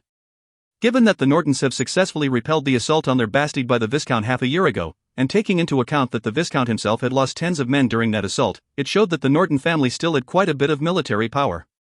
Logically speaking, the moment Viscount Kenmays started to retreat, the Norton family would have sent some scouts to monitor the situation of the enemy's soldiers. However, not even one scout has been sighted during that span of time. What, then, had happened to the family? It could be that the family had sent out scouts already on another target other than the Kenmays family, but according to the leader of the mercenaries, one such scout had quickly left after discovering that the copper mine had been taken over. Sigh, I really shouldn't be thinking about the potential income the mine would bring during a situation like this. Additionally, even if the mine was being occupied, they should at least worry about the well-being of the Norton family members who were working there. However, not even a single messenger was sent to the Kenmays family to negotiate their release. It was truly too weird. Even though Lorist was only 1 day of traveling away from the family bastide, he couldn't just leave everything here and depart without the others. He would still have to consider how he would manage the 1,000 or so slave laborers as well as the 40-odd surrendered mercenaries as well as what to do with the semi-complete castle that he had just conquered. Lorist really missed Charade's presence. If he were there, Lorist would be able to leave everything to him without any worries. Upon thinking of Charade, Lorist's thoughts drifted onto his fellow knights and friends, Potterfawn, Loz, Els, Turman and Yuri. I wonder if they've started the journey again with the convoy and how long they will take before they arrive at the Northlands. Gosh, there's the trouble of making the preparations for the arrival of the convoy as well. Lorist's head started to hurt when he recalled the large group of people that was traveling to the Northlands. Given Charade's temper, how many of them would still remain by the time they reached the Dominion? 20,000? Or 30,000? Thinking of how to let the people of the convoy settle down after they arrive was also quite a huge undertaking. Looking back at the sand table, Lorist's gaze suddenly brightened up as he thought, isn't this the perfect place for them to settle down? I only have to take the plan of the Kenmays family and implement it myself. If I choose to continue the construction of the castle here, the slave laborers would also have retained their jobs and I won't have to trouble myself to think about what to do with them. And when the castle is complete, I can have them go work on the hill city, after which they will be granted freedom and allowed to become citizens of the family's dominion. Lorist wasn't worried about the costs involved to build the castle, as he wasn't lacking in money. There were only 2 things that he had to carefully consider. First, was the staff he would appoint to supervise and manage the construction project. Second, he would have to find a way to procure the materials required for the construction.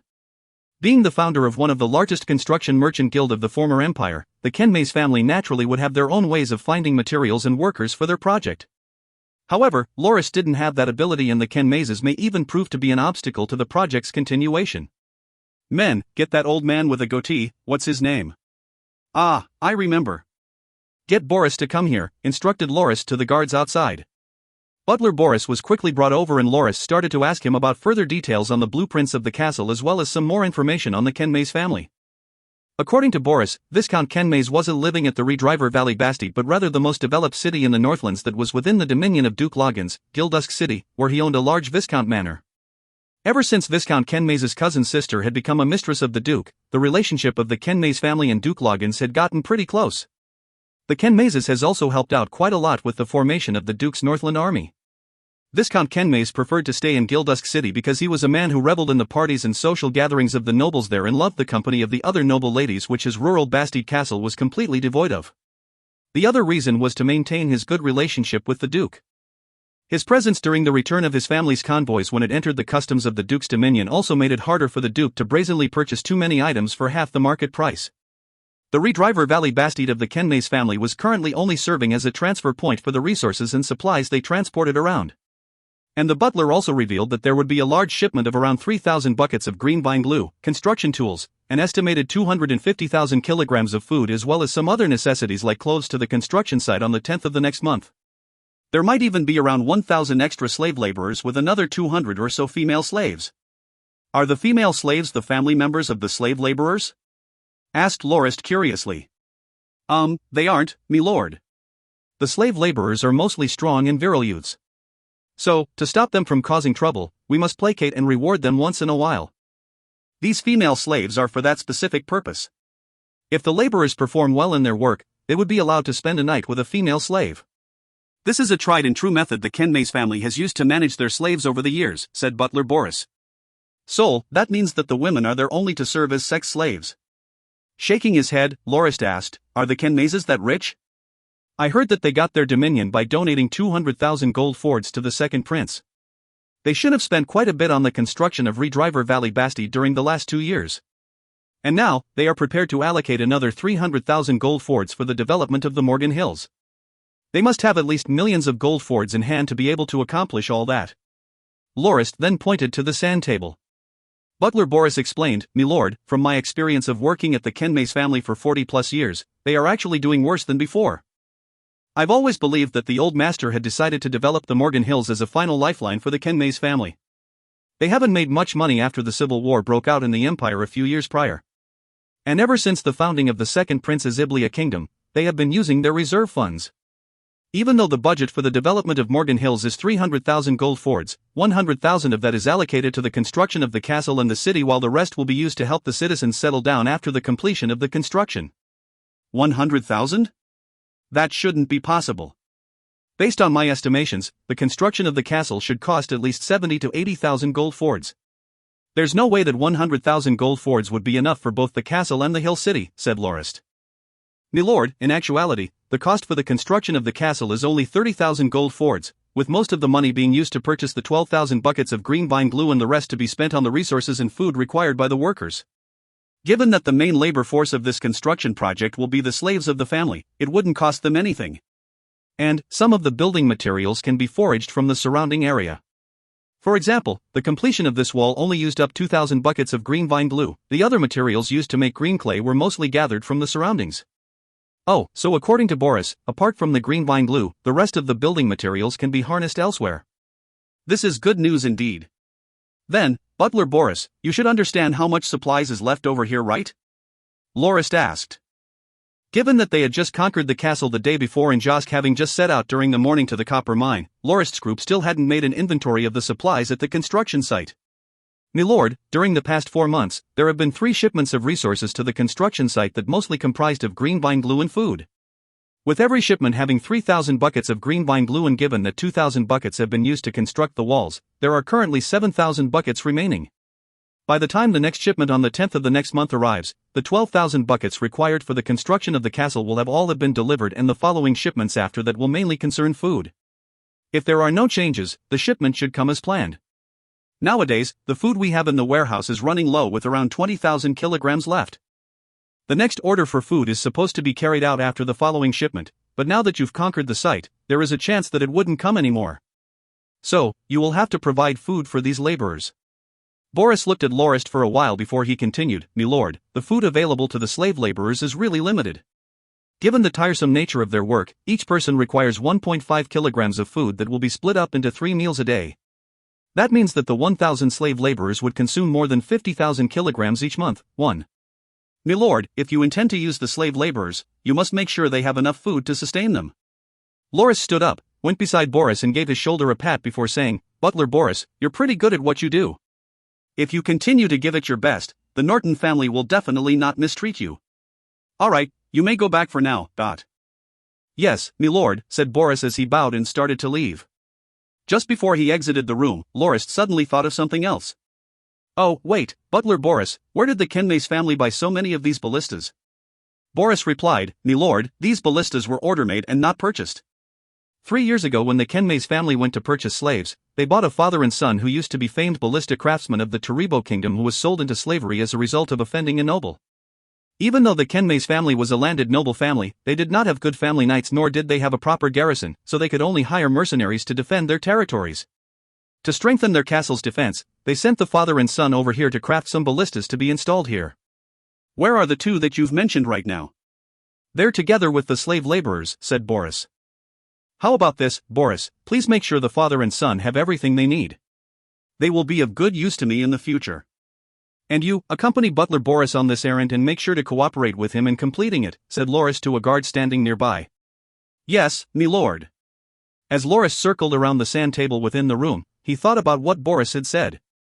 The issue with the food wouldn't be a problem as the smaller convoy he had returned with had more than 50,000 kilograms of food, which would definitely be able to last the workers a whole month. By the time he returns to the Dominion, he would then be able to send more food over to the construction site. Or, he could try to take the food shipment that will be coming the next month, though that was still some time away, so there wasn't a need to worry. It was currently the 32nd day of the second month and Josk and the others would be returning the next day. The day after that would be the 34th day of the second month and Lorist had to depart for the family Bastide no matter what on that day. However, who would be in charge of the construction of the castle after his departure? There was no way Josk could, as he was a lone ranger who wasn't that good at working with others and hated troublesome matters like this, as exemplified from his previous performance when Lorist once asked him to form a mounted cavalry unit only to have Josk quit after a few days due to lack of interest after sending the men back to Yuri's light cavalry scouts. Shadecamp must also return together with him as Lorist would need him as a guide given that he had not been there in person even once before as he had transmigrated when the original owner of the body was studying at Moranti City. He could have Josk, Reedy and Ovidius stationed here to watch the place and he believed that the guard squad would be more than sufficient for the castle's defense. However, Lorist needed someone to be in charge as he didn't know how long he would spend at the family Bastide before he would be able to return to the castle here. Bring the Grand Architect over here, instructed Lorist. The architect who had been given 50 canes had been brought before him. The once arrogant-looking man currently looked incredibly haggard with his hair tousled all over his face and his garments torn and stained with blood. With a body full of cane marks, he slowly limped into the room. Grandmaster Siroba? It was pretty rude of me the day before. I am the Dominion Lord of this land, Norton Lorist, and I intend to have the construction of this castle continue as planned. I wonder if you would be willing to oversee the construction for me. I will definitely give you the appropriate remuneration for your efforts, said Lorist sincerely.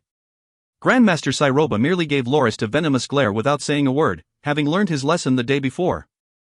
But he still spit on the floor and looked high up to the roof, indicating that he did not intend to give Lorist any heed. Bursting out in laughter, Lorist told the guard, since he dirted my room, should I have him lick his own spit clean? Milord, that sounds like a good idea, replied the guard with a serious look. Grandmaster Siroba's face tensed up as he shivered at that moment. Oh well, let's not give him a hard time. For someone of his age to still behave so uncouthly. Just bring him back to his quarters, said Lorist. 1. Each month on the Grindia continent is 35 days long. See Chapter 30 for an explanation of the calendar.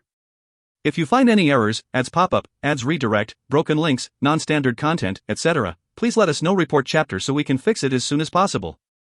Chapter 87 Homecoming. Homecoming.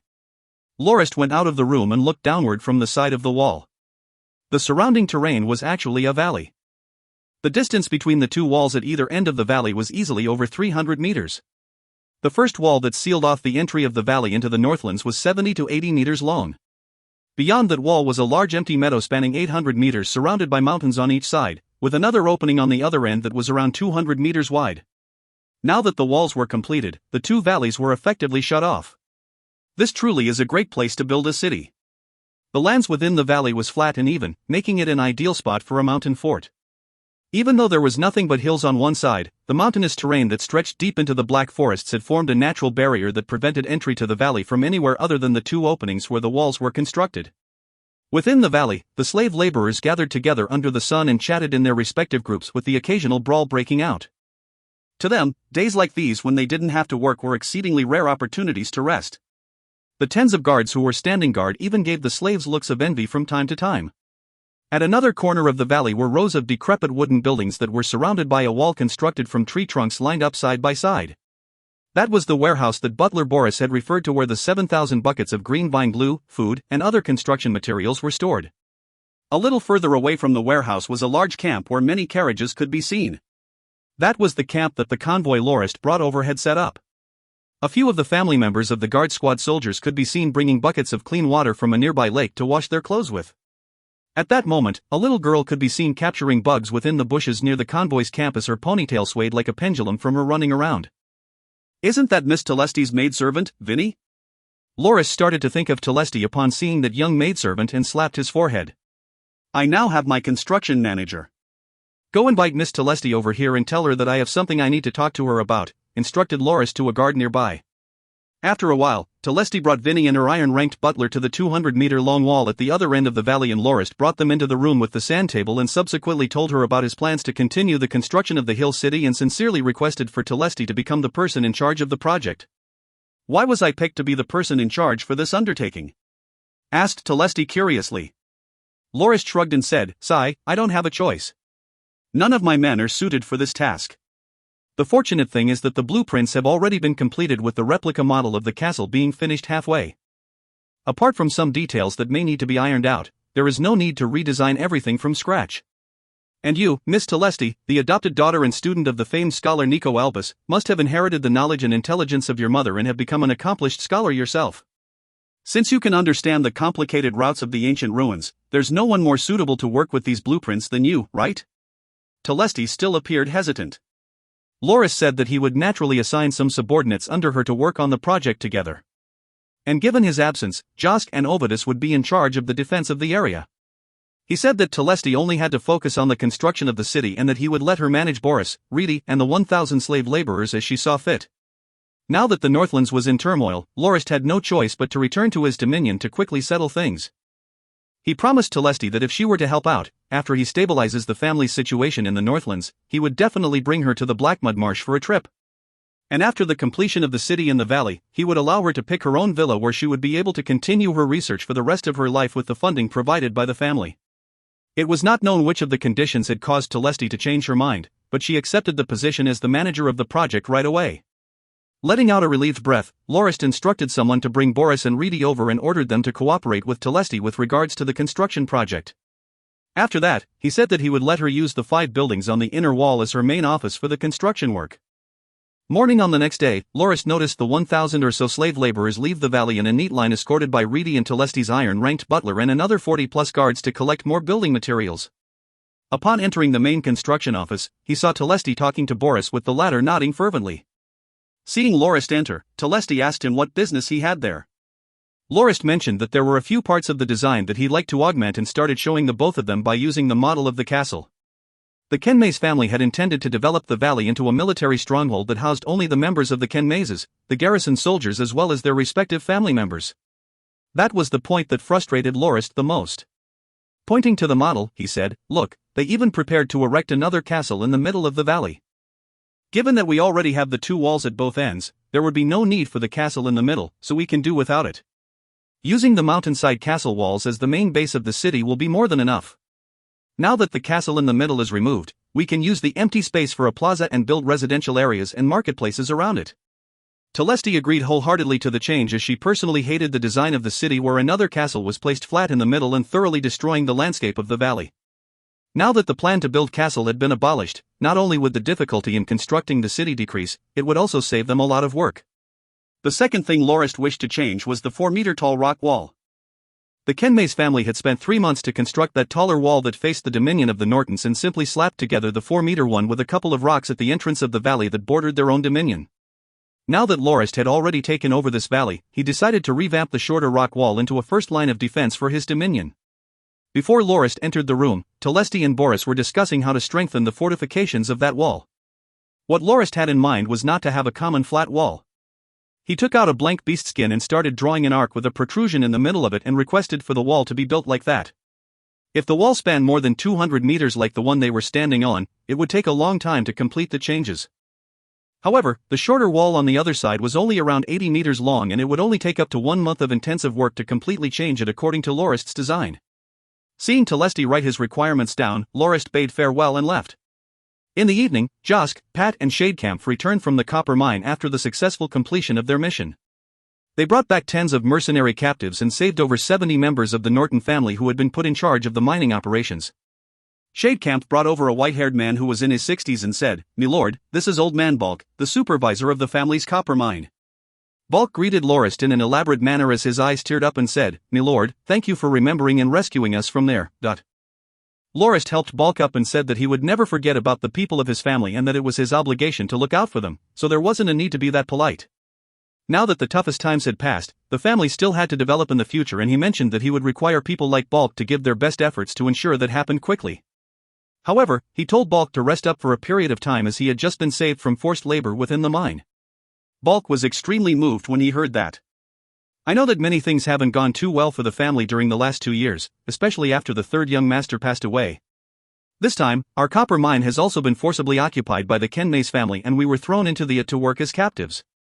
I never expected for anyone from the family to come rescue us and thought that I would be mining there for the rest of my life. I really didn't expect that, Master Lorist, you would delay your return to the Bastide to inherit your title for the sake of rescuing us. That's why, don't worry about me. My body is in great condition, so please give me some work to do as I can't just sit around doing nothing. Lorist subsequently gathered the rest of the group and made his arrangements and also sent Old Man Balk to help Telesti out with her work. On the 34th day of the second month, Lorist left for the family Bastide along with Shadecamp and Pat on a carriage after bidding their farewells. In Lorist's memories, he recalled that there were a lot of maple trees around Norton family Bastide and every autumn, the leaves would turn fiery red and paint the whole landscape in a beautiful, nostalgic red. Within the midst of the maple tree forest was a grand, white hill where the Norton family Bastide was located. The young Lorist's memories contained a brief impression of the Bastide. It was a really large place with vineyards, livestock farms as well as a large crescent-shaped lake where children would have fun in during the summer. Opposite the lake was the stable of the family that housed the handsome horses that the young Lorist used to admire so often in a daze. At that time, his mother was still alive and lovingly referred to him as Little Horse Lover. 7 hours after they departed, Shadecamp stopped the carriage and knocked on the door of the passenger compartment. "Milord, we've arrived." Lorist stepped out of the carriage and discovered that he was standing in front of a grayish-white castle. The drawbridge has yet to be let down for them. "What's wrong, Pat? Shouldn't the drawbridge be lowered by now?" Lorist asked. Pat said, "Milord, there's nobody standing guard outside at all. I think that the people within still don't know that we're here, but..." Shadecamp went back into the carriage and re-emerged with a horn in his hand before he gave it 2 loud blows.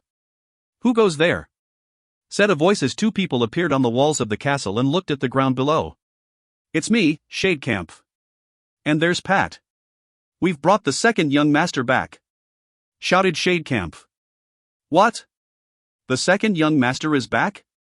Wait, let me report it to Butler Glaze and Milady Pesha," said the voice before the 2 silhouettes on the walls disappeared. After a while, Lorist heard another sound of a horn from the top of the walls before the drawbridge was steadily lowered. The moment the main gates opened wide, a red-haired female knight carrying a horsewhip walked outside with wide steps. "Shadecamp, so you've returned after all. I thought that you've died in some corner of nowhere," said the female knight as she gave Shadecamp, who was standing at the side respectfully, a whip with a laugh.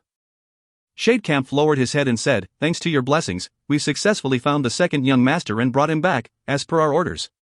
The female knight replied, "You two are pretty lucky."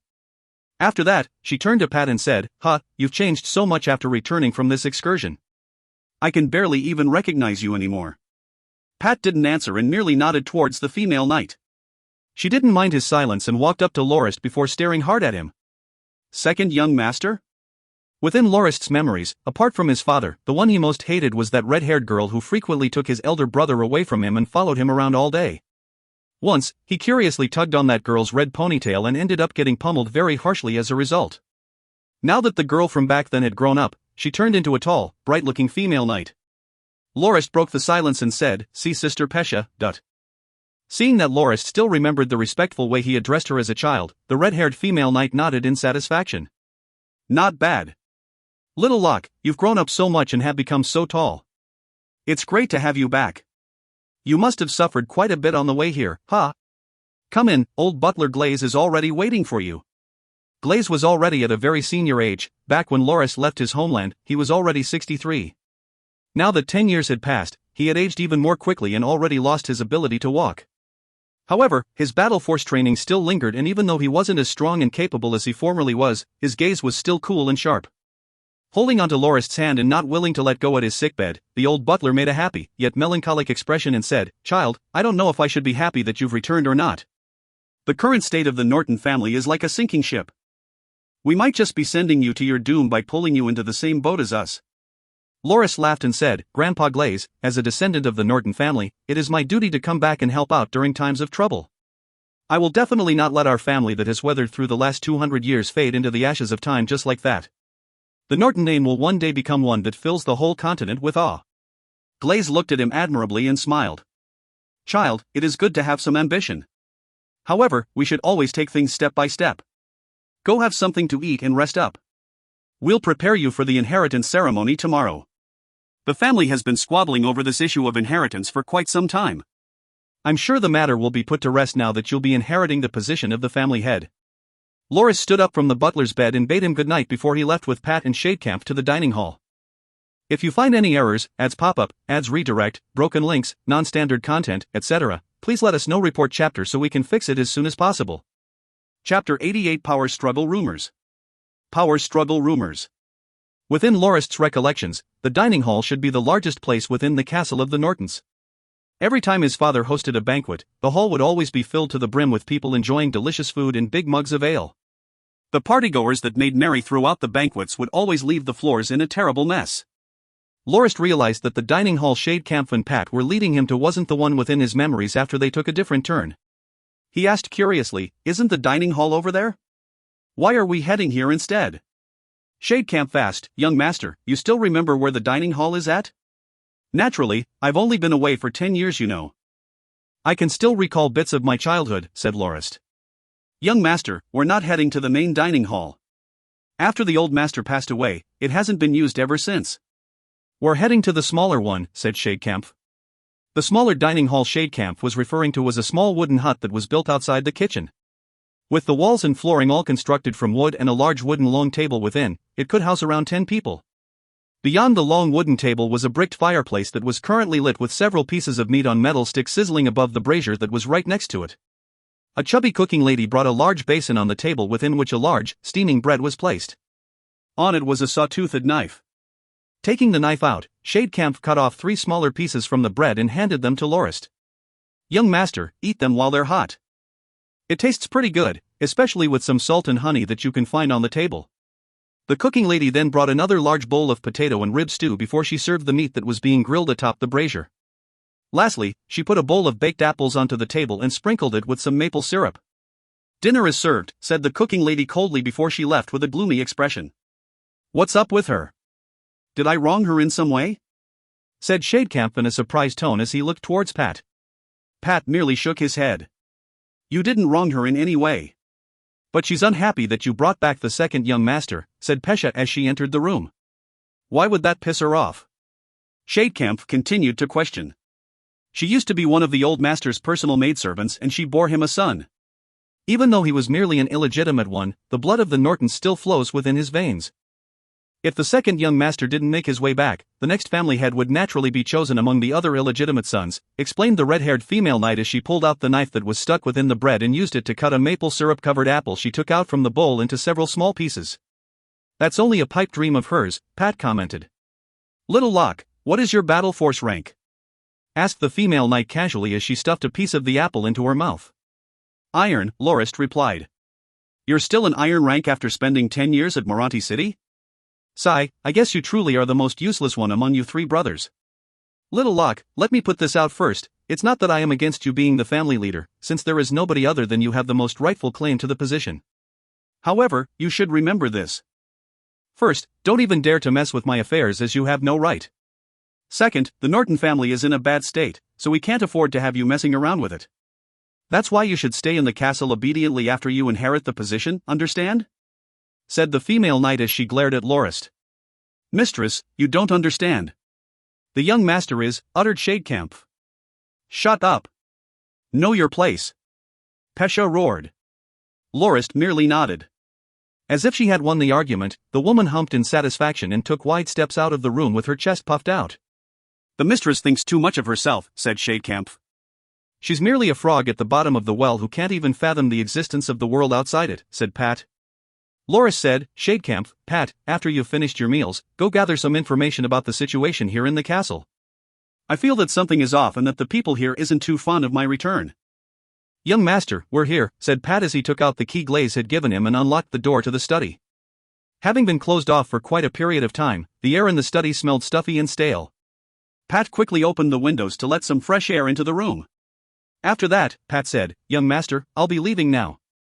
If you have anything you need, I'll be waiting by the stairwell."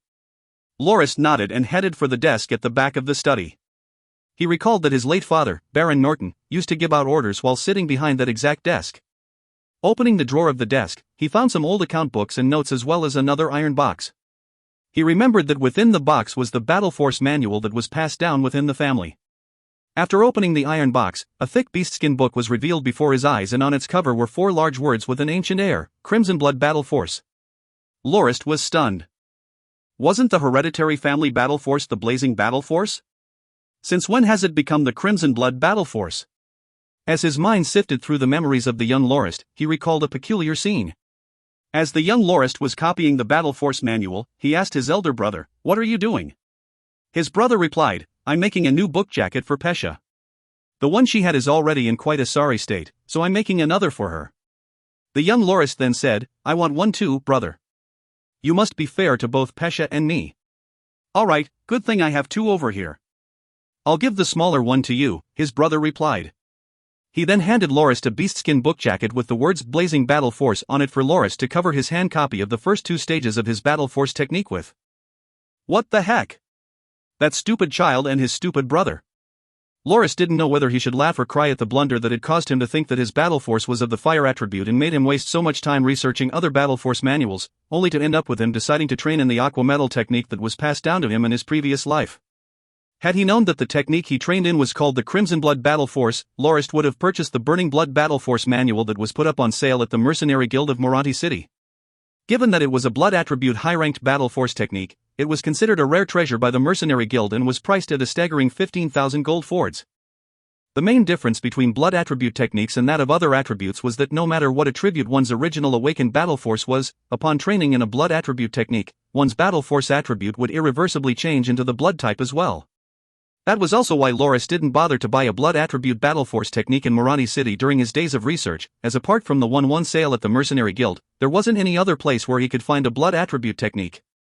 Flipping the manual open, he saw the first 2 chapters that detailed the basic hexagonal blood circulation map that he was familiar with.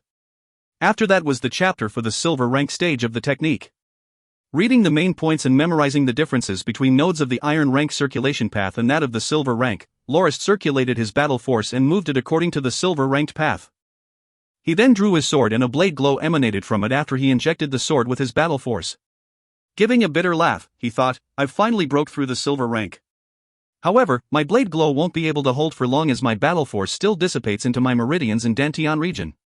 Without the battle force circulating in my bloodstream, I won't be able to sustain the blade glow for long. Oh well, I guess I'll still pass myself off as an iron rank to catch people off guard with my dark stage power." A few knocks rang out at the door of the study. "Enter," said Lorist. A girl dressed in a white gown entered the study and gave Lorist a quick glance before lowering her head. "Second young master, your bedroom is already prepared. Just take a turn when you get up the stairs and you'll reach it. Oh, your bedsheets have also been switched as well. When you want to take a bath, please ring the bell with the blue rope beside your bed and I'll start preparing the bathwater quickly." The girl's voice gradually grew softer and softer until she was less audible than a mosquito. Lorist felt that it was funny how the girl was so afraid of himself. He waved his hand and said, "You may leave now. I will call for you when necessary."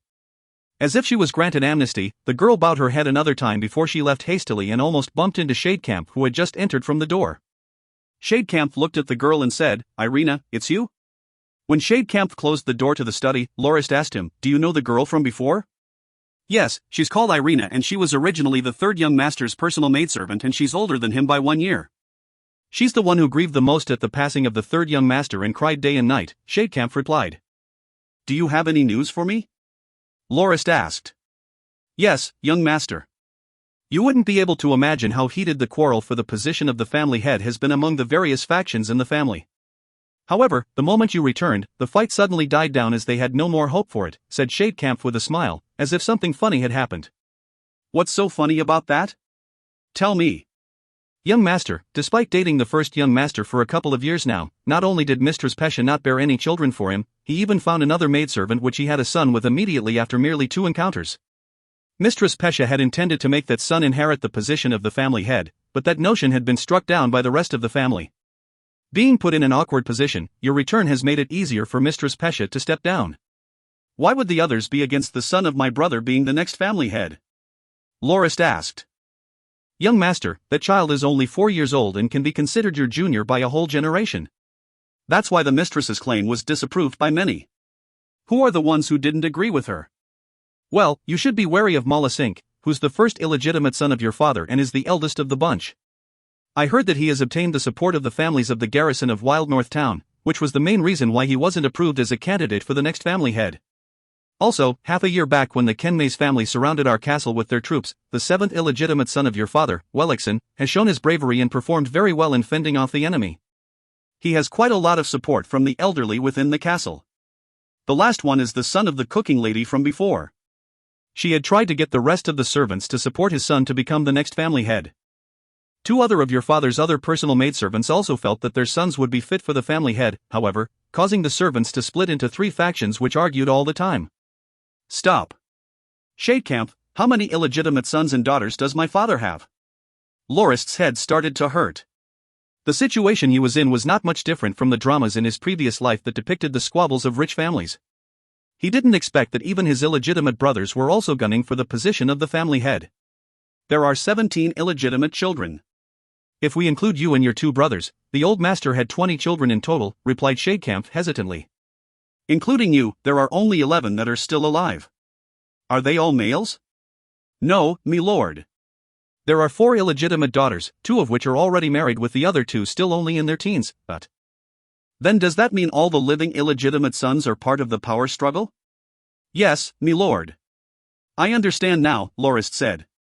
I've been wondering why the family hasn't taken any action and allowed the Kenmays family to do as they please. So the bastards have all decided to pretend to not notice these matters until the family head is decided and even ignored the well-being of those working in the mine. How ridiculous. Shadecamp felt curious and asked, why did old Butler Glaze leave them to squabble among themselves without doing anything about it? It's simple. Glaze himself wasn't sure if I would come back to the Dominion to inherit the position. What if Pat and you couldn't find me or something bad happened to us along the journey? That's why he let them do as they pleased so that the tallest among the dwarves will be picked just in case I wasn't able to make my way back so that the family bloodline can still continue, explained Lorist. It's fortunate that you've returned. Now, they no longer have a reason to continue that squabble, said Shadecamp with joy. So that's why the people here aren't too happy of my return at all. I was the one who caused all the drama to cease. Oh well, it's getting late. Where will you and Pat be sleeping tonight? Lorist asked. We'll be using the guest room by the stairs. I'll be alternating with Pat for patrolling during the night, so please rest well, me lord. If you find any errors, ads pop up, ads redirect, broken links, non-standard content, etc., please let us know. Report chapter so we can fix it as soon as possible. Chapter 89 Inheritance Ceremony. Inheritance Ceremony. Even though that maidservant called Irina seemed really timid and shy around Lorist, she was very hardworking and helpful. After preparing a comfortable hot water bath for him, she silently carried the wooden bathing tub as well as the bath water away and even tidied out the room right after Lorist went to bed. Probably because of the relief of his journey's completion, Lorist managed to get a real good night's rest. The clear chirps of the birds prompted Lorist to wake during the morning. He got out of bed, went to the window and saw 2 birds perched onto a branch on a tree not far away, fervently singing without a single worry in the world. A slight fog could be seen blanketing the bastide in the whole of the maple forest in the distance, causing the buildings within the bastide to give out a strange, astral-like feeling. A brand new robe was placed at his bedside. It was probably brought over by Irina. After he put the robe on, he noticed that the young maidservant was lying curled up on the floor mat beside the couch using a rough rag as a blanket, seemingly sound asleep. I wonder what she's dreaming about, thought Lorist as he looked at the satisfied smile on her fair little face. After standing there and observing her for a moment, Lorist took a clean blanket and lightly put it onto Irina's body before quietly leaving the room. Down the flight of stairs was the living room and the study. Lorist had placed his sword on the table in the living room the night before. After retrieving it, he walked to the end of the corridor and just as he was about to go down one more floor, the door right beside the stairwell opened. Pat poked his head out and said, "Me lord, good morning. Are you going to train? I want to join too." Lorist nodded and went downstairs with Pat to start their morning training. A well-built man stared at Lorist and Pat as they executed the 8 basic swordsmanship moves until he got bored and yawned before taking up another wooden plank and started sawing away at it. "Me lord, that's the son of the cooking lady," said Pat as he looked towards that man. Lorist turned his head to look. Seeing the man who was diligently sawing at the wood, he nodded towards Pat, signaling his understanding. Shadecamp also made his way outside and gave that man a greeting before he went to the yard to wash his face at the well. After a while, a servant went up to him and said something to him for a few moments before Shadecamp nodded and sent the servant away. After Lorist and Pat finished their session, Shadecamp came over to report that Butler Glaze had sent someone to notify him that there will be a feast at the main dining hall that night, during which Lorist will formally inherit the position of the family head. He also told Lorist that he could only look around nearby the Bastide without traveling too far away because of the event that night. Lorist nodded, and after he had his breakfast, he brought Pat and Shadecamp as well as 3 Xeno horses before the 3 of them rode at a leisurely pace around the Bastide.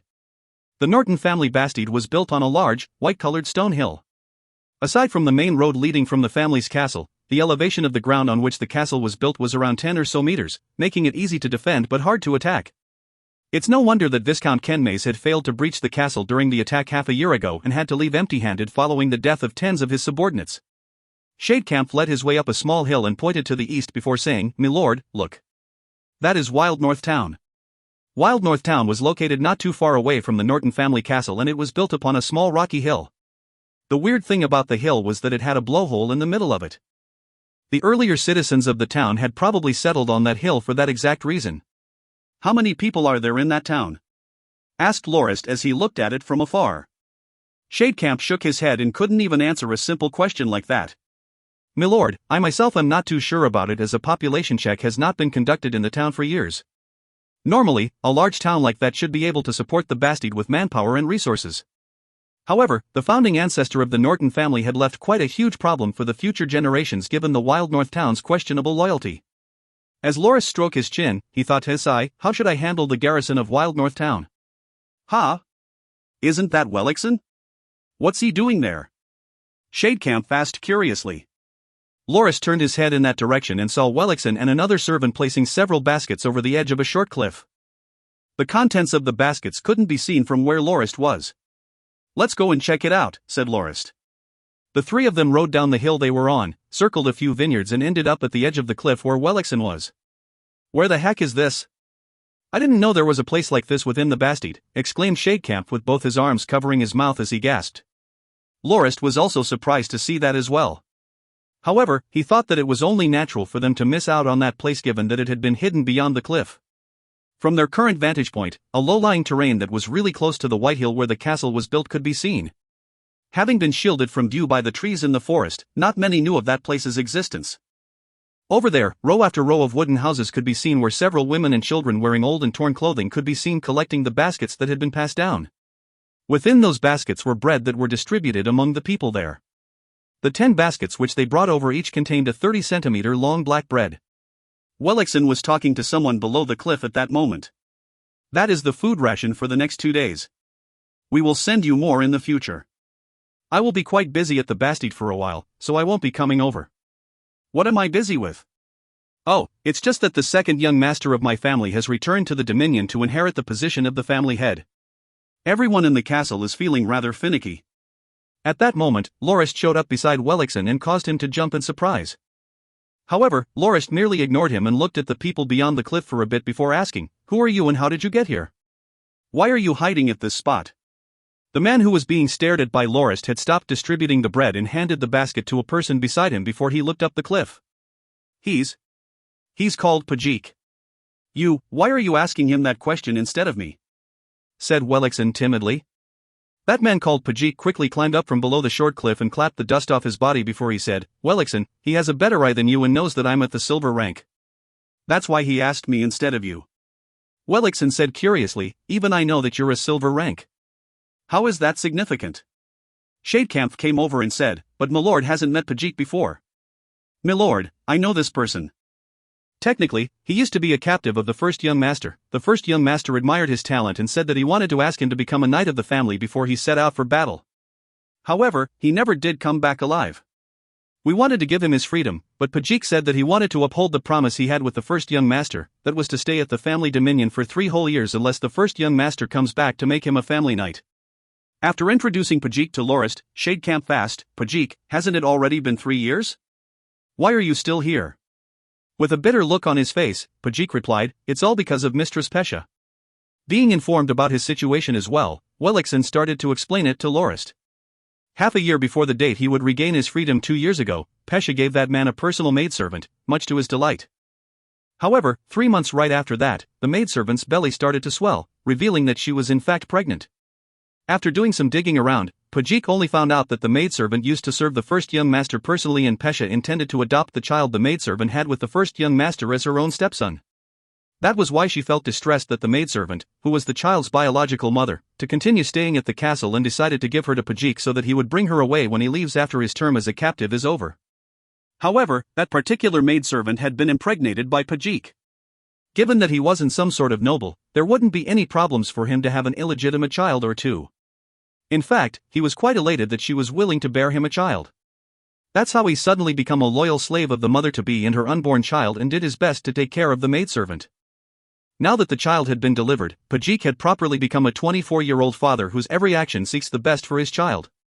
To make more money for a better living, he went to see Butler Glaze and took over the management of the slave camp.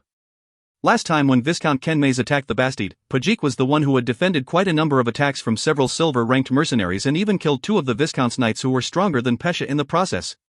Lorist nodded and said to Pajik, "Knight Pajik, if you're willing to become my family's knight, then please attend my inheritance ceremony tonight. It will definitely be an honor of the Norton family for someone of your abilities join our ranks."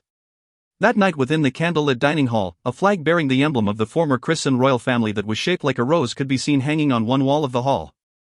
To the left of the flag was the Norton family flag with the raging bear depicted on it, and to the right of the Christian royal family flag was a large map which detailed the range of the Norton family's dominion, as in theft by the founding emperor. In front of the flag was the long sword which the founding emperor had used to grant the title of a baron to the founding ancestor of the Norton family around 200 years ago. The inheritance ceremony was far simpler than Lorist had imagined. At Butler Glaze's beckoning, Lorist walked to the front, knelt before the longsword and recited, "Under the witness of the myriad divinities, I, the 8th-generation descendant of the Norton family, Norton Lorist, shall once again recite the oath of the founding ancestor before the banner of the Christian royal family. I shall defend the northern borders in the name of the empire and will always silently await the summons from the royal family.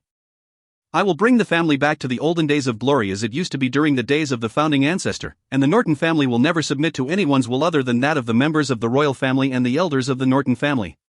Lorist stood up, took the long sword that was placed on the table in front of him and raised it up high, before he turned and faced the rest of the people within the hall. The sounds of applause gradually increased in volume until everyone within the hall was clapping and cheering. From that moment on, Lorist would be the new family head and is officially a baron.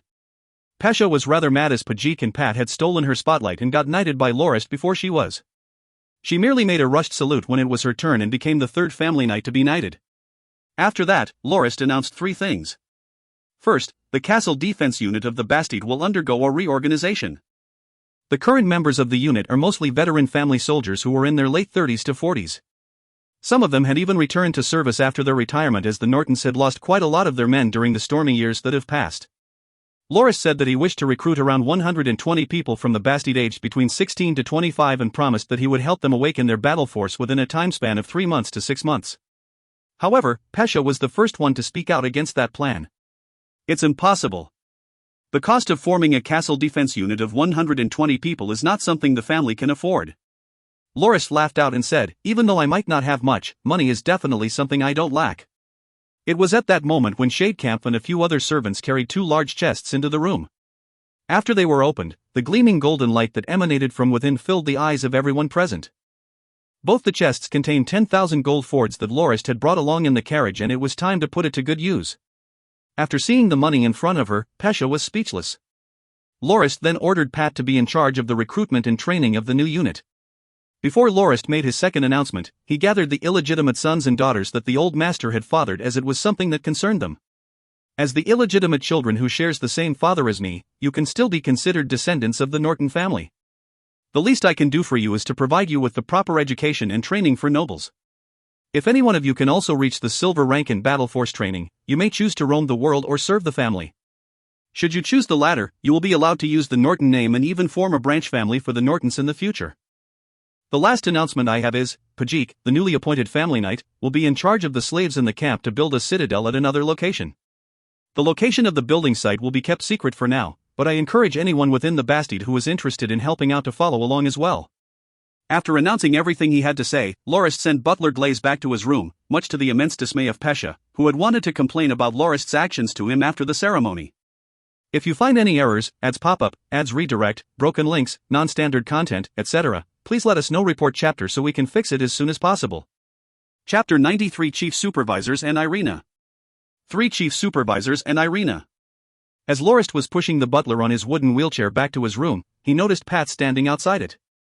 Within the room was Shadecamp and 3 other middle-aged men. The men all saluted towards Lorist to show their respect to the family leader. Butler Glaze patted on Lorist's hand and introduced the 3 chief supervisors of the family to him. Without them, the family Bastide couldn't be effectively controlled and managed. The first one who swore his loyalty to Lorist was a middle-aged man with a receding hairline. His name was Hansk and he was the finance supervisor of the family and was in charge of the accounts and budget planning of the family's spending. The second person was called Spiel and he was mainly in charge of the warehouses within the Bastide and was well versed with the amount of supplies the family had. The last middle-aged man, Kedden, looked a little chubby, but he had really good social and conversational skills and managed the human resources within the Bastide. Glaze secretly hinted at Lorist to pay more attention to that man, because the words he used to swear his loyalty felt really roundabout and insincere. Lorist didn't mind that, however, as he believed that the hearts of people will eventually be revealed by time. What he needed now was subordinates that would aid in his development of the Dominion. He would naturally weed out the less loyal ones as he went along. Lorist had the 3 supervisors brief him on the various issues in the Dominion so that he would get a rough grasp on the situation. Just as Lorist had expected, the state of the family seemed rather grim. According to Hansk, the family only had a meager amount of money left. Half a year back, one of the gold-ranked knights sent over by Duke Loggins had collected a sum of over 3,000 imperial gold coins as tax and almost sucked the family treasury dry, leaving less than 100 imperial gold coins within it. Lorist waved his hand to signal Shadecamp to give the 2 chests of gold fords to Hansk for safekeeping in the treasury. However, Hansk also frankly mentioned that gold coins wouldn't do much good to the family in its current state as what it truly needed were connections and trades with the outside world. Given that the entry and exit from the Northlands of the family was within the hands of other Dominion lords, the taxes levied on the trades the family conducts will be too much for the effort to be worth it. After Hansk's turn to speak was Spiel's. According to his report, the family still had quite a lot of food. Even though crops were only harvested once a year in the Northlands, the Norton family could already more than sustain itself based on the stretches of farmland it had. Additionally, the garrison of Wild North Town sent 10% of their yield as tax. That's why the family had a huge surplus of food amounting to more than 5,000 kilograms. Without trade, it would only continue to pile up as its consumption in the Bastide wasn't that high. Aside from food, the second most abundant resource the family had was copper ingots. Given that the family used to have control over the copper mine, the copper ores that were mined there were refined into ingots and stored at the Bastide. As money was something the family had lacked before Lorist's return, Spiel had intended to arrange for more imperial copper coins to be minted using that resource to temporarily relieve the financial burden. The other thing the family had in a fair amount was various types of furs which were mostly collected during the past few years. Given the deteriorated state of the family's fighting force, there was no way an expedition to hunt magical beasts could be organized. Other than that, the warehouse had quite a number of ropes, wooden buckets, and some other production tools. The family was in a dire need of iron, weapons, armor, mounts as well as seasoning and spices. Kedden was the last to speak out and he announced something that everyone was surprised to hear. The family members of the fallen soldiers within the Bastide already numbered up to 1,000, and that was taking into account of the fact that 300 to 400 of them had already left the Bastide for Wild North Town. The ones who remained within the Bastide were mainly those whose children had already grown up and those who were still able to live quite comfortably with their relatives and work as paid laborers. The ones who went to Wild North Town had it even worse. They weren't able to count on their relatives to sustain their livelihoods and could only rely on the occasional provisions of the Bastide. The death of hundreds of people during the elimination of the family's merchant convoy a few years back and the first young master's participation in death in the second prince's military campaign where only tens of the 200 family soldiers returned alive from, as well as the old master's death from the ambush of the mountain barbarians due to the absence of the Wild North Town garrison reinforcements, the family members of the deceased soldiers in the Bastide started nearing 1,000. These people put the family under a great burden. While the family was still able to give them enough food, it was still unable to pay them the pensions for the deaths of their relatives. Other than that, Belnik, a 3-star silver-ranked family knight who had incurred serious injuries during his attempt to save the third young master from a magical beast, was absent from the inheritance ceremony as his wounds had worsened all of a sudden. Kedden hoped that Lorist would pay that knight a visit at Wild North Town tomorrow as it was his obligation as the new family leader, to which Lorist agreed. Old Butler Glaze had the group take a seat before he told Lorist that he was stunned to have heard about the happenings during the journey on the way to the Northlands from Shadecamp. He hoped that Lorist would once again tell it to everyone present. Lorist started his story right from Moranti City when his close friends had pledged themselves as family knights, to their eradication of the sloth slavers and their conflict with Count Corby and how he had decided to avenge his third uncle and the rest of the merchant convoy after he had found out the truth about the Count's involvement in the incident years prior. After describing the killing of the Count and all his illegitimate sons at Geldo City, he recounted his departure from the main convoy with Shadekampf, Pat, and several others to make it in time for the inheritance ceremony, which led to their extermination of a group of bandits at the border of the Andinak Kingdom and the formation of another convoy followed by their return to the Dominion, during which they discovered the construction site at the valley in Morgan Hills as well as his occupation of it. He also told them of the rescue mission of the captured family members who were being forced to work at the mines by the Kenmayes. Unrolling a map of the Northlands, Lorist told the rest about the plans Viscount Kenmays had for the valley at Morgan Hills and his intention to take it for himself to build a strong defense for the Norton family. The people present wore expressions of wonder as if they had just been told of a magnificent legend.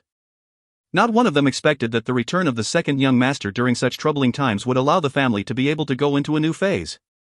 Lorist also agreed to Hansk's request and told the 3 supervisors that he would personally head to the construction site at Morgan Hills and bring the 500 or so slaves who had been loitering at the hidden camp within the Bastide with him there, and said that he would grant them freedom upon the completion of the development project. He also mentioned the need for a shipment of food to be made to the site and that he would notify the rest of the convoy over there to be ready to receive it, and also told the 3 supervisors that they would be free to check that place out at their leisure. Also, he requested the supervisors to keep the development project at Morgan Hills a secret for now, to which they promised and left excitedly. Butler Glaze started making his thoughts known to Lorist after the 3 left about how he believed that the development project at Morgan Hills was a waste of manpower and resources. He thought that Lorist should bring the rest of the convoy back to the Bastide and build a settlement nearby instead. Lorist wondered why the old butler would have an opinion like this.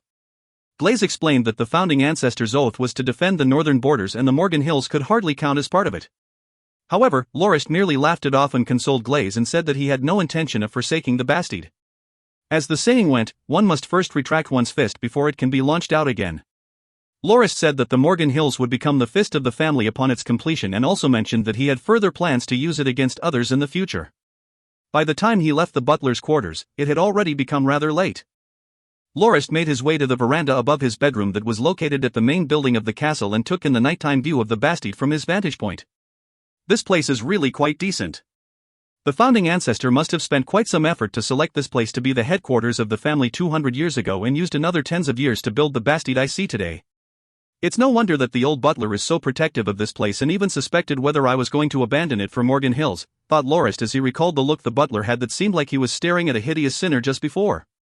"Master, your bathwater is ready," said a timid voice that broke Lorist's train of thought.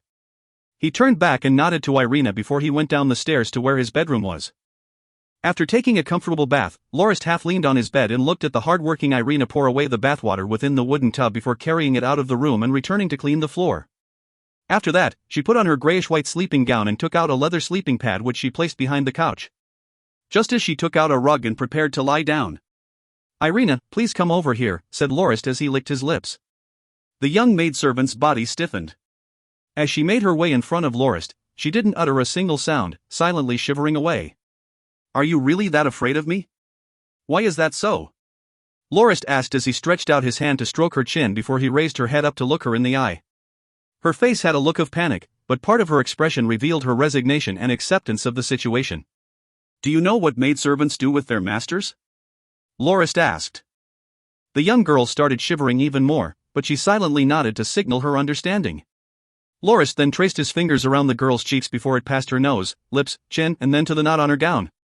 The grayish-white gown fell to the ground and revealed the slender and fair body of the nervously shivering girl. Lorist hugged her in his chest and started stroking the 2 protrusions on her breasts. "Irina, I won't have you sleeping on the floor in the future. Half of the space on this bed is reserved for you, understand?" Irina didn't respond and could only continue to shiver in place as her body slowly warmed up from Lorist's careful caressing. Gradually, she started to let out involuntary moans. Positioning the girl on his bed, Lorist lowered himself and allowed his blazing hot member to enter the depths of the warmth between the girl's legs. The girl struggled and flailed as she shivered vigorously and clawed away at Lorist's back while tears flowed down her face, all the while crying out, "It hurts so much." Lorist halted and stopped all movement and waited until the girl stopped uttering any sound before he wiped some of the tears off her face and said, "I'm sorry, I thought you've done it before. I didn't expect that this would be your first." The girl cried and mumbled, the 3rd young master was only 17. The old master said that he could only touch me when he reaches the age of 18, or his battle force won't be able to be awakened. It's my fault, I shouldn't have pushed him into the well and caused him to have a frail constitution for the rest of his life, thought Lorist as he heard about his younger brother. He then said to the girl beneath him, "It will hurt a little during your first time, but it'll gradually fade away when the pleasure comes in. You'll understand later. Don't keep shivering like that, otherwise I won't be able to restrain myself from moving. Stop, or I'll really lose it." Sounds of carnal pleasure echoed throughout the peaceful and tranquil moonlit night. If you find any errors, ads pop up, ads redirect, broken links, non-standard content, etc., please let us know. Report chapter so we can fix it as soon as possible. Chapter 91 Sword Crisis. Sword Crisis. Lorist awoke the next day from the ear-piercing sound of wood being sawed. As he opened his eyes, he saw the young girl lying asleep beside him, grunting and furrowing her brows occasionally with the trails of her tears from the night before still visible on her face. Carefully drawing his arm out from beneath the girl's head, he put a blanket over her and got out of bed naked. After putting on his sleep robe, he went to the window and saw the cooking lady's son sawing away at the logs.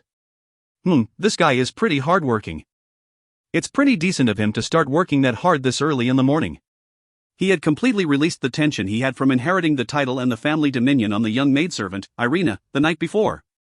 Currently, Lorist felt a mystical clarity and eagerness within his mind. He silently stepped into the washroom to take a short shower and freshened himself up. After he dried himself, Lorist got into his garments and went to take his sword for his training. However, when he arrived downstairs at the living room, Lorist was baffled by the sight before him. "Where are my swords? They're not here." Lorist had discovered that the two swords he had placed on the blade rack was no longer there.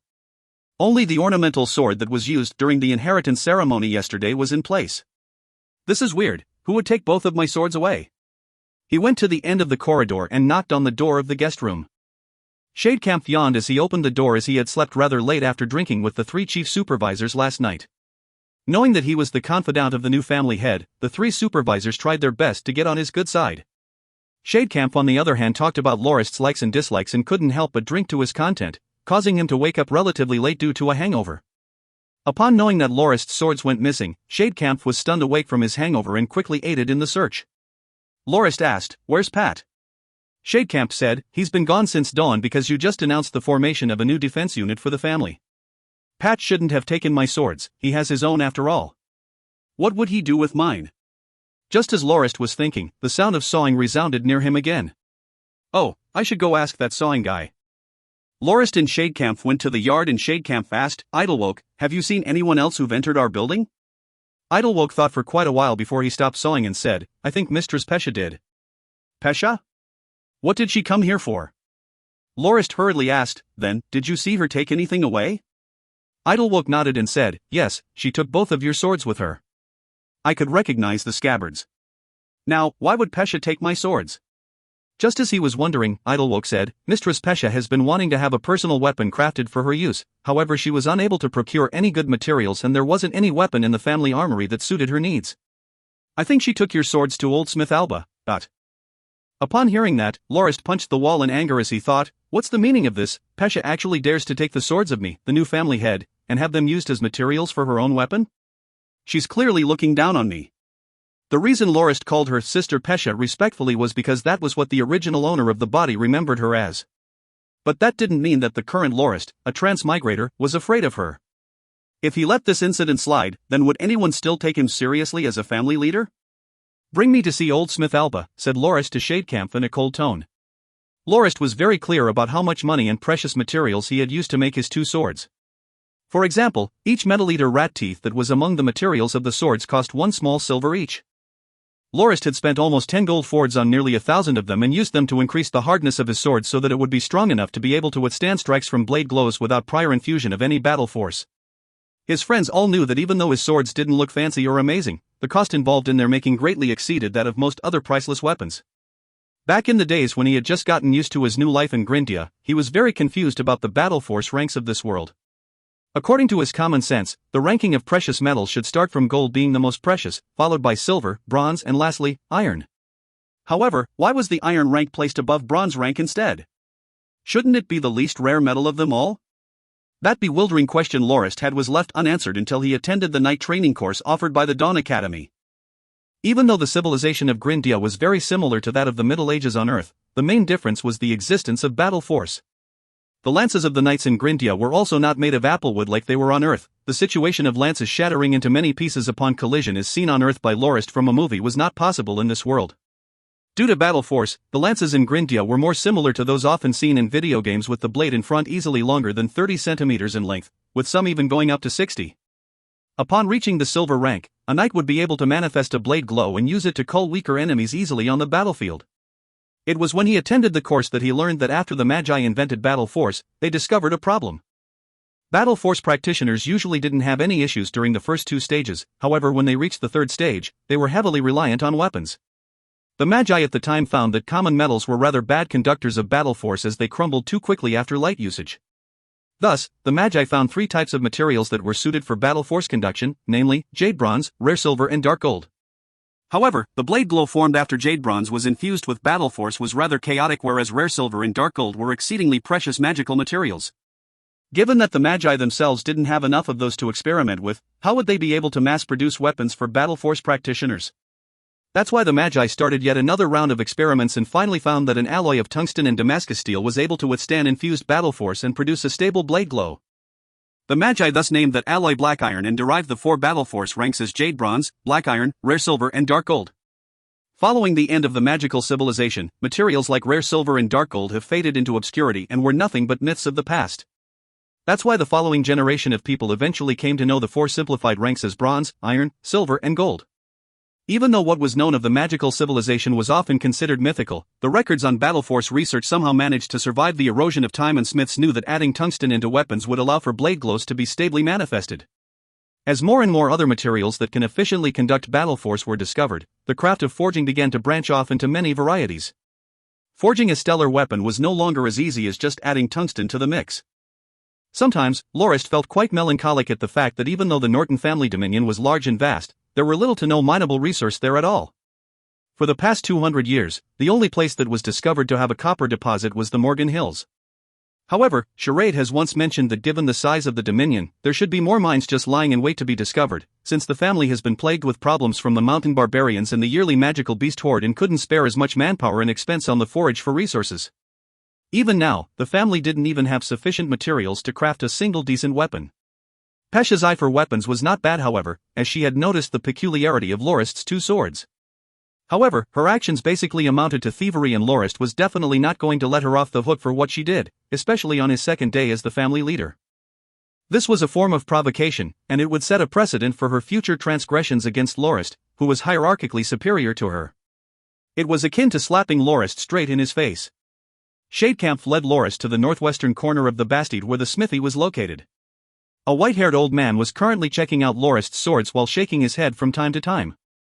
It was obvious that the smith, Alba, was far better at evaluating the quality of weapons than Pesha, and understood that it definitely wouldn't be easy for him to melt the weapons down given the equipment he had in his smithy. Pesha was clearly getting more disappointed the more Alba shook his head. Without saying a word, Lorist took the swords from the smith's hand with a solemn look on his face. Upon seeing the new family leader, Alba quickly paid his respects. Pesha on the other hand gave him a furious glare and shouted, "What the heck are you doing? An iron rank like you wouldn't need weapons made from quality materials like those. Quickly have it melted down and fashioned into a suitable weapon for me so that I can better protect the family." Giving the stuck-up young lady a look, Lorist started to feel really annoyed. "On behalf of my late elder brother, I will forgive this error of yours, Mistress Pesha. Also, before the men of the Norton family all die out, there will be no place for you to defend the family, so you better remember that." "What are you saying? How dare a trashy iron rank like you talk to me in that tone? Give the swords to me. Also, the reason I went to see you in the morning was to tell you to let me lead the new defense unit that you just formed. Pat isn't qualified for that position as he has only just broke through to the silver rank not long ago," commanded Pesha in a really obnoxious manner. "Fuck off to whence you came. Don't just stand there and block everyone's way," shouted Lorist, full of rage. "Alright, you think you can simply do as you please because you're the family leader? Let me teach a shitty iron rank like you the power of a silver rank. I will make sure you remember it," roared Pesha unyieldingly as she drew her sword. Shadecamp hastily attempted to stop her and said, "Mistress, don't do it. Milord is." Wham! A crisp sound rang out as Pesha gave Shadecamp a harsh slap on the face. "Buzz off. Know your place. As the saying went, before hitting a dog, one must first gain the agreement of its master." Despite knowing that Shadecamp was Lorist's personal attendant, her act of giving him a slap signified a huge disregard for the authority of the family leader. It seems that she is used to behaving as she likes in the family, thought Lorist, enraged, as he decided that he would definitely put her into place and see if she would dare to piss him off in the future as a mere 2-star silver rank. Even though the smithy was at the northwestern part of the Bastide, Lorist and Pesha's argument had attracted a lot of attention from surrounding passers-by as numerous servants and soldiers had started to gather around the area. Lorist understood that if he didn't harshly reprimand her for her actions today, his authority as the family leader would definitely fall apart in no time. Lorist slowly drew his sword and said, "Come, as long as you can take 3 of my strikes, you will be the one who calls the shots in the Bastide in the future." 3 strikes? You really think too highly of yourself. Let's see how I rough you up, scoffed Pesha as a blade glow manifested on her sword before she waved it as she rushed over. Clang! The sword in Pesha's hand instantly broke into 2 while Lorist had his longsword pressed onto her neck. You're just relying on your superior blade," said Pesha as she fervently tried to deny the results of the duel by using that as an excuse. "Fine, I won't even use a sword." "Come," said Lorist as he sheathed his longsword back into its scabbard and tossed both his swords to Shadecamp before he found himself a 1-meter-long wooden stick which he wielded in place of a sword. Pesha then rushed into the smithy, rummaged around for a large 2-handed sword and once again manifested her blade glow and swung it in Lorist's direction. Pang!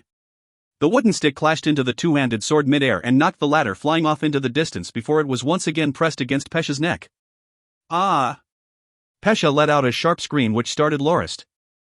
During his bewilderment, she took the opportunity to go back into the smithy before coming back out with a pike and had its point aimed for Lorist. With but a slight movement of his body, Lorist evaded the pike and swung his wooden stick and knocked the pike out of Pesha's hand. However, she scrambled around for an axe once again. Losing his patience, Lorist evaded the axe swing and used his stick to strike Pesha in the neck. The axe-holding, red-haired demoness gradually lost her balance and fell towards the ground face first. When she regained consciousness, she noticed that she was sitting on the floor with her back against the wall.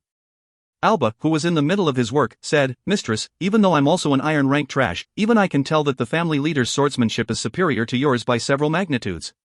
You are far from being his match." According to Shadecamp, the family leader had challenged over 3,000 silver-ranked swordsmen without a single loss at Morati City and is known as Iron Lock, the silver undefeated. After giving Pesha the lesson she deserved, Lorist started to make his way back with Shadecamp. Just as they turned at a corner, they saw Supervisor Kedden, who hurriedly paid his respects and said, "Milord, are you heading to Wild North Town now? If you find any errors, ads pop-up, ads redirect, broken links, non-standard content, etc., please let us know. Report chapter so we can fix it as soon as possible." Chapter 92 Knight Belnick. Knight Belnick. Why would Knight Belnick spend 3 whole years just to recover from his injuries? Lorist asked. He was currently within a roofed, 2-wheeled horse carriage with Shadecamp. Supervisor Kedden was personally driving and guiding the 2 Northlander horses in the direction of Wild North Town. "Milord, that's because our family Bastide doesn't have a herbalist. The only herbalist within our dominion is the family head of the Dunbarson family of Wild North Town. He is mainly responsible for Sir Belnick's treatment," replied Kedden. "The Dunbarson family? Tell me about their background," said Lorist. Kedden started explaining as he drove. "Milord, when the Norton family first started recruiting for the garrison force, the first-generation family leader of the Dunbarsons, an apprentice herbalist, was one of the first people who joined. When the standard of living of his family started to get better, he sent his son to his former herbalist teacher to learn the craft. 10 years later, his son returned as a rank 1 herbalist to the town and followed in his father's footsteps to join the garrison. After that, it had become a family tradition for the descendants of the Dunbarson family to become herbalists or apprentice herbalists. The Norton family has tried several times to recruit the people from the Dunbarson family, but all of those attempts have been refused. The Nortons couldn't force them either because they were the only herbalist family in the whole of the Dominion. However, we made an agreement so that they would help treat our injured family soldiers. The relationship between the Dunbarsons and the Nortons have been like that for the past 200 years or so. That's why Knight Belnick was sent to Wild North Town to recuperate from his injuries." "What is the situation of Wild North Town right now?" Lorist asked. "Milord, it is currently being controlled by the 4 great families of the garrison force. For the past 200 or so years, the garrison force have weathered over the years and it was common to see different families being in charge of it. Currently, Wild North Town's garrison is jointly controlled by the Dunbarson family, the Mullen family, the Hassan family and the Cuban family. The first illegitimate son of the old master, Mulla Sink, was born of a woman of the Mullen family. This is why the Mullins and the other three families are supporting Mullesink to become the next family head with the precondition that after he gains power, he would take in the four families as vassal nobles and grant them the title of knights and officially infect the land of Wild North Town to them as their dominion so that the town will be able to lawfully escape the control of the Norton family. On the Grindia continent, noble families usually didn't grant their knights their own pieces of land, but rather a bastide and a yearly salary. That was also dependent on the knight's battle force rank. Silver-ranked family knights were usually paid a yearly bonus, and only those who have served a family for 10 years would be able to obtain a bastide for themselves, which can be inherited by their descendants along with the noble title of a knight. That was why on Grindia, becoming a family knight of a landed noble was akin to being granted quasi-nobility.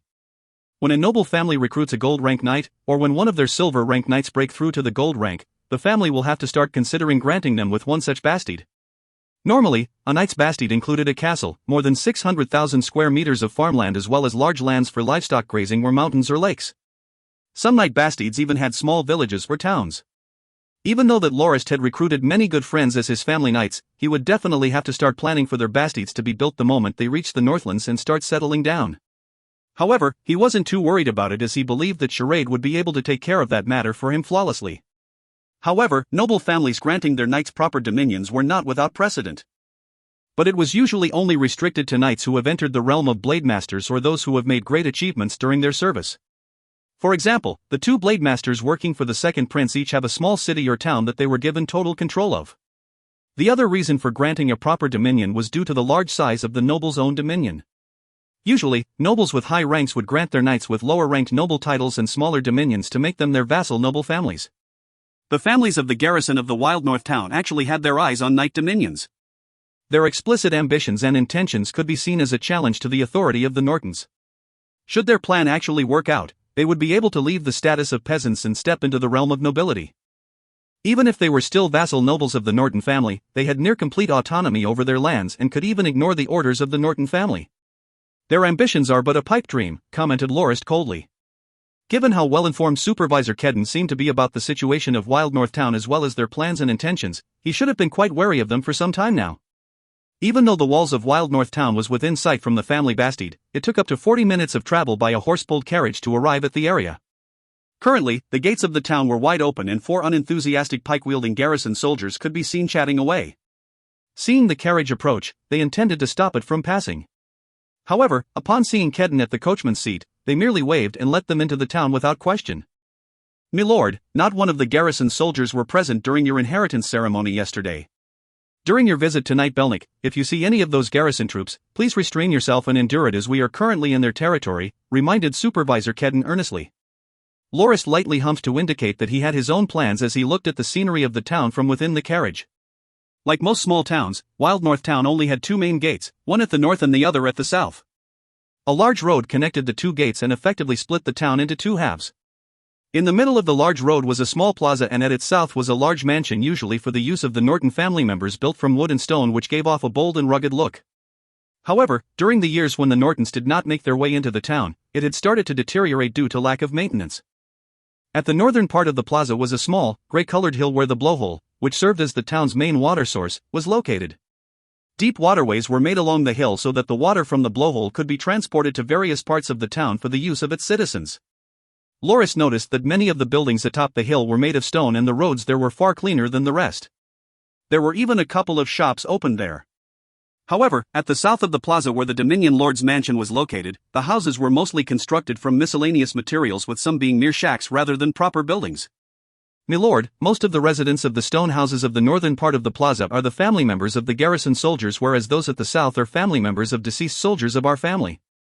Even though many of them have familial relations with the garrison soldiers of Wild North Town, they didn't receive any aid or care from them and are instead treated like second-rate citizens of the town.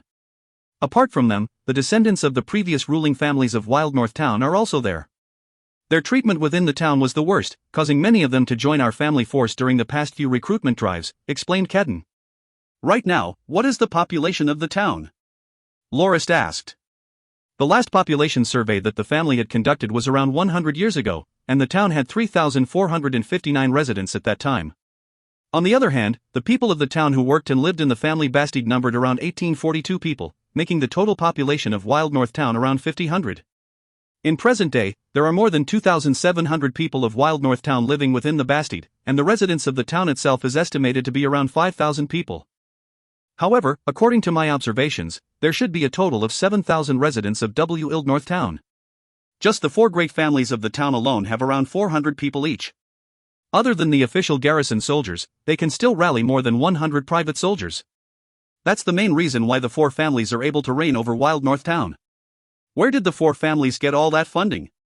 Lorist wondered. Milord, they've occupied half of the farmable land of the town, given that 80 out of the 200 members of the garrison troop are from the 4 great families. The families who have lost their right to be in the garrison either faded into obscurity or became serfs of the 4 great families to manage their farms for them. Also, they've been conducting a smuggling operation because the family refused to give them a proper permit to form a merchant convoy. The main commodities they smuggle are the salt they produce as well as the fur and pelts they get from hunting. Milord, we're here. Sir Belnick resides within the Dominion Lord's mansion, said Kedden as he stopped the carriage and helped open the doors. After Lorist and Shadecamp got off, Supervisor Kedden went up to the closed door of the mansion and called out to the people within, prompting a young man to come out to receive them. Casey, move the carriage to the backyard. I've brought the Lord to meet Sir Belnick, said Kedden to the young fellow. The Lord? The young man was stunned and he took a look at Lorist, before he quietly went to tend to the carriage without asking any more questions. Milord, this way, guided Kedden. They went into the mansion from a side entrance and passed through a corridor and a courtyard before they arrived at a small hut to the left of the mansion. Sir Belnick is staying here to recover from his injuries, milord, said the supervisor. Lorist pushed the door to the hut open and saw a white-haired youth struggling to stand up. It's you. Big Brother Tough Guy. Lorist's memories of that man during his childhood suddenly flashed past his eyes. The white-haired young knight repeatedly tossed and caught the 8-year-old Lorist up and down in the air, causing him to laugh out ceaselessly. That knight was one of the most favored squires of Lorist's father and was also the person who Lorist loved the most to spend time with. The young Lorist frequently called him Big Brother Tough Guy because he thought that being able to toss him high up was a great display of strength. Belnick tried hard to stand up, but later discovered that he was unable to get off the chair no matter how hard he tried. Little Locke, it's been long since we last met. I didn't expect that during our first reunion in so long, you have already become the Dominion Lord. I should address you as milord now. Yeah, it's been more than 10 years. Back when I was 10, you've already vanished. I cried so hard back then, said Lorist as he got to the side of the chair and sat down on a stool. That's right, I was young back then and wanted to venture to all sorts of places. That's why I left the Dominion for my travels. However, I didn't know that you've been exiled to Morani City until after I returned 5 years later, said Belnick as he laughed. Big Brother Tough Guy, what's going on with your body? Lorist asked. Milord, just call me Beck. You've already grown up into a magnificent Dominion Lord, the way you call me will make you a laughingstock, said Belnick seriously. As for my body, it's already ruined. Didn't you see it yourself just now? I didn't even have enough energy to stand up. Oof, said the white-haired young knight with an extremely melancholic expression. But, Big Brother, all right, Brother Beck, I've never heard of anyone who still couldn't recover after 3 years. Can you tell me about your injuries back then? Lorist hurriedly asked. Back then, I was riding tens of meters behind the 3rd young master. Nobody would have imagined that a Northlander bear, a ferocious magical beast, would show up at a forest nearby the livestock farm of the Dominion. That bear was easily over 4 meters tall and it suddenly rushed over to our group, greatly stunning all of us. The 3rd young master's horse was so startled it stood right up and shook him off its back. However, one of the young master's feet was still in the stirrups, causing him to be dragged along as the horse ran around rampantly in fear. I quickly tossed my pike and nailed the horse onto the ground to stop it. However, the scent of blood from the dead horse stimulated the Northlander bear and it rushed towards it instantly. The 3rd young master's feet at that moment was still caught in the stirrup and his whole body was also pressed to the ground by the dead horse. The garrison soldiers around us all fled in fear and I had no choice but to throw my only sword over to stop the bear. That sword dug into the bear's lower rib and enraged it even further and caused it to change its target to me instead. After being chased around by it for quite a while, I was knocked flying with only one hit from its paw. As I laid on the ground and looked at the incoming bear, I picked up a pike that was dropped by one of the garrison soldiers that escaped and infused the last of my battle force into the blade and managed to give the Northlander bear a finishing stab before I lost consciousness. Even though Belnick sounded very casual when he recounted the events of that day, Lorist could already imagine the danger and terror that he must have been in. Northlander bears were the most fearsome beasts in the Northlands. Normally, the best move a silver rank could make was to escape the moment one was encountered. Otherwise, he would most probably not be able to return alive. By the time I awoke, I got to know that 3 days had already passed. Master Dunbarson said that it was practically a miracle that I managed to survive at all. Due to getting a hit from that magical beast, all of my ribs on the right side broke and many of my internals were pulverized. The Lord Baron had ordered for me to be sent to Wild North Town to recover, and my condition only managed to stabilize after a year. Even so, during the past 2 years, my injuries kept acting up and caused me to be unable to continue training in battle force. Even though I wanted to attend your inheritance ceremony last night, I spat out black blood after only a little movement. Milord, sometimes I wonder why I didn't die along with that bear. That's far more straightforward. To be alive in this state is to some degree torturous. Lorist furrowed his brow and said, "What did Master Dunbarson say about this?" Belnick lied back down onto his chair and said helplessly, "Master Dunbarson also said that there was nothing he could do to help me because most of my injuries are internal and many of my organs are already ruptured. That's why even though my bones recovered rather quickly, the internal organs didn't, and I'm not able to do any exercise at all, not even jogging.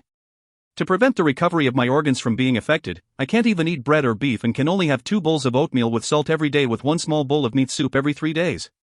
Milord, I've really had enough of days like these."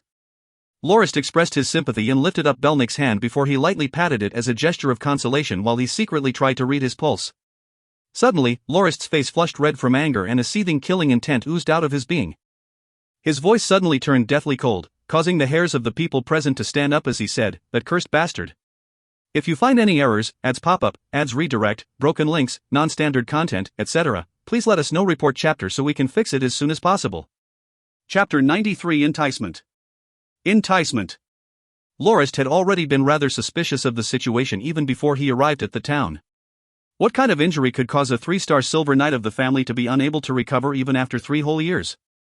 Given that he had taken the herbalist course at Dawn Academy before, even though he didn't have proper certification as a rank 1 herbalist because that would require 1 year of practical training in the field and Lorist didn't have the time for that, the fact that he had been able to complete the course meant that he was already a qualified apprentice herbalist. Combined with the ancestral medical techniques of his former life, Lorist wasn't a stranger to the inner workings of the body.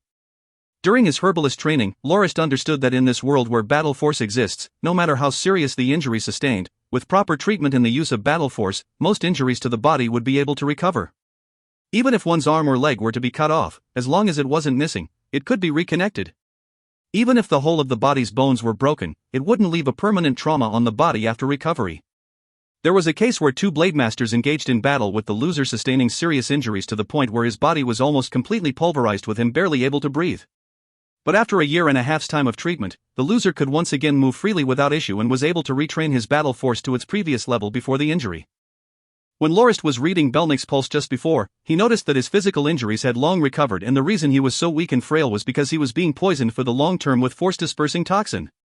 Thinking back at the food that was served to Belnick, Lorist didn't have to be a genius to figure out that Master Dunbarson was behind all this. Even though he's only a rank 1 herbalist, he dares to call himself a master.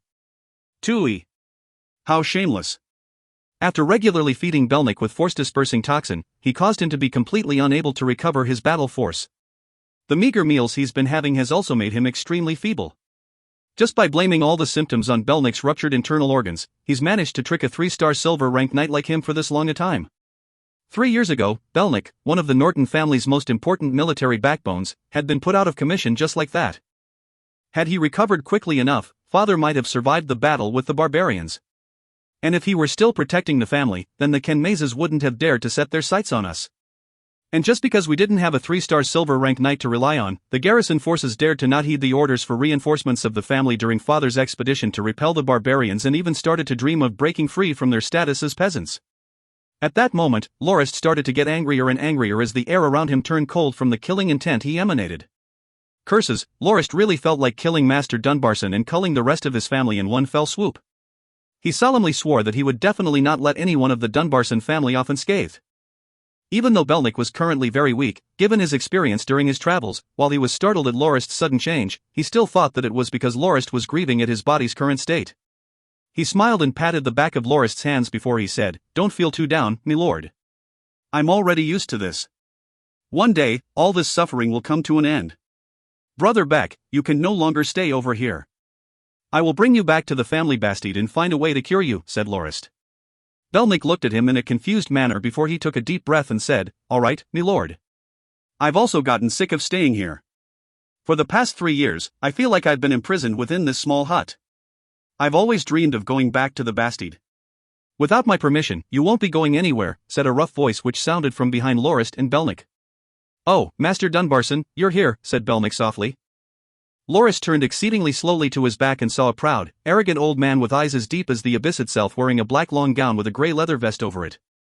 So you're the herbalist they call Dunbarson? Said Lorist as he carefully enunciated each syllable of his question. The old man gave Lorist a glance and didn't pay him any heed, as if he didn't even acknowledge his existence, before he circled around Belnick and said with his unsettling, crow-like caw, Beck, your body is in a real terrible state now. Yesterday when you wanted to go back to the Bastide to attend the inheritance ceremony, due to your unstable emotional state, the positions of your internal organs have once again shifted, rendering months of treatment and effort wasted. For your own sake, you'd be better off staying here without going anywhere. Dogs hit. Lorist roared. Old man, why don't you just admit that it's your treatment's inefficacy that's at fault?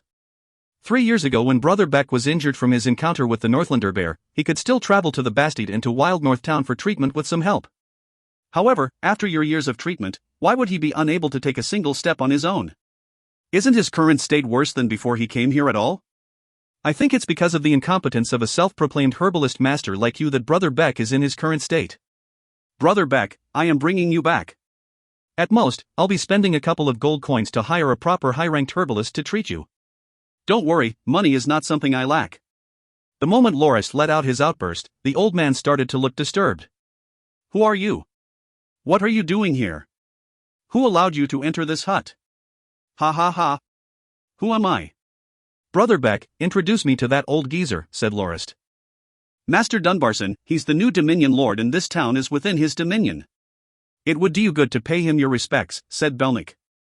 This one gives his respects to the Dominion Lord, said the old man in a forced manner. Good thing you understand your place, old man. Otherwise, I would have ended you personally with my sword. Considering the effort that you must have made to help Brother Beck, even though he didn't get better at all, I'll forgive your transgression. Now, you shouldn't be against me bringing him back to the Bastide, right? Announced Lorist with his hand on the handle of his sword. The old man started sweating more profusely as he said hesitantly, since my lord believes it is the best course of action, I have no further comments. Please allow me to excuse myself to prepare the necessary medicines that Beck will need to consume back at the Bastide so that his injuries don't worsen. All right, I give you 1 hour to prepare it, Lorist said. Seeing the old man quickly exit the hut, Lorist looked at Belnick, who was currently wearing an extremely confused expression. He lightly squatted down and whispered, Brother Beck, from this moment onwards, do not consume any food or drink unless I say you can, understand? Belnick's body shook with realization as he said, You're saying. I understand. 1 hour quickly passed, but Dunbarson still hadn't returned with the medicine. Supervisor Kedden then came to report, Milord, a few of the squad leaders of the Wild North Town garrison and the other family heads of the 4 great families have come to pay their respects. Please be wary as they probably didn't come with the best of intentions. These here are, the Mullen, Hassan and Cubim family heads as well as garrison squad leaders, Mullen, Hassan and Cubim. Oh, please watch out for that pothole on the ground. This one is squad leader Dunbarson, and Master Dunbarson, which you have just met previously, said Kedden as he introduced the people present one by one to Lorist. Every one of them greeted Lorist respectfully, with Lorist returning their greetings by nodding subtly. When the last one came over, Lorist laughed and said, Master Dunbarson, did you bring the medicines? Oh, it must be in this bag. Shadecamp, take it and don't forget to ask the master on how it should be consumed. What?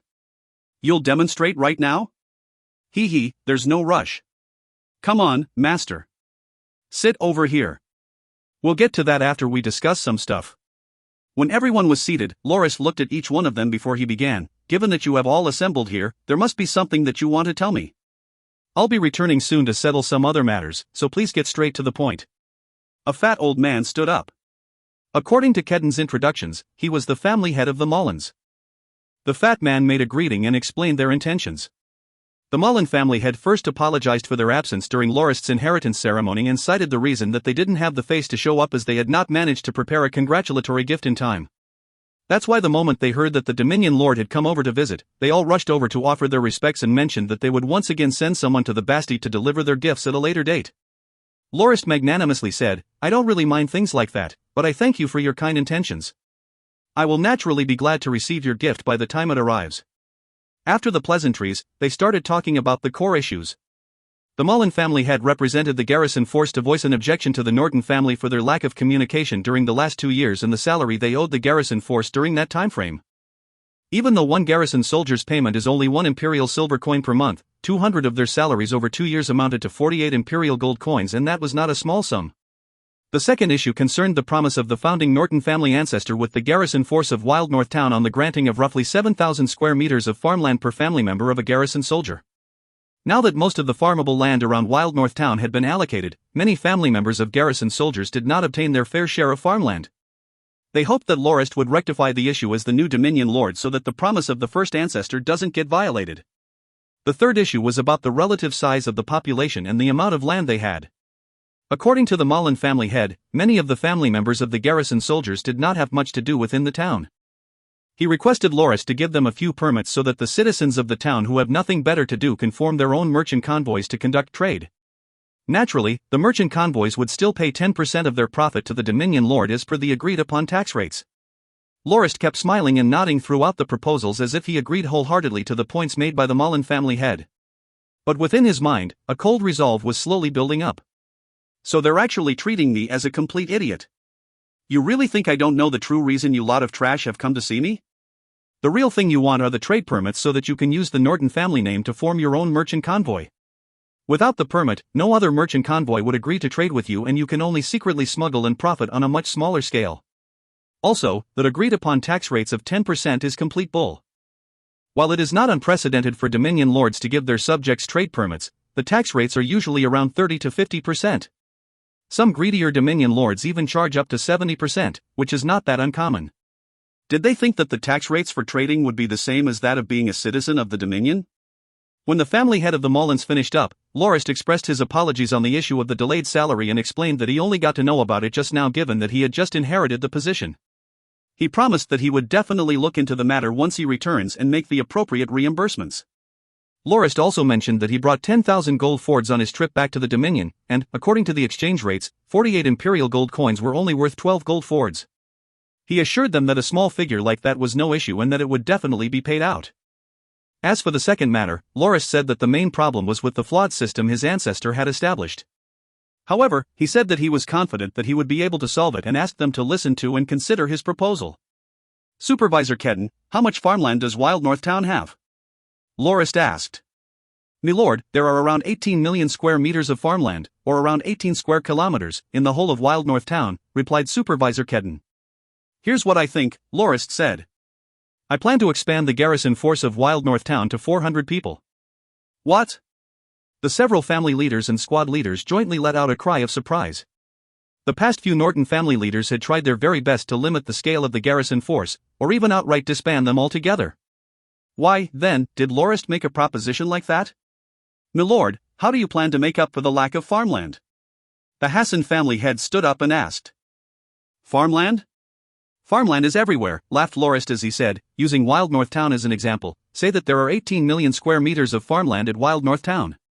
For a garrison force of 400 men, let's assume every one of them and their direct family members include their parents, 2 wives, and 2 children, and that each person is given around 7,000 square meters of farmland. Each family would only need a little more than 40,000 square meters of farmland, right? So 400 garrison soldiers only require approximately 16 million square meters. But milord, those garrison soldiers have other family members as well, like their siblings, shouted the Mullen family head. There's no need to shout, I have a solution for that. Supervisor Kedden, bring me the map of the Dominion, instructed Lorist. The map was quickly unraveled on the table for everyone to see.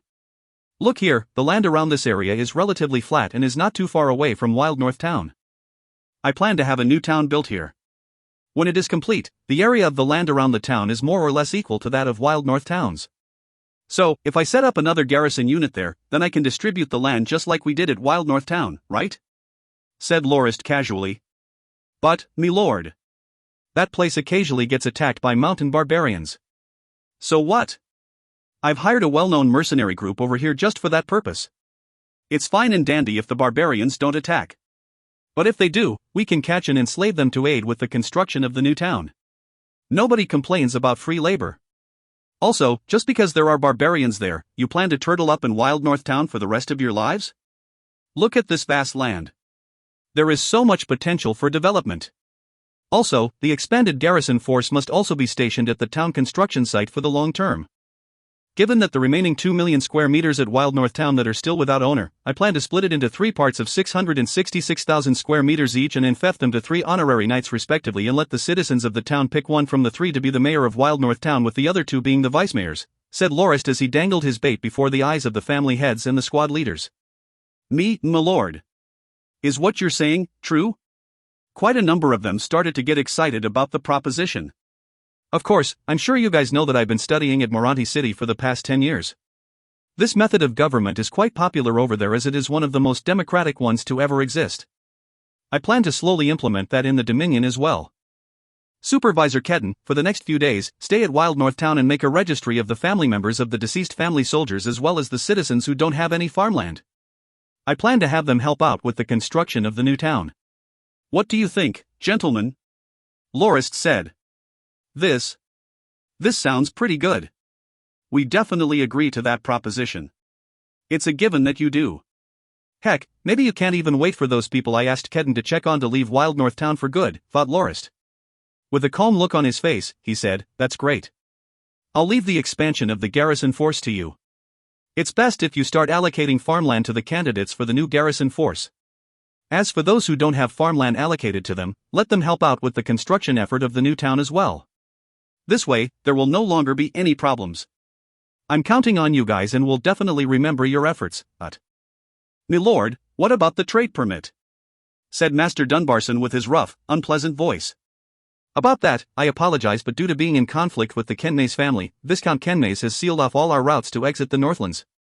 Let's discuss it again after we defeat the Kenmayses and gain control of the pathway to the outside world, Lorist said. If you find any errors, ads pop up, ads redirect, broken links, non-standard content, etc., please let us know. Report chapter so we can fix it as soon as possible. Chapter 94, Midway Skirmish. Midway Skirmish. My lord, what are you being so careful about? Asked Belnick, who was currently leaning against the walls of the horse carriage. Having bid the 4 family heads and the garrison squad leaders farewell, right after the horse carriage exited the range of vision from the town, Lorist ordered Shadecamp to slow down and gave him a shield before instructing him to be careful. After that, he took another shield and covered Belnick's body with it before he took out a few javelins and placed them within hand's reach and patiently waited. Sigh, if Pat were here with me, it would have been so much easier. Shadecamp, even though I've been forcing you to train your battle force, you've only just made it to the iron rank not long ago.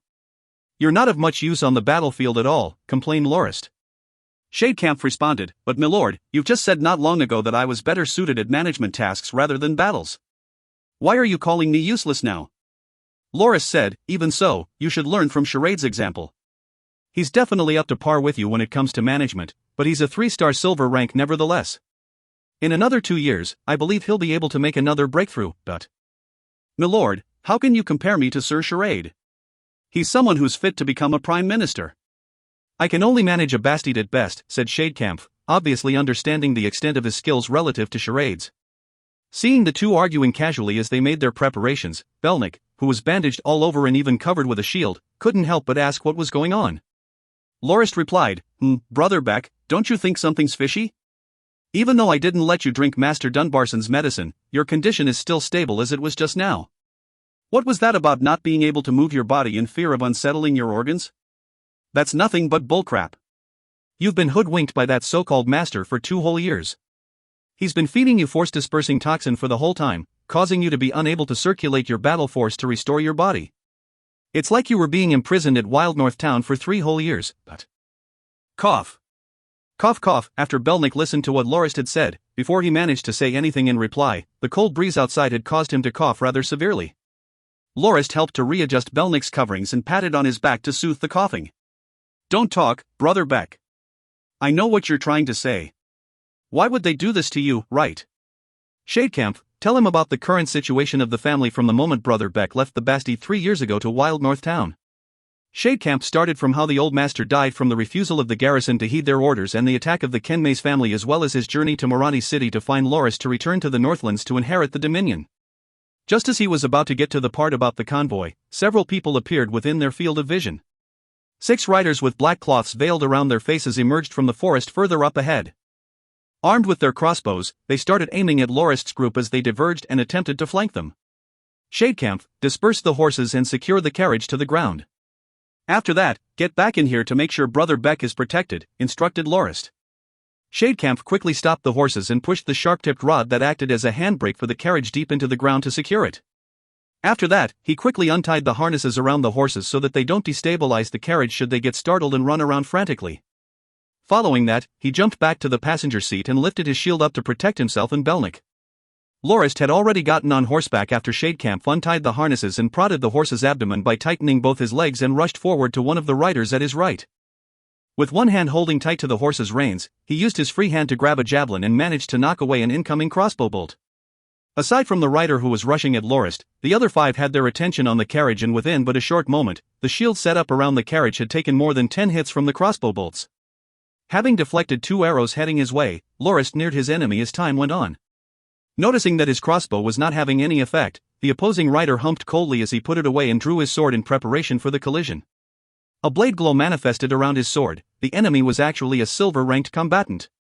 However, Lorist was curious about the unstable blade glow of the assailant, which flickered from time to time unpredictably. As the two were but meters from each other, the enemy raised his sword high and aimed for Lorist's head.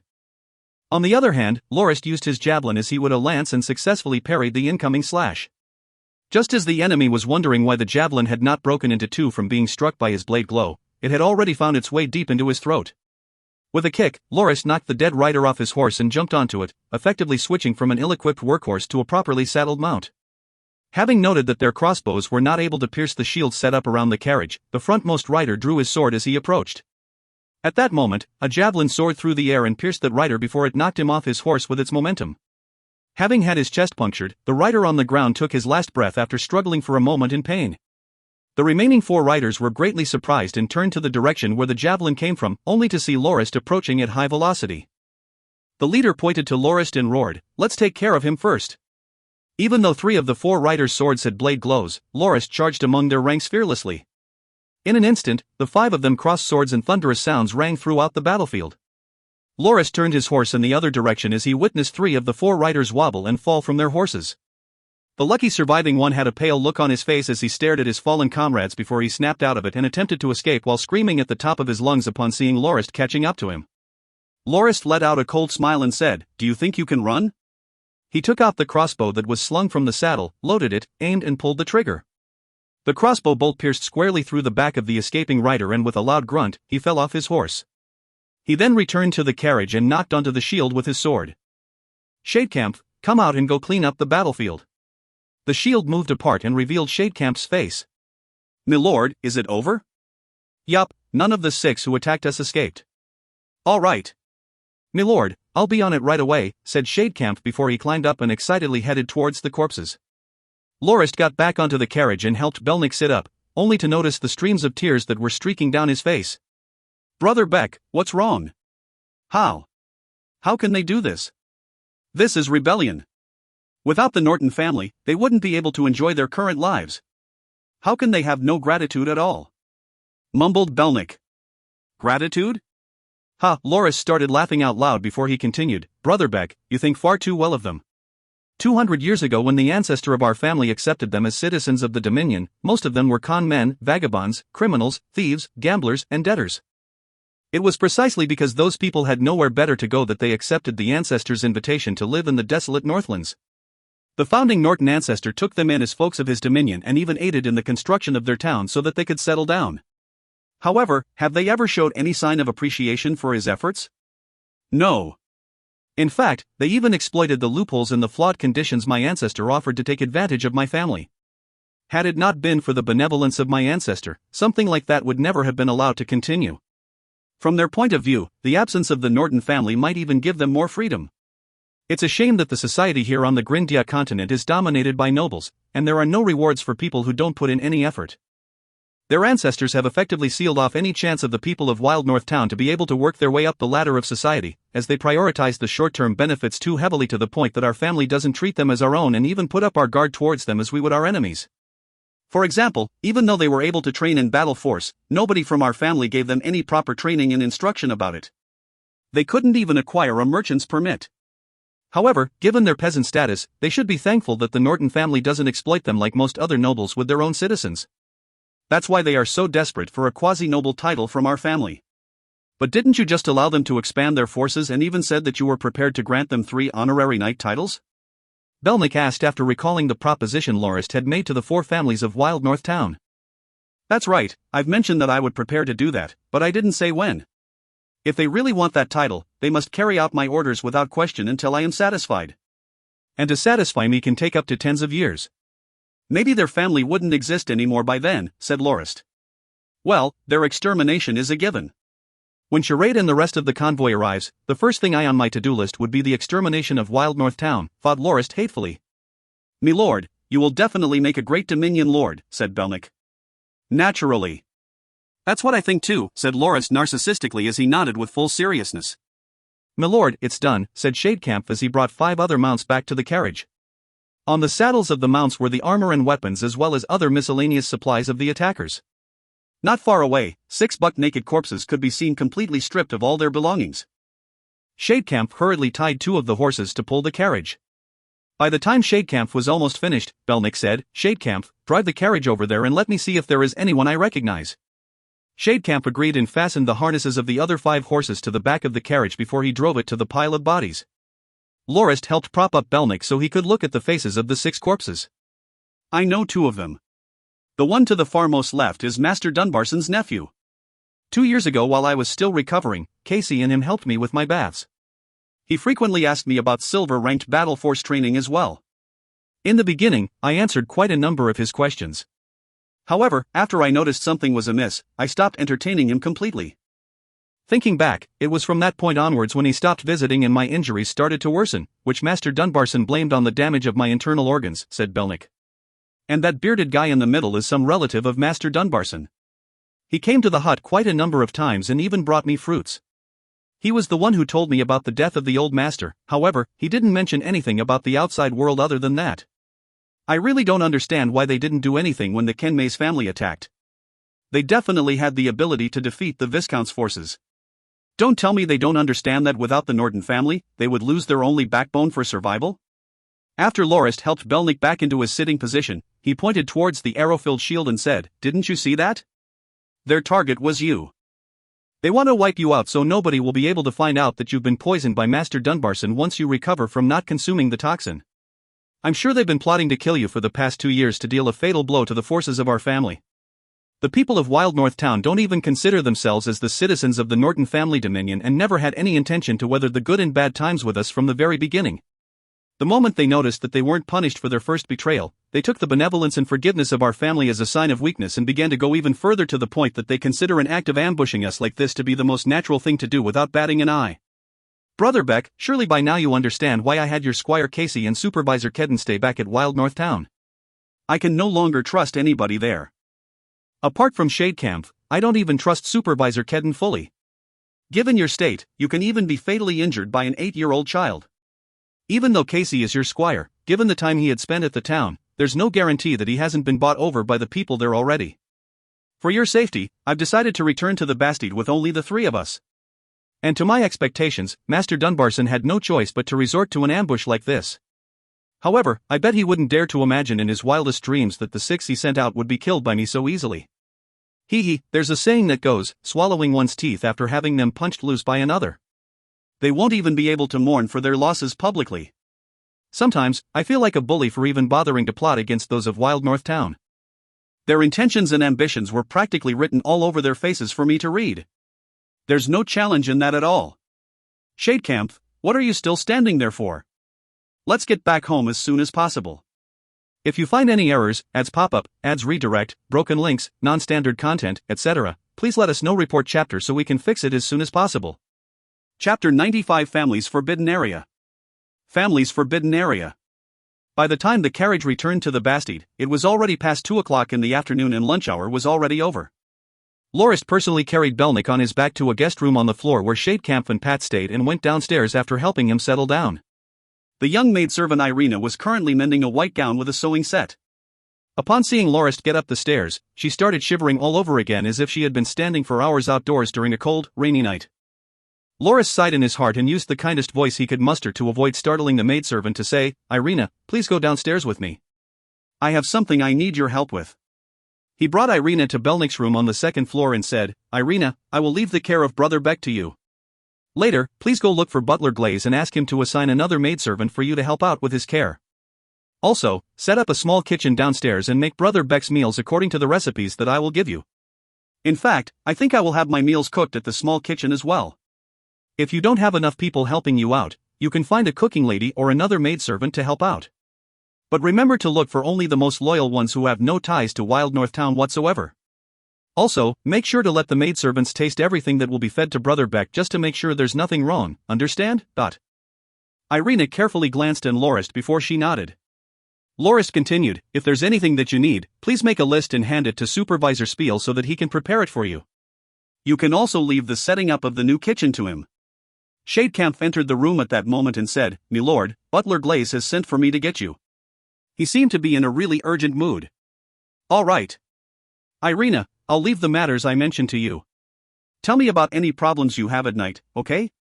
Irina bit her lip before she nodded. "Okay. Shadecamp, go look for Pat.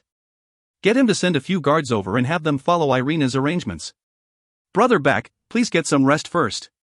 "I'll go see the old butler now," said Lorist. Butler Glaze was in a furious mood for two reasons.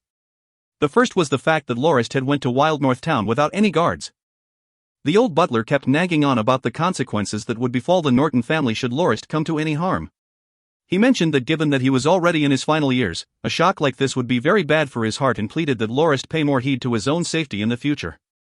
Lorist understood the old butler's worries for his own good and recounted the events that had happened at Wild North Town to him as he pushed the butler's wheelchair along. The old butler was especially enraged at what had happened to Belnik. Had Lorist not had any knowledge in the field of herbalism, the injured knight of the family might have had to suffer for far longer than 2 years from being fed force-dispersing toxin without anyone knowing better. However, the old butler made an objection to the expansion of the garrison force and believed that they couldn't be allowed to further strengthen themselves. Lorist shook his head and thought, perhaps stubbornness is just innate in old people. Though, given that he's been on his guard against them for such a long time, it wouldn't be weird for him to be unable to accept this sudden change. Lorist chose to not comment on the butler's words as he thought it would be hard to explain that his move was made in an effort to lower the enemy's guard. Currently, Lorist was pushing the old butler towards the forbidden area of the family. This was the other reason why he was so mad at Lorist. Ever since the day after the inheritance ceremony, the old butler had been nagging nonstop that during Lorist's first day as the family head, he had to go to the forbidden area to pay his respects to the heroic souls of his ancestors. But Lorist had ended up returning at night after visiting Wild North Town instead, causing Glaze much grief and disappointment. As Lorist pushed the wheelchair forward while listening to the ramblings of the old man, he wondered, what is the forbidden area like? I can't seem to remember anything like this from the young Lorist's memories and only heard of the place for the first time when Glaze mentioned it to me yesterday. What is inside? Don't tell me it's like the mysterious caves often shown in fairy tales or TV shows where treasures and riches, high-rank technique manuals and godly weapons are kept? Would there be a spirit of an old sage there as well? That train of thought only left Lorist disappointed when he arrived at a derelict cliff behind the mountain where the castle was built. Looking around, Lorist thought, the forbidden areas depicted in novels usually have high-ranked experts secretly guarding them, right? Why don't I see even half a soul around here?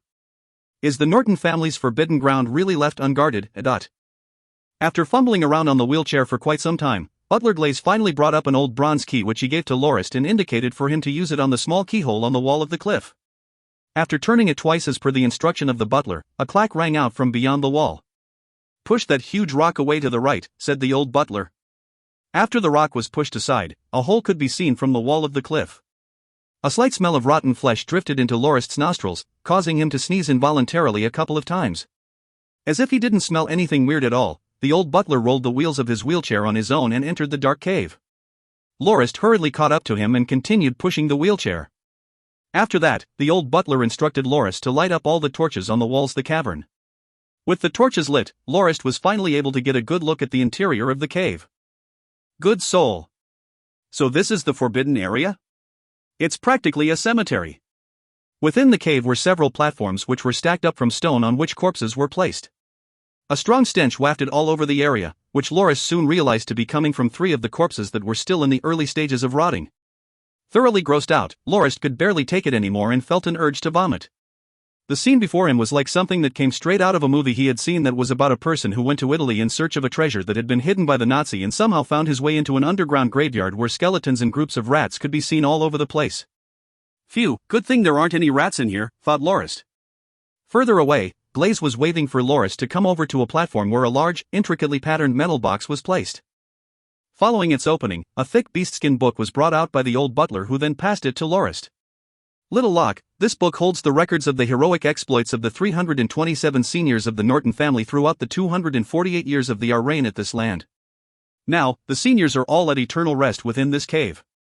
This book also has their respective numbers which indicate which body on the labeled stones belong to who. I will now pass the ownership of this record of the glorious history of the Nortons to you and hope that under the blessings of your ancestors, you will be able to become a magnificent Dominion Lord that will not put the family's name to shame and lead it to a brighter future. Lorist stretched out his hand with a serious look and accepted the thick book, effectively completing the task he had come to the cavern to do. Finally, I can leave the cave now. The moment Lorist thought that, however, the old butler had him push him around the cave and excitedly recited the stories of each ancestor that was enshrined within the cave. At that moment, Lorist suspected whether the old butler had spent most of his free time loitering around the cave, as he could casually tell the story of each ancestor within it just by memory. After enduring an arduous 1-hour-plus storytelling session, Lorist was delighted when the butler finally said that he was tired before he instructed him to push the stone back and lock the place up before returning to the castle. Grandpa Glaze, why are the ancestors of the Nortons' bodies placed within that cave instead of being buried in the ground like that of most other people? Lorist asked. Well, this goes all the way back to 200 or so years ago when the first Baron Norton was in this land and picked this location to build his bastide. Just when the bastide was nearing its completion, the mountain barbarians attacked, causing the first ancestor and 2 of his sons to die a heroic warrior's death. His eldest son naturally succeeded the title and the land and led the family's warriors to resist the barbarians. It was around winter during that time, so the frozen earth was hard as steel. Due to the difficulty of digging into the ground and the fear that the magical beast migration would cause the animals to dig up and mutilate the corpses of his father and 2 brothers, the second Baron Norton decided to place their bodies within a cave that was behind the family's castle, with the intention of giving them a proper burial when spring came along. Later, he felt that the cave was not so bad after all and decided to change it into a mausoleum for the descendants of the Norton family, and it soon became tradition for anyone of Norton descent to be given eternal rest within. You will not be exception to that as well, little Locke, said the old butler. Lorist suddenly felt that having his body placed within the stuffy cave and allowing it to slowly rot inside was a very scary and disgusting thought. I don't want to be buried like that. He then made a mental note to think of a way to change the family's traditions. Nevertheless, the visit to the mausoleum had upset his appetite, causing him to feel rather unenergetic. Upon returning to the main building of the castle, Lorist noticed that Pat had sent over 8 guards who have already awakened their battle force. Even though they were only of the bronze rank, they could be considered to be elite soldiers of the family given the state of its military force. He went upstairs to check on Belnick only to see him sound asleep with Irina not being in the room. Lorist got down and asked 2 of the guards to inform Shadecamp, Pat and Supervisor Spiel and Hansk to meet up at the night for a meeting. After a while, Lorist saw Shadecamp, Irina and 3 other girls pushing a trolley over. It seemed that Shadecamp had decided to allocate the 8 rooms downstairs for the new guards who had just arrived and renovated another 2 into a kitchen and small dining hall. One other room was to be used as living quarters for the 2 new maidservants, with the last one being converted into a pantry for the small kitchen. Among the 3 maidservants, the taller one of the bunch was apparently Belnick's new personal maidservant. Lorist nodded in satisfaction with Shadecamp's considerate arrangements that he would have neglected. That night, Pat reported that among the 2,245 people within the bastide, aside from the women and the elderly, there were only about 400-odd youths who were fit to join the family's forces. With Supervisor Hansk's help, he had temporarily recruited 248 of them, 8 of whom were the ones who were just now sent to Lorist, with the remaining 240 divided into 2 squads. However, among the 240, fewer than 20 had awakened their battle force. In actuality, it was akin to only having 2 squads of farmer soldiers, as both of the squads did not have much combat ability given their lack of proper armor and weapons. They couldn't even obtain a pike and had to settle for only 1 wooden stick each. Lorist told them that the meeting that was scheduled for the night would mainly concern Wild North Town and instructed Shadecamp to bring a few men with him there to conduct a population survey. He also stressed that the family members of the deceased family soldiers who have lost their farmland to be sent to the construction site at Morgan Hills, and also reminded that the garrison soldiers who had been expelled by the 4 great families to be registered separately to be sent to build the new town to appease the 4 great families, as their allegiance was still not yet certain. Supervisor Hansk, on the other hand, was given 2 tasks. The troops currently protecting the bastide were mostly retired soldiers in their 40s. Lorist instructed him to not disband them and instead select 10 from the bunch to become trainers for the newly formed squads. As for matters relating to battle force, Lorist said that he would personally take charge for their classes. The second task Supervisor Hansk was handed was similar to Shadecamp's. He was to do a survey on the number of family members of dead soldiers within the Bastide as well as any others who were available for labor and prepare to send them to the construction site at Morgan Hills. Lorist also instructed Pat to look for Nightjosk the next day to tell him to send over some unused armor and weapons as well as the 60-odd captive mercenaries to the Bastide before the 4th day of the 3rd month. Lastly, Lorist gave Supervisor Spiel a beastskin that contained recipes for meals and tasked him to prepare food for the new squad recruits according to his instructions. Additionally, Lorist also reminded him to help Irina with anything she needed for taking care of Belnik. With all that said, he clapped twice and adjourned the meeting before telling his men to get some rest for the busy day ahead. If you find any errors, ads pop up, ads redirect, broken links, non-standard content, etc., please let us know. Report chapter so we can fix it as soon as possible. Chapter 96 White Deer Mound, Bread and the Slave Camp. White Deer Mound, Bread and the Slave Camp. Lorist went upstairs and noticed that his maidservant, Irina, was staring listlessly to the distance from the window. Approaching her quietly from behind, he looked in the direction in which she was staring. Lorist let out a slight voice of surprise as he saw the small mound not far away in the distance which was illuminated by the light of the silver moon. Upon the mound stood several long blades of grass which swayed with the gentle night breeze and several white-colored deers could be seen jumping and playing around in the night. The whole scene was like witnessing a group of magical white fairies having fun. Irina noticed his presence and tried to pretend that she was still unaware. However, her body started to shiver uncontrollably again. Lorist wrapped his hands around the girl and took her into his embrace. He laughed lightly as he said, "Am I that scary? I won't eat you, you know? Why are you shivering? Oh, why are there white deers on that mound? What a weird sight." After hearing his calming voice, the maidservant gradually calmed down and started to lean deeper into Lorist's chest. Upon hearing his question, she meekly replied, That is White Deer Mound. Every time when the silver moon hangs high in the sky, white deers will appear there. In the past, some people within the family had wanted to hunt those deers down, but they couldn't find them no matter how long they camped. Right after they left, however, the deers magically reappeared. That's why the people within the family believe that the white deers are the of Daphlin, the silver moon goddess herself. It's already fortunate for mortals like us to be able to see them from afar, much less touch them, but... Giving Irina a light kiss on her cheeks, Lorist said, "Irina, you did pretty well during the afternoon. Keep this up tomorrow as well. Go ahead and sleep first tonight. I still have other matters to attend to." Lorist was once again awoken by the ear-piercing sound of wood being sawed. He stretched his hand to his side only to notice that Irina had already long awoken and went downstairs before him. Sitting up on the bed and dressing himself, he looked out of the window and saw the illegitimate son of his father and the cooking lady, Idlewoke, sawing away. However, Lorist noticed that he was currently sawing a tree stump now instead of a wooden plank like he did yesterday. The first thing Lorist did after leaving his room was to visit Belnik. Seeing that he was in good spirits, he read his pulse while the both of them chatted. After telling the tall maidservant to take good care of his knight, he left the room and went downstairs to retrieve his swords. At the yard outside, 4 guards could be seen training hard. The iron-ranked squad leader, Moss, was showing the other 3 bronze-ranked guards the basics of sword and shield combat. Lorist nodded towards Moss and went to the well nearby to wash his face with the bucket of water he had retrieved. Just as he was about to start his training, he noticed Idlewoke watching the guards training enviously as he continued with his task. Lorist went up to him and asked as he pointed towards Moss, "Do you want to train like them?" Idlewoke gave him a look without making a sound and merely sped up the rate of his sawing. "Oh, I've been wanting to ask you what you wanted to achieve by sawing every day," said Lorist. "Nothing in particular. I only need the sawdust," he replied. "Sawdust? What would you do with it?" asked Lorist curiously. "For food. It can be mixed into flour and made into bread," Idlewoke said. "Mixing sawdust into bread?" Lorist almost fainted upon hearing that. "What's the meaning of this? Is sawdust supposed to be edible? Whose idea is it? Also, does the bread I eat have sawdust in it? Wait, stop sawing.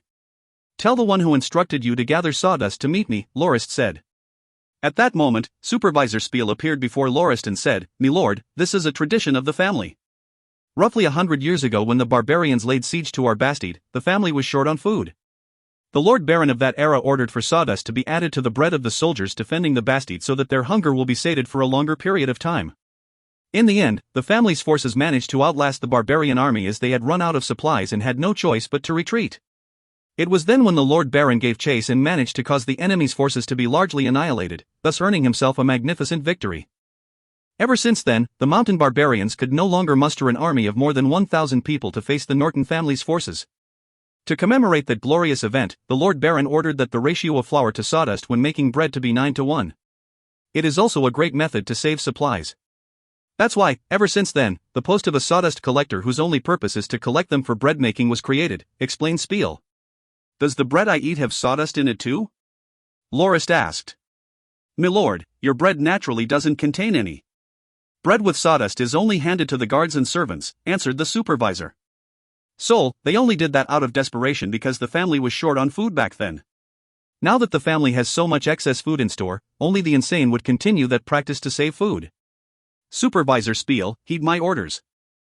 From today onwards, I forbid the addition of sawdust into the bread of our troops and servants so that they can have a proper and wholesome meal.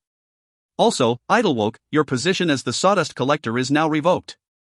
You don't have to saw wood anymore, said Lorist as he made his decision. Milord. This is against the tradition of the family, said Supervisor Spiel hesitantly. Lorist gave him a cold stare and said, Supervisor Spiel, what I'm doing now will also be tradition for the future generations of the family. Do you have any other questions? No. No, milord. I have no questions at all and will carry it out as you say, said the supervisor respectfully with his head lowered. Lorist touched his chin and continued, even so, we cannot forget the glory of our ancestors. How about this, Supervisor Spiel, go check on the date my ancestor attained that huge victory. Every year, we'll celebrate that event on that day itself by eating sawdust bread. This way, we won't forget the glorious victory of our family, right? Milord, that was a very wise decision, he said as he bowed down deeply.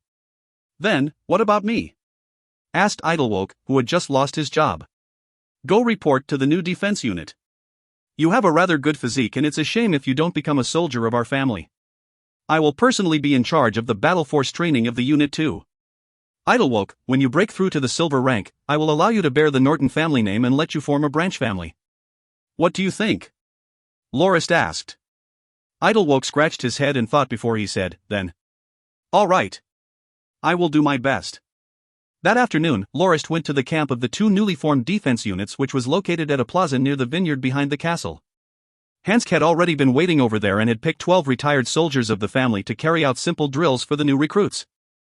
Pajik walked over at that moment and saluted Lorist before he said, Milord, the slave camp is already prepared to leave at any time. Lorist nodded and said, Knight Pajik, tell me more about the slave camp. Milord, there are 382 people in the slave camp with 67 soldiers who have had their battle force awakened and 244 non-combatants, most of which are family members of the soldiers. They're already geared up for travel.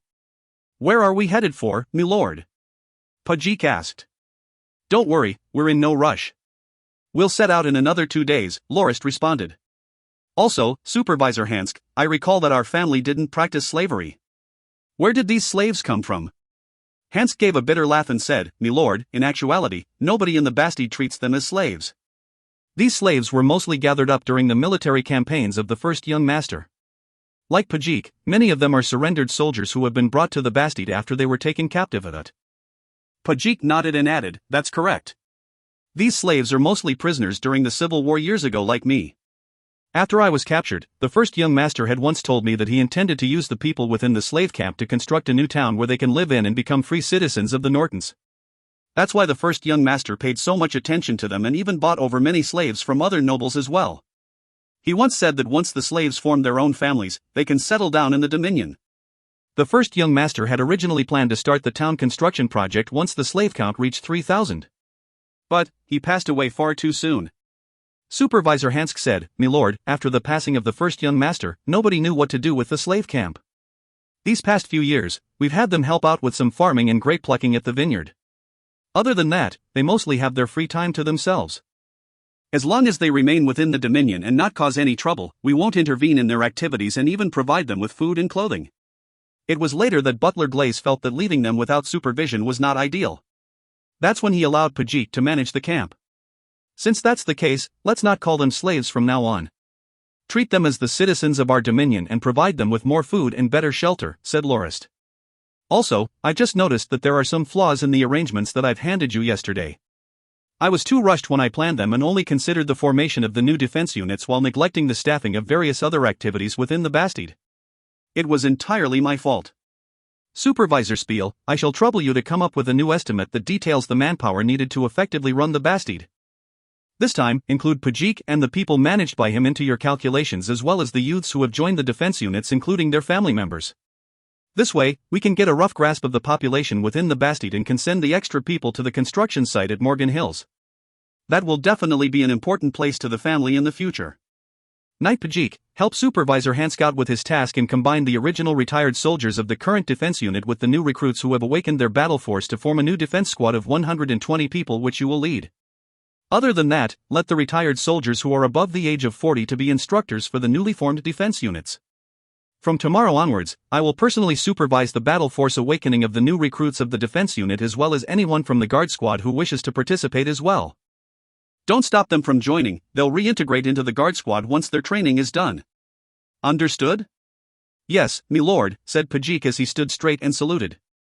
On the other hand, Supervisor Hansk thought for a bit before he nodded in agreement. The next couple of days saw Lorist working up and down without rest as he read the pulses of anyone who wished to awaken their battle force within the Bastide and organized the 400 or so people who did come to participate into more than 20 groups which he allocated to the elderly instructors to be trained. Lorist also designed meals according to the needs of the different groups and also had Pajik monitor the progress of the trainees intensely. By the time Lorist was finished for the day, Josk and Pat had already arrived at the Bastide with their convoy escort. This time, Josk brought over 124 four-wheeled carriages and 67 surrendered mercenary captives to Lorist as well as 20,000 imperial silvers, 100 buckets of green vine blue, more than 700 assorted leather armor sets, 170 chain mails and more than 1,000 weapons. Lorist and Josk hugged passionately before he asked him about the situation at the construction site. Josk said that everything was going fine and that Telesti had already started having the slaves dig the moat for the castle and started the construction of the castle walls and told him not to worry too much about it. He then asked Lorist why he was requested to come over to the Bastide. Lorist said that he wanted Josk to escort a couple of people to the construction site after 2 days of rest. He also mentioned that he would be going along, but only after he settled the matters of the family Bastide and the mercenary captives. If you find any errors, ads pop up, ads redirect, broken links, non-standard content, etc., please let us know. Report chapter so we can fix it as soon as possible. Chapter 97 Mercenaries and Metal Armor. Mercenaries and metal armor. The 67 surrendered mercenaries were currently having their meals at an open space within the Bastide. They were each given only 2 pieces of black bread, but there was another huge pot of meat soup which could be refilled as they pleased. When Lorist and Josk went over, 2 mercenaries greeted their arrival. Josk introduced them and said, "The older one is Hosky and the one with the blonde beard is called Jim. They are the leaders of this mercenary group." Hosky and Jim approached and saluted Lorist and Josk, to which Lorist waved and said, "All right, the 2 of you, follow me into the castle. I'll tell you what I've decided for your mercenary group." Upon entering the castle, Lorist picked a room and brought the 2 mercenaries inside. After all of them were seated, Lorist said straightforwardly, "Even though your mercenary group surrendered to us without resistance, you still gave me quite some trouble when it came to deciding your fates. Killing you would defeat the point of accepting your surrender in the first place, but to not do so would be wasting resources and manpower on keeping you fed and under supervision, given that most of your men have already awakened their battle force and are at least of the iron rank. Even if you want to join our side, we wouldn't be able to trust you either since your lot has surrendered to us so easily. What's to say the same won't happen again?" The 2 mercenaries started blushing as they looked downwards in shame speechlessly because Lorist had just told them the cold, hard truth. "I can't kill you, nor can I let you go scotch-free. There is always the possibility of you joining the enemies and giving us more trouble after all. And locking you guys up would waste too much of my resources. After giving it some thought, I've decided to hire you with money," Lorist said. The 2 of them lifted their heads up in great surprise. "Me? Milord, you're going to hire us?" "That's correct," said Lorist as he nodded. "However, don't worry. I'm not hiring you to go fight against your previous employer. I believe that your pride wouldn't allow it, and there's no point in forcing you to do so since you'll probably not make any effort in it anyway. I even have to worry if you would backstab me for making that arrangement." The 2 mercenary leaders nodded in an embarrassed manner as Lorist had read their intentions perfectly. Hosky, who was the elder and more experienced one, asked, "My lord, what are you hiring us for then?" "Someone, get me the map of the Dominion," shouted Lorist. After retrieving it from a servant, Lorist spread the map out on the table and motioned for the mercenary leaders to take a look. "This is the family's Bastide and over there is Wild North Town. I'm prepared to build a new town over there at Poplar Coast, which is situated right next to a river. I believe that you know that the Northlands is plagued by the mountain barbarians who love to come over here to plunder and pillage. To prevent the construction project from being interrupted, I have decided to set up a military base at the entrance of the valley over here. I'm hiring you so that you can defend this military base. Naturally, I won't ask you to do the impossible. If there are too many barbarians, just hold your position and start a smoke signal and the Norton family will send out necessary reinforcements. If the barbarian troops are low in number, just wipe them out. Given that your men are mostly iron or silver ranks, it shouldn't be too much trouble. Naturally, I won't be asking you to do this for free. For every mountain barbarian you capture alive, I will reward your group with 1 imperial gold coin. And for every barbarian killed, you will get 50 imperial silvers. The two mercenaries looked at each other before Hosky asked, "Can we survey the terrain over there first? Also, what kind of military base do you wish to construct?" "Of course, go check out the terrain as you please. You can even pick where the base will be constructed.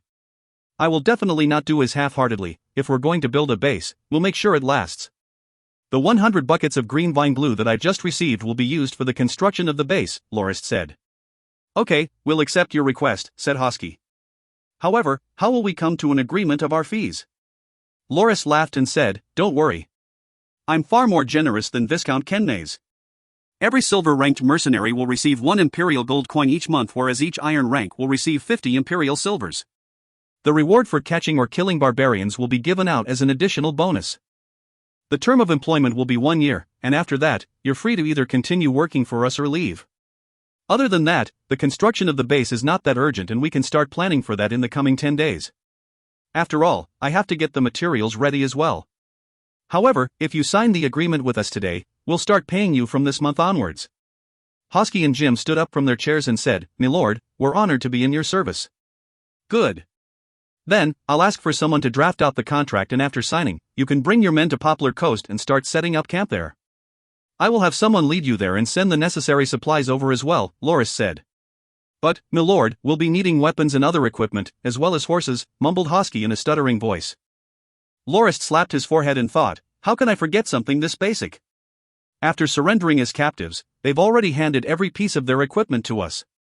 How about this? After signing the contract, you can let your men collect the weapons they are most proficient with. I will also be providing you guys with 30 sets of chain mail, 50 sets of leather armor, 50 mounts and 4 large carriages. These items will only be loans, but you can claim them with the reward money you get. Also, I'll be giving you clothing, bedding, tents and other miscellaneous supplies for free. Is that acceptable?" Hosky revealed an ecstatic expression before he bowed deeply to Lorist. "My lord, your grace and generosity is akin to that of the great sun in the sky, giving warmth to the hearts and souls of us lowly mercenaries." "Buzz off. If you don't know how to flatter, don't. Did you think I wouldn't know that you plagiarized the words of the Song of Singwa to praise me? Supervisor Hansk, send these two fellas away and I'll be leaving the contract signing to you. After that, ask Supervisor Spiel to provide them with the equipment." After the two mercenaries left, Lorist let out a breath of relief and said, "It's finally settled. Josk, let's go. I'll bring you to see old Butler Glaze."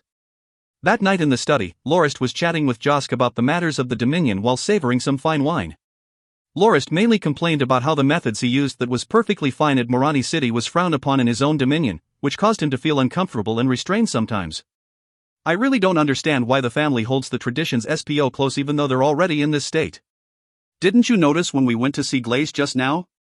He was even lecturing me to not let the servants learn to awaken their battle force. According to him, it was supposed to be some kind of reward for loyal servants when they are promoted, and the way I'm freely teaching them the basics is against tradition. If it were me, I would even not hesitate to help all the maidservants awaken their battle force right away. Otherwise, how else would the family regain its power? Only 2 to 3 servants get taught how to awaken their battle force per year according to the old ways. And whether they succeed in doing so or not is a completely different story altogether. What would that even accomplish?" It was apparent that Lorist had drunk quite a bit from his crass speech pattern. Knocks sounded on the door at that moment and Lorist responded with, "Come in." Pat entered the room and said, "Me lord, Supervisor Spiel and Hansk are here." Lorist rubbed his face to freshen himself and said, "Let them in, but." What Lorist didn't expect was that both the supervisors have come to raise an objection because Lorist had agreed to give the mercenaries 30 sets of chain mails. "Me lord, metal armor is far too expensive in the Northlands. Many families even treat them as treasured assets and refuse to use them. Even though we only have 170 with us, you gave the mercenaries 30 sets all at once. That's too wasteful. Milord, do you think there would be a way to get them back? Said Supervisor Spiel without holding back. Lorist and Josk gave him a stare before the both of them laughed out loud uncontrollably. Lorist laughed so hard that he was arching his back in pain, causing the two supervisors to feel rather befuddled at that response. After struggling to keep his laughter in check, Lorist said, "Let's put that matter to rest and not ever mention it again in the future. Supervisor Spiel, you should understand that metal armor is only a very basic and common piece of equipment. If you go to the construction site at Morgan Hills, you will see that most of our troops there are equipped with a chain mail inside and another scale armor on the outside. To our family, the most important thing is the lives of our soldiers and not the armor themselves. I should also mention that the armor were all produced by a Grandmaster armorer we picked up along the way. My only worry now is that the family Dominion still doesn't have an iron mine, otherwise, we can definitely produce armor and other equipment non-stop and will be able to fill up our warehouses within a short year. Should that happen, your main worry would definitely be the lack of soldiers to use the armor we have stocked up." The two supervisors gave themselves another look of confusion. They would never have dreamed that the armor had been produced by the family itself. And the fact that Lorist got a Grandmaster armorer to work for him was even further out of expectations. This was extremely good news to their ears. "I forgot to ask, Supervisor Hansk. How many sets of armor did our family used to have?" Lorist asked. "Milord, the warehouse currently has 17 sets of armor. Among them include 2 full body armors for knights which belong to the Old Master and the First Young Master, 12 chain mails, 2 scale armor sets, and 1 plate armor," reported Hansk from the back of his mind without referring to any written record. "Tomorrow, bring 6 chain mails and 2 scale armor over for the 8 of my personal guards. The 6 bronze ranks will be given chain mails as well as leather armor to wear on top of it. The iron ranks, Moss and Yaj will be given scale armor instead. Other than that, notify Knight Pajit to pick 1 set of armor for himself from the warehouse. Oh, and don't forget to tell Pat the same as well."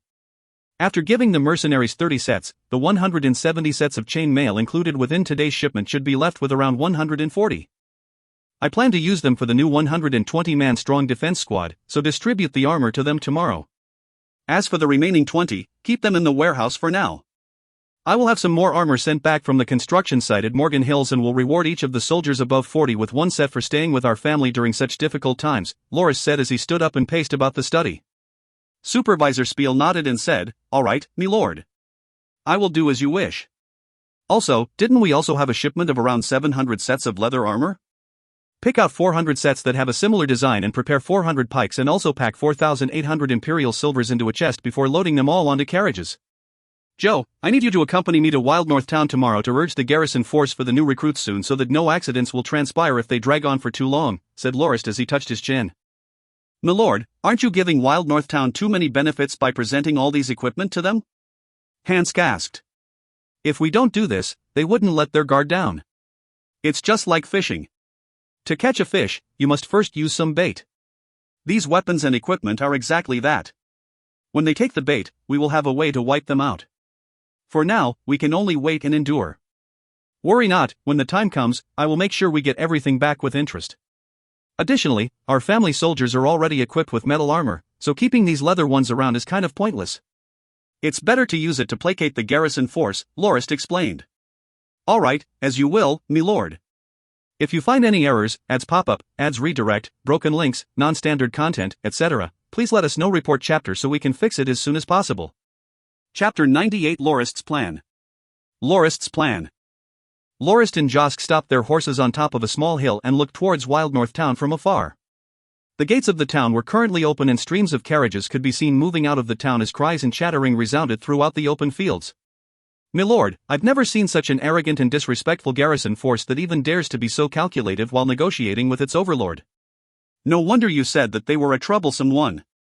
However, I don't understand how you were able to tolerate their existence and didn't wipe them out for treason long ago when you first arrived at the Dominion," said Josk. Lorist laughed and said, "So now you see it for yourself. It's been 200 years and the Norton family would never have dreamt that the loophole in the regulations made in the past to benefit the citizens would be exploited to the point that it would cause the descendants of the family so much trouble. Even so, our excursion this morning was not for naught. Look, aren't they sending those people out already? As for their punishment, that will have to wait for now. When Charade and Potterfawn gets here with the convoy, we will have the necessary force to wipe them out. The first thing that morning, Lorist and Josk went to Wild North Town with 5 carriages carrying the pike and leather armors as well as the imperial silvers. However, the Dunbarson family head was not present at their reception. According to the Mullen family head, he has been struck with a cold and has to rest and recuperate since 2 days ago and could not be present. But when the Mullen family head handed over the name list for the garrison force members, Lorist noticed that part of his plot had failed. Most of the names on the list were people from the Mullen, Hassan and Cuban families, with not one of them being Dunbarson family members. Even the previous vice-captain from the Dunbrason family had left the garrison force. Pretending to be concerned, Lorist asked why the vice-captain had left the force. The Mullen family head's reply was that the Dunbarson family had decided to move over to the new town and that the Dunbarson squad leader would serve over there as the leader of the garrison there. Lorist greatly praised the Dunbarson family for its generosity and grace to allow the other family's members a chance to join the garrison force. And after many pointless pleasantries, Lorist handed the equipment to the Mullen family head and told him that it was meant to be used for the formation of the new garrison force. He also mentioned that he brought the salary the family owed the force as well before showing him the chest filled with imperial silver coins. However, he also said that the garrison force's pay would be given once every 3 months from now on because he had too many matters on his hands and couldn't be bothered to make a trip to Wild North Town once a month to pay that small sum of money and hoped that the people of Wild North Town would understand his troubles. After that, Lorist asked Supervisor Kedden whether the population survey was completed. Kedden reported that the records for the family members of the fallen family soldiers as well as the citizens who had lost their land had all been accounted for. Approximately 1,400 people can leave the town right away. However, he mentioned that due to the reshuffling of garrison members, many people of the town related to the people who were kicked out of the force had been emotionally affected by the change and were not willing to cooperate with the survey, and he could only estimate their numbers to be around 2,000 people. It was at that moment when the Mullen family had asked Lorist to empathize with those who had been deemed unfit to continue their service in the garrison and tolerate their unwillingness to cooperate, and suggested him to build a new garrison force at the new town so that those people who had been kicked out would be able to serve there. By then, he said, the people would definitely be placated and will cooperate with the population survey. Lorist gave a cold laugh and thought, they actually do have a pretty good plan up their sleeves. They must be aiming to let their family members sneak into the new town and prompt me to form a new garrison so that they can enjoy the same benefits they already do in Wild North Town. Humph, don't think you'll be able to hit the jackpot without putting in any effort. Lorist responded by shaking his head in futility and said to the 3 family heads that due to the current situation the Norton family was in with Viscount Kenmaze's forces, the family has decided to build a border wall at Morgan Hills to keep the Kenmazes out of the family dominion. That's why the family needed a lot of manpower, and the people to be sent out of Wild North Town will be helping out with the construction at Morgan Hills instead, and that the workforce for the construction of the new town will have to be sourced from the people of Wild North Town who are not members of the garrison force nor their family members. Lorist continued that the reason the family decided to allow the garrison force to expand was not so that they could stay cooped up like cowardly turtles at Wild North Town, but instead help out at several other areas where they are needed. However, he assured the family heads that he would not ask the garrison to face the forces of Viscount Kenmaze because he knew that the garrison force would definitely not be willing nor have enough strength to overcome the Viscount's forces anyway. His insult had caused the 3 family heads to redden with anger. However, the cunning, thick-skinned Mullen family head pretended that he didn't hear anything and instead asked where the garrison force members would be asked to serve.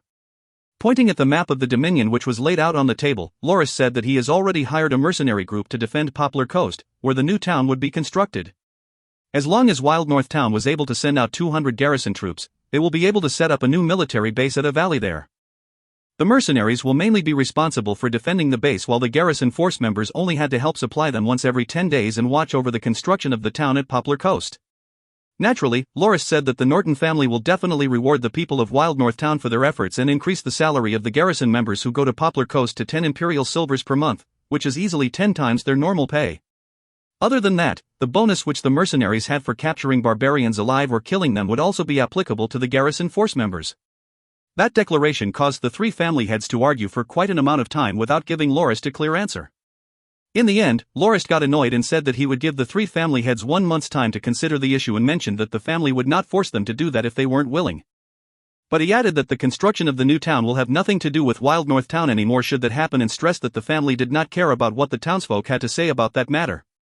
Lastly, Lorist requested that he be allowed to borrow some carriages to help move the people who were leaving Wild North Town to the Bastide, but he didn't expect that it would be met with the joint refusal of all 3 family heads. This caused Lorist to fume with rage and question whether the 3 family heads were intent on committing treason against the family. If that was the case, he said that the family was willing to surround Wild North Town with their forces and wipe them out regardless of the cost. His sudden aggressive attitude deeply shocked the three family heads to the point that they quickly begged for mercy as they stammered to explain why they had refused to sell the carriages. They were worried that once the carriages were used to transport the people back to the Bastide, they wouldn't be returned and cause the town to incur heavy losses. Lorist didn't expect that the reason would be something as trivial as that. It was extremely ludicrous that the three family heads had dared to risk offending their Dominion lord for the sake of tens of carriages, and Lorist didn't know if that was a sign of bravery or merely a foolish focus on short-term gains and losses. "All right," Lorist said. "Then I won't force you to lend me any. But you'll be fine if I rent them, right? It's only a short trip of 1 hour and I will pay a rent of 1 imperial silver for each carriage per trip made to the empty fields outside the Bastide. Other than that, I promise on the name of the Nortons that I will definitely return your carriages after transporting the people to the Bastide." Upon hearing Lorist say that, the three family heads started arguing again. However, this time, it was about how many carriages each family would provide so that they would not miss out on this chance to make extra money. After a couple more moments, the family heads finally agreed on the carriage arrangements and proceeded to order their men to organize the transport of the 1,400 or so people. "Milord, I still have something I don't understand. I feel that with our current forces, we'll definitely be able to destroy the garrison force of Wild North Town. There's no need for you to placate them like that. The more you let them be, the more they will take you for granted," said Josk as he looked towards the town. Lorist nodded and said, "You're right about that, Joe. If I wasn't troubled with Viscount Kenmaze's forces and the construction at Morgan Hills, the soldiers I brought back to the Dominion would definitely be enough to wipe out Wild North Town. However, we can't afford to do that now as the garrison over there is unlike those within other dominions. They have a history of over 200 years. The 200 garrison force members is only the official number. They may be able to rally up more than 2,000 fighters should we actually decide to take them out. And all of those people will definitely not surrender easily and fight to the death as their family members and livelihood depend on it. Even if we manage to wipe them out, our losses would definitely be huge and we will not be able to spare any more soldiers to defend the construction site at Morgan Hills. As the Wild North Town is the only problem in the Dominion, we can afford to delay their demise and compromise with them for now. My decision to expand the garrison force of Wild North Town so that we can make the population of the town decrease as people leave it and cause strife within their own ranks. The true aim of my decision to construct a new town at Poplar Coast was to tempt the ruling families to send out the dissidents within the town so that the ruling families will be able to take complete control over Wild North Town. That way, I can effectively have their fighting force as well. And providing with the pikes and leather armor as well as paying the salary we owe them is mainly to placate them as well as to let them think that we're not prepared to antagonize them so that they won't cause trouble for me in the Dominion. What we need most now instead is time, especially with the case of the construction of the castle at Morgan Hills, the issue with Viscount Kenmaze, the training of the new defense unit within the Bastide as well as waiting for the main convoy led by Charade to arrive. What I'm trying to do now is to stabilize the situation within the Dominion first." "Milord, are you really serious about building the new town at Poplar Coast?" Josk asked. "Why wouldn't I be?" Lorist said as he laughed. "My father and brother had long had a plan to build a new town within the Dominion so that we can build the foundations to one day shake off the burdensome Wild North Town. It's a shame that they weren't able to complete the plan when they were still alive, and the place they had decided to build the town at before they passed away was at that very spot. Building a new town there is akin to expanding the area of influence of the family within the Dominion by 2 times. The main problem with that place is the occasional attack from mountain barbarians, and that is exactly why I hired the mercenaries to be stationed at the military base there. But I have to admit that until very recently, the construction of the new town was merely an afterthought of mine that was also a very convenient to use as an excuse to cause the people of Wild North Town to turn against each other. For now, I will still be prioritizing the construction of the castle at Morgan Hills and following that, the mountain city within the valleys there according to the Kenmaze's original plan.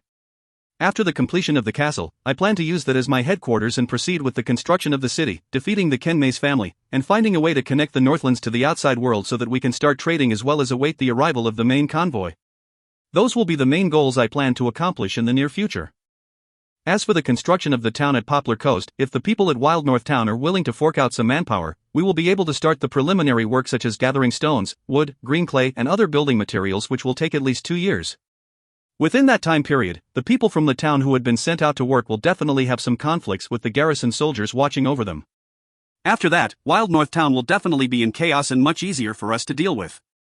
"Milord, you're a devious one, aren't you?" Josk said. "Oh my, you truly flatter me," replied Lorist. "If you find any errors, ads pop-up, ads redirect, broken links, non-standard content, etc., please let us know. Report chapter so we can fix it as soon as possible." Chapter 99 Maplewoods Bastide. Maplewoods Bastide. At that moment, Supervisor Kedden and Shadecamp arrived at the top of the small hill and approached Lorist. Lorist asked, "Do you know why the Dunbarson family left the garrison force?" "Milord, last time when you brought Knight Belnick away from their town, something seemed to have happened within the Dunbarson family. However, we were unable to find out what, as they had tried rather meticulously to keep it secret.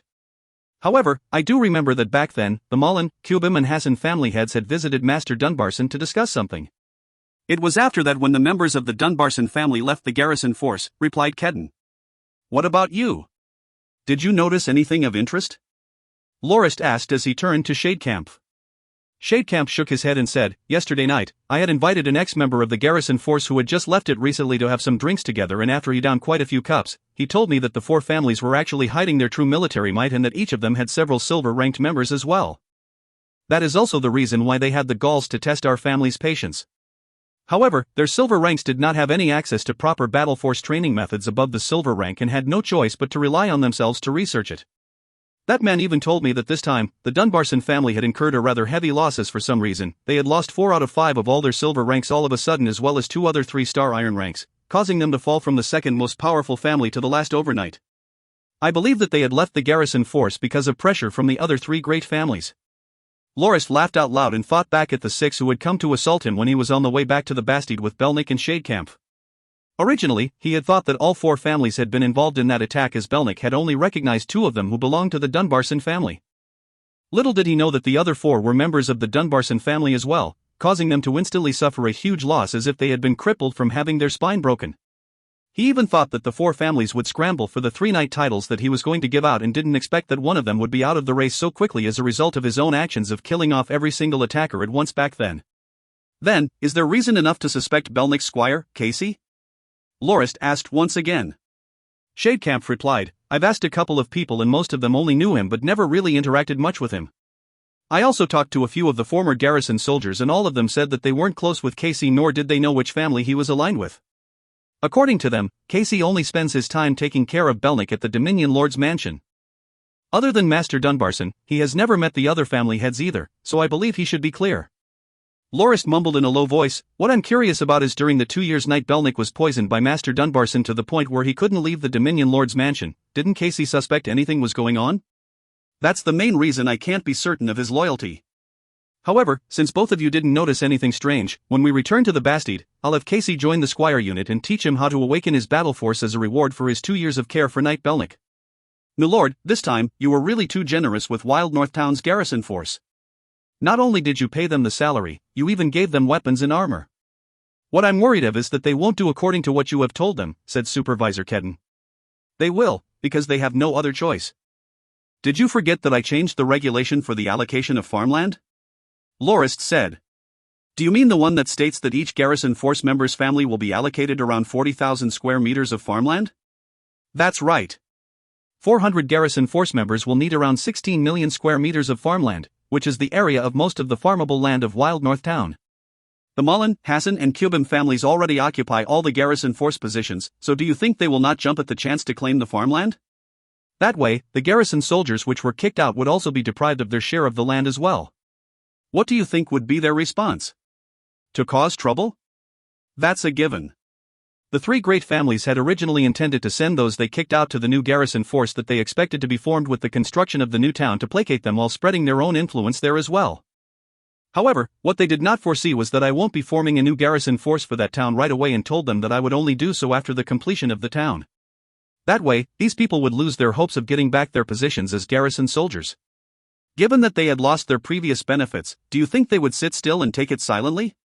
Lorist gave a cold laugh and continued, "The reason I gave the 3 families 3 months to decide was because I hoped that this would cause the people who were kicked out to turn against the 3 families, which will in turn result in the 3 families sending their garrison soldiers to force the people who caused trouble to go to Poplar Coast to participate in the construction of the new town so they don't continue to cause trouble within Wild North Town, effectively having their population there. I expect that all that's left of the 3 families within Wild North Town would be only 3 to 4,000 people. Take the women and elderly out of the equation and they will at most have a fighting force of 1,000 odd people. By then, the family only has to face a force of over 1,000 instead of the original 7,000 people." Supervisor Kedden was stunned at that revelation. Lorist looked back at Wild North Town and saw that the last carriage had already exited the gates. "Let's go." Supervisor Kedden, you will be put in charge of settling these people down at the empty field outside the Bastide. Shadecamp, inform the family members of the dead soldiers of our forces about our new pension policy and ask them not to worry, as the family will definitely not abandon those who were loyal to us, understand? Yes, me lord. I understand, replied Shadecamp. Currently, the fields outside the Bastide was packed with people, with Supervisor Kedden making arrangements for tents to be set up and Supervisor Hansk calculating the cost of renting the carriages from Wild North Town, whereas Supervisor Spiel was reporting something to Lorist. Milord, Sir Josk has brought over 124 carriages to the Bastide. The Bastide, on the other hand, has 87 carriages available to use, which were mostly utilized by the family merchant convoy and military force in the past. However, the family also has a lot of two-wheeled carriages which were mainly used to transport supplies in short distances or workers to the farms. If Milord needs them, we can provide up to 135 units. Supervisor Spiel, how much extra manpower does the Bastide have? Lorist asked.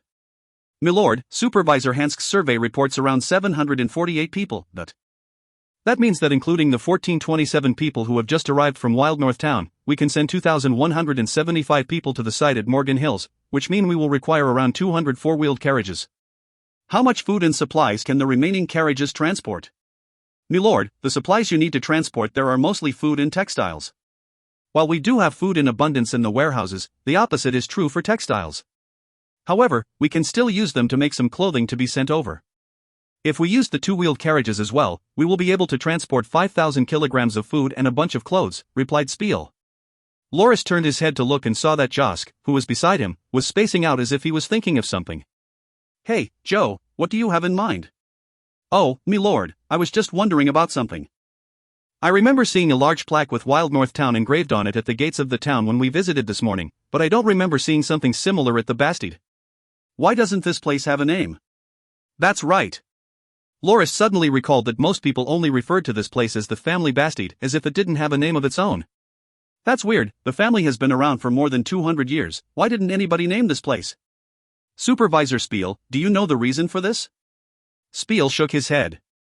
At that moment, Supervisor Hansk was just walking by them after completing his task, and Lorist asked him the same question.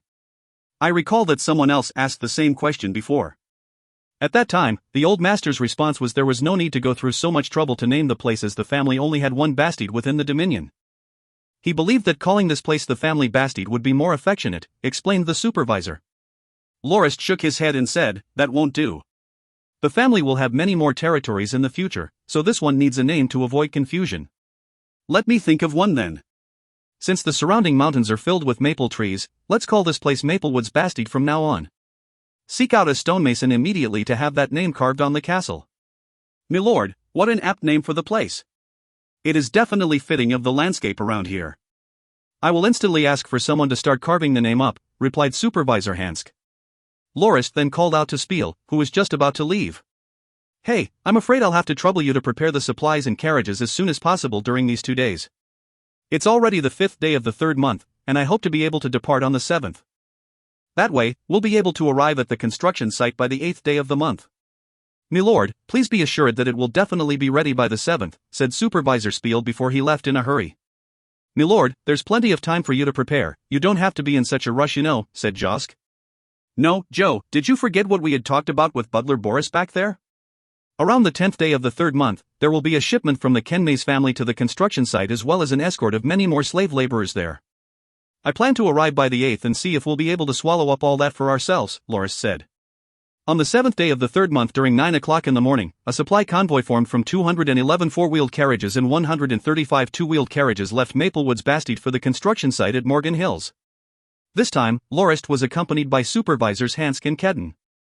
Hansk also picked the 200 or so youths who were previously preparing to awaken their battle force from the Bastide to be coachmen for the moment. After the trip, they will once again return to the Bastide to resume their training. Pat, on the other hand, brought 60 soldiers from the newly formed defense unit that had all awakened their battle force along with them, while Josk returned with the 60 guard squad members that came with him and served as a scout unit for the return trip. Lorist was currently complaining to Shadecamp, "Why do I feel that I've been entangled with nothing but convoys recently? You see, I formed a convoy back at Moranti City to head to the Dominion. After leaving it behind at Geldo City to travel lightly and quickly, Pat managed to get another formed for me at Fenyatta Town. And now, after only spending a couple of days at the Dominion, I'm leaving it with yet another convoy. I'm so sick of convoys, you know, but Shadecamp knew that Lorist was only joking around and merely laughed it off without bothering to continue the conversation. Josk, however, laughed out loud and said, "Milord, you know you could always depart a day later. I can lead the convoy and wait for you to catch up tomorrow." Lorist waved his hand and said, "No way, I've noticed that I'm a workaholic who can't leave anything unattended. I wouldn't be able to sleep soundly at night if I'm not here with you on an important occasion as this." The trip Lorist had taken with Pat and Shadecamp back then with only one carriage from Morgan Hills to Maplewood's Bastide had taken up to 7 hours. Given the size of their convoy, it would take up twice as much time for them to complete their journey. After traveling for 6 hours, it was already 2 in the afternoon. Josk, who was at the front of the convoy, sent someone to the back to ask Lorist whether they should stop the convoy to rest at a small lake up ahead. Just as Lorist was about to head to the front to check that lake out for himself, he suddenly noticed smoke signals coming from the mountains around them as 10 riders emerged from the mountains while brandishing the weapons in their hands and screaming out an eerie war cry as they approached. If you find any errors, ads pop up, ads redirect, broken links, non-standard content, etc., please let us know. Report chapter so we can fix it as soon as possible.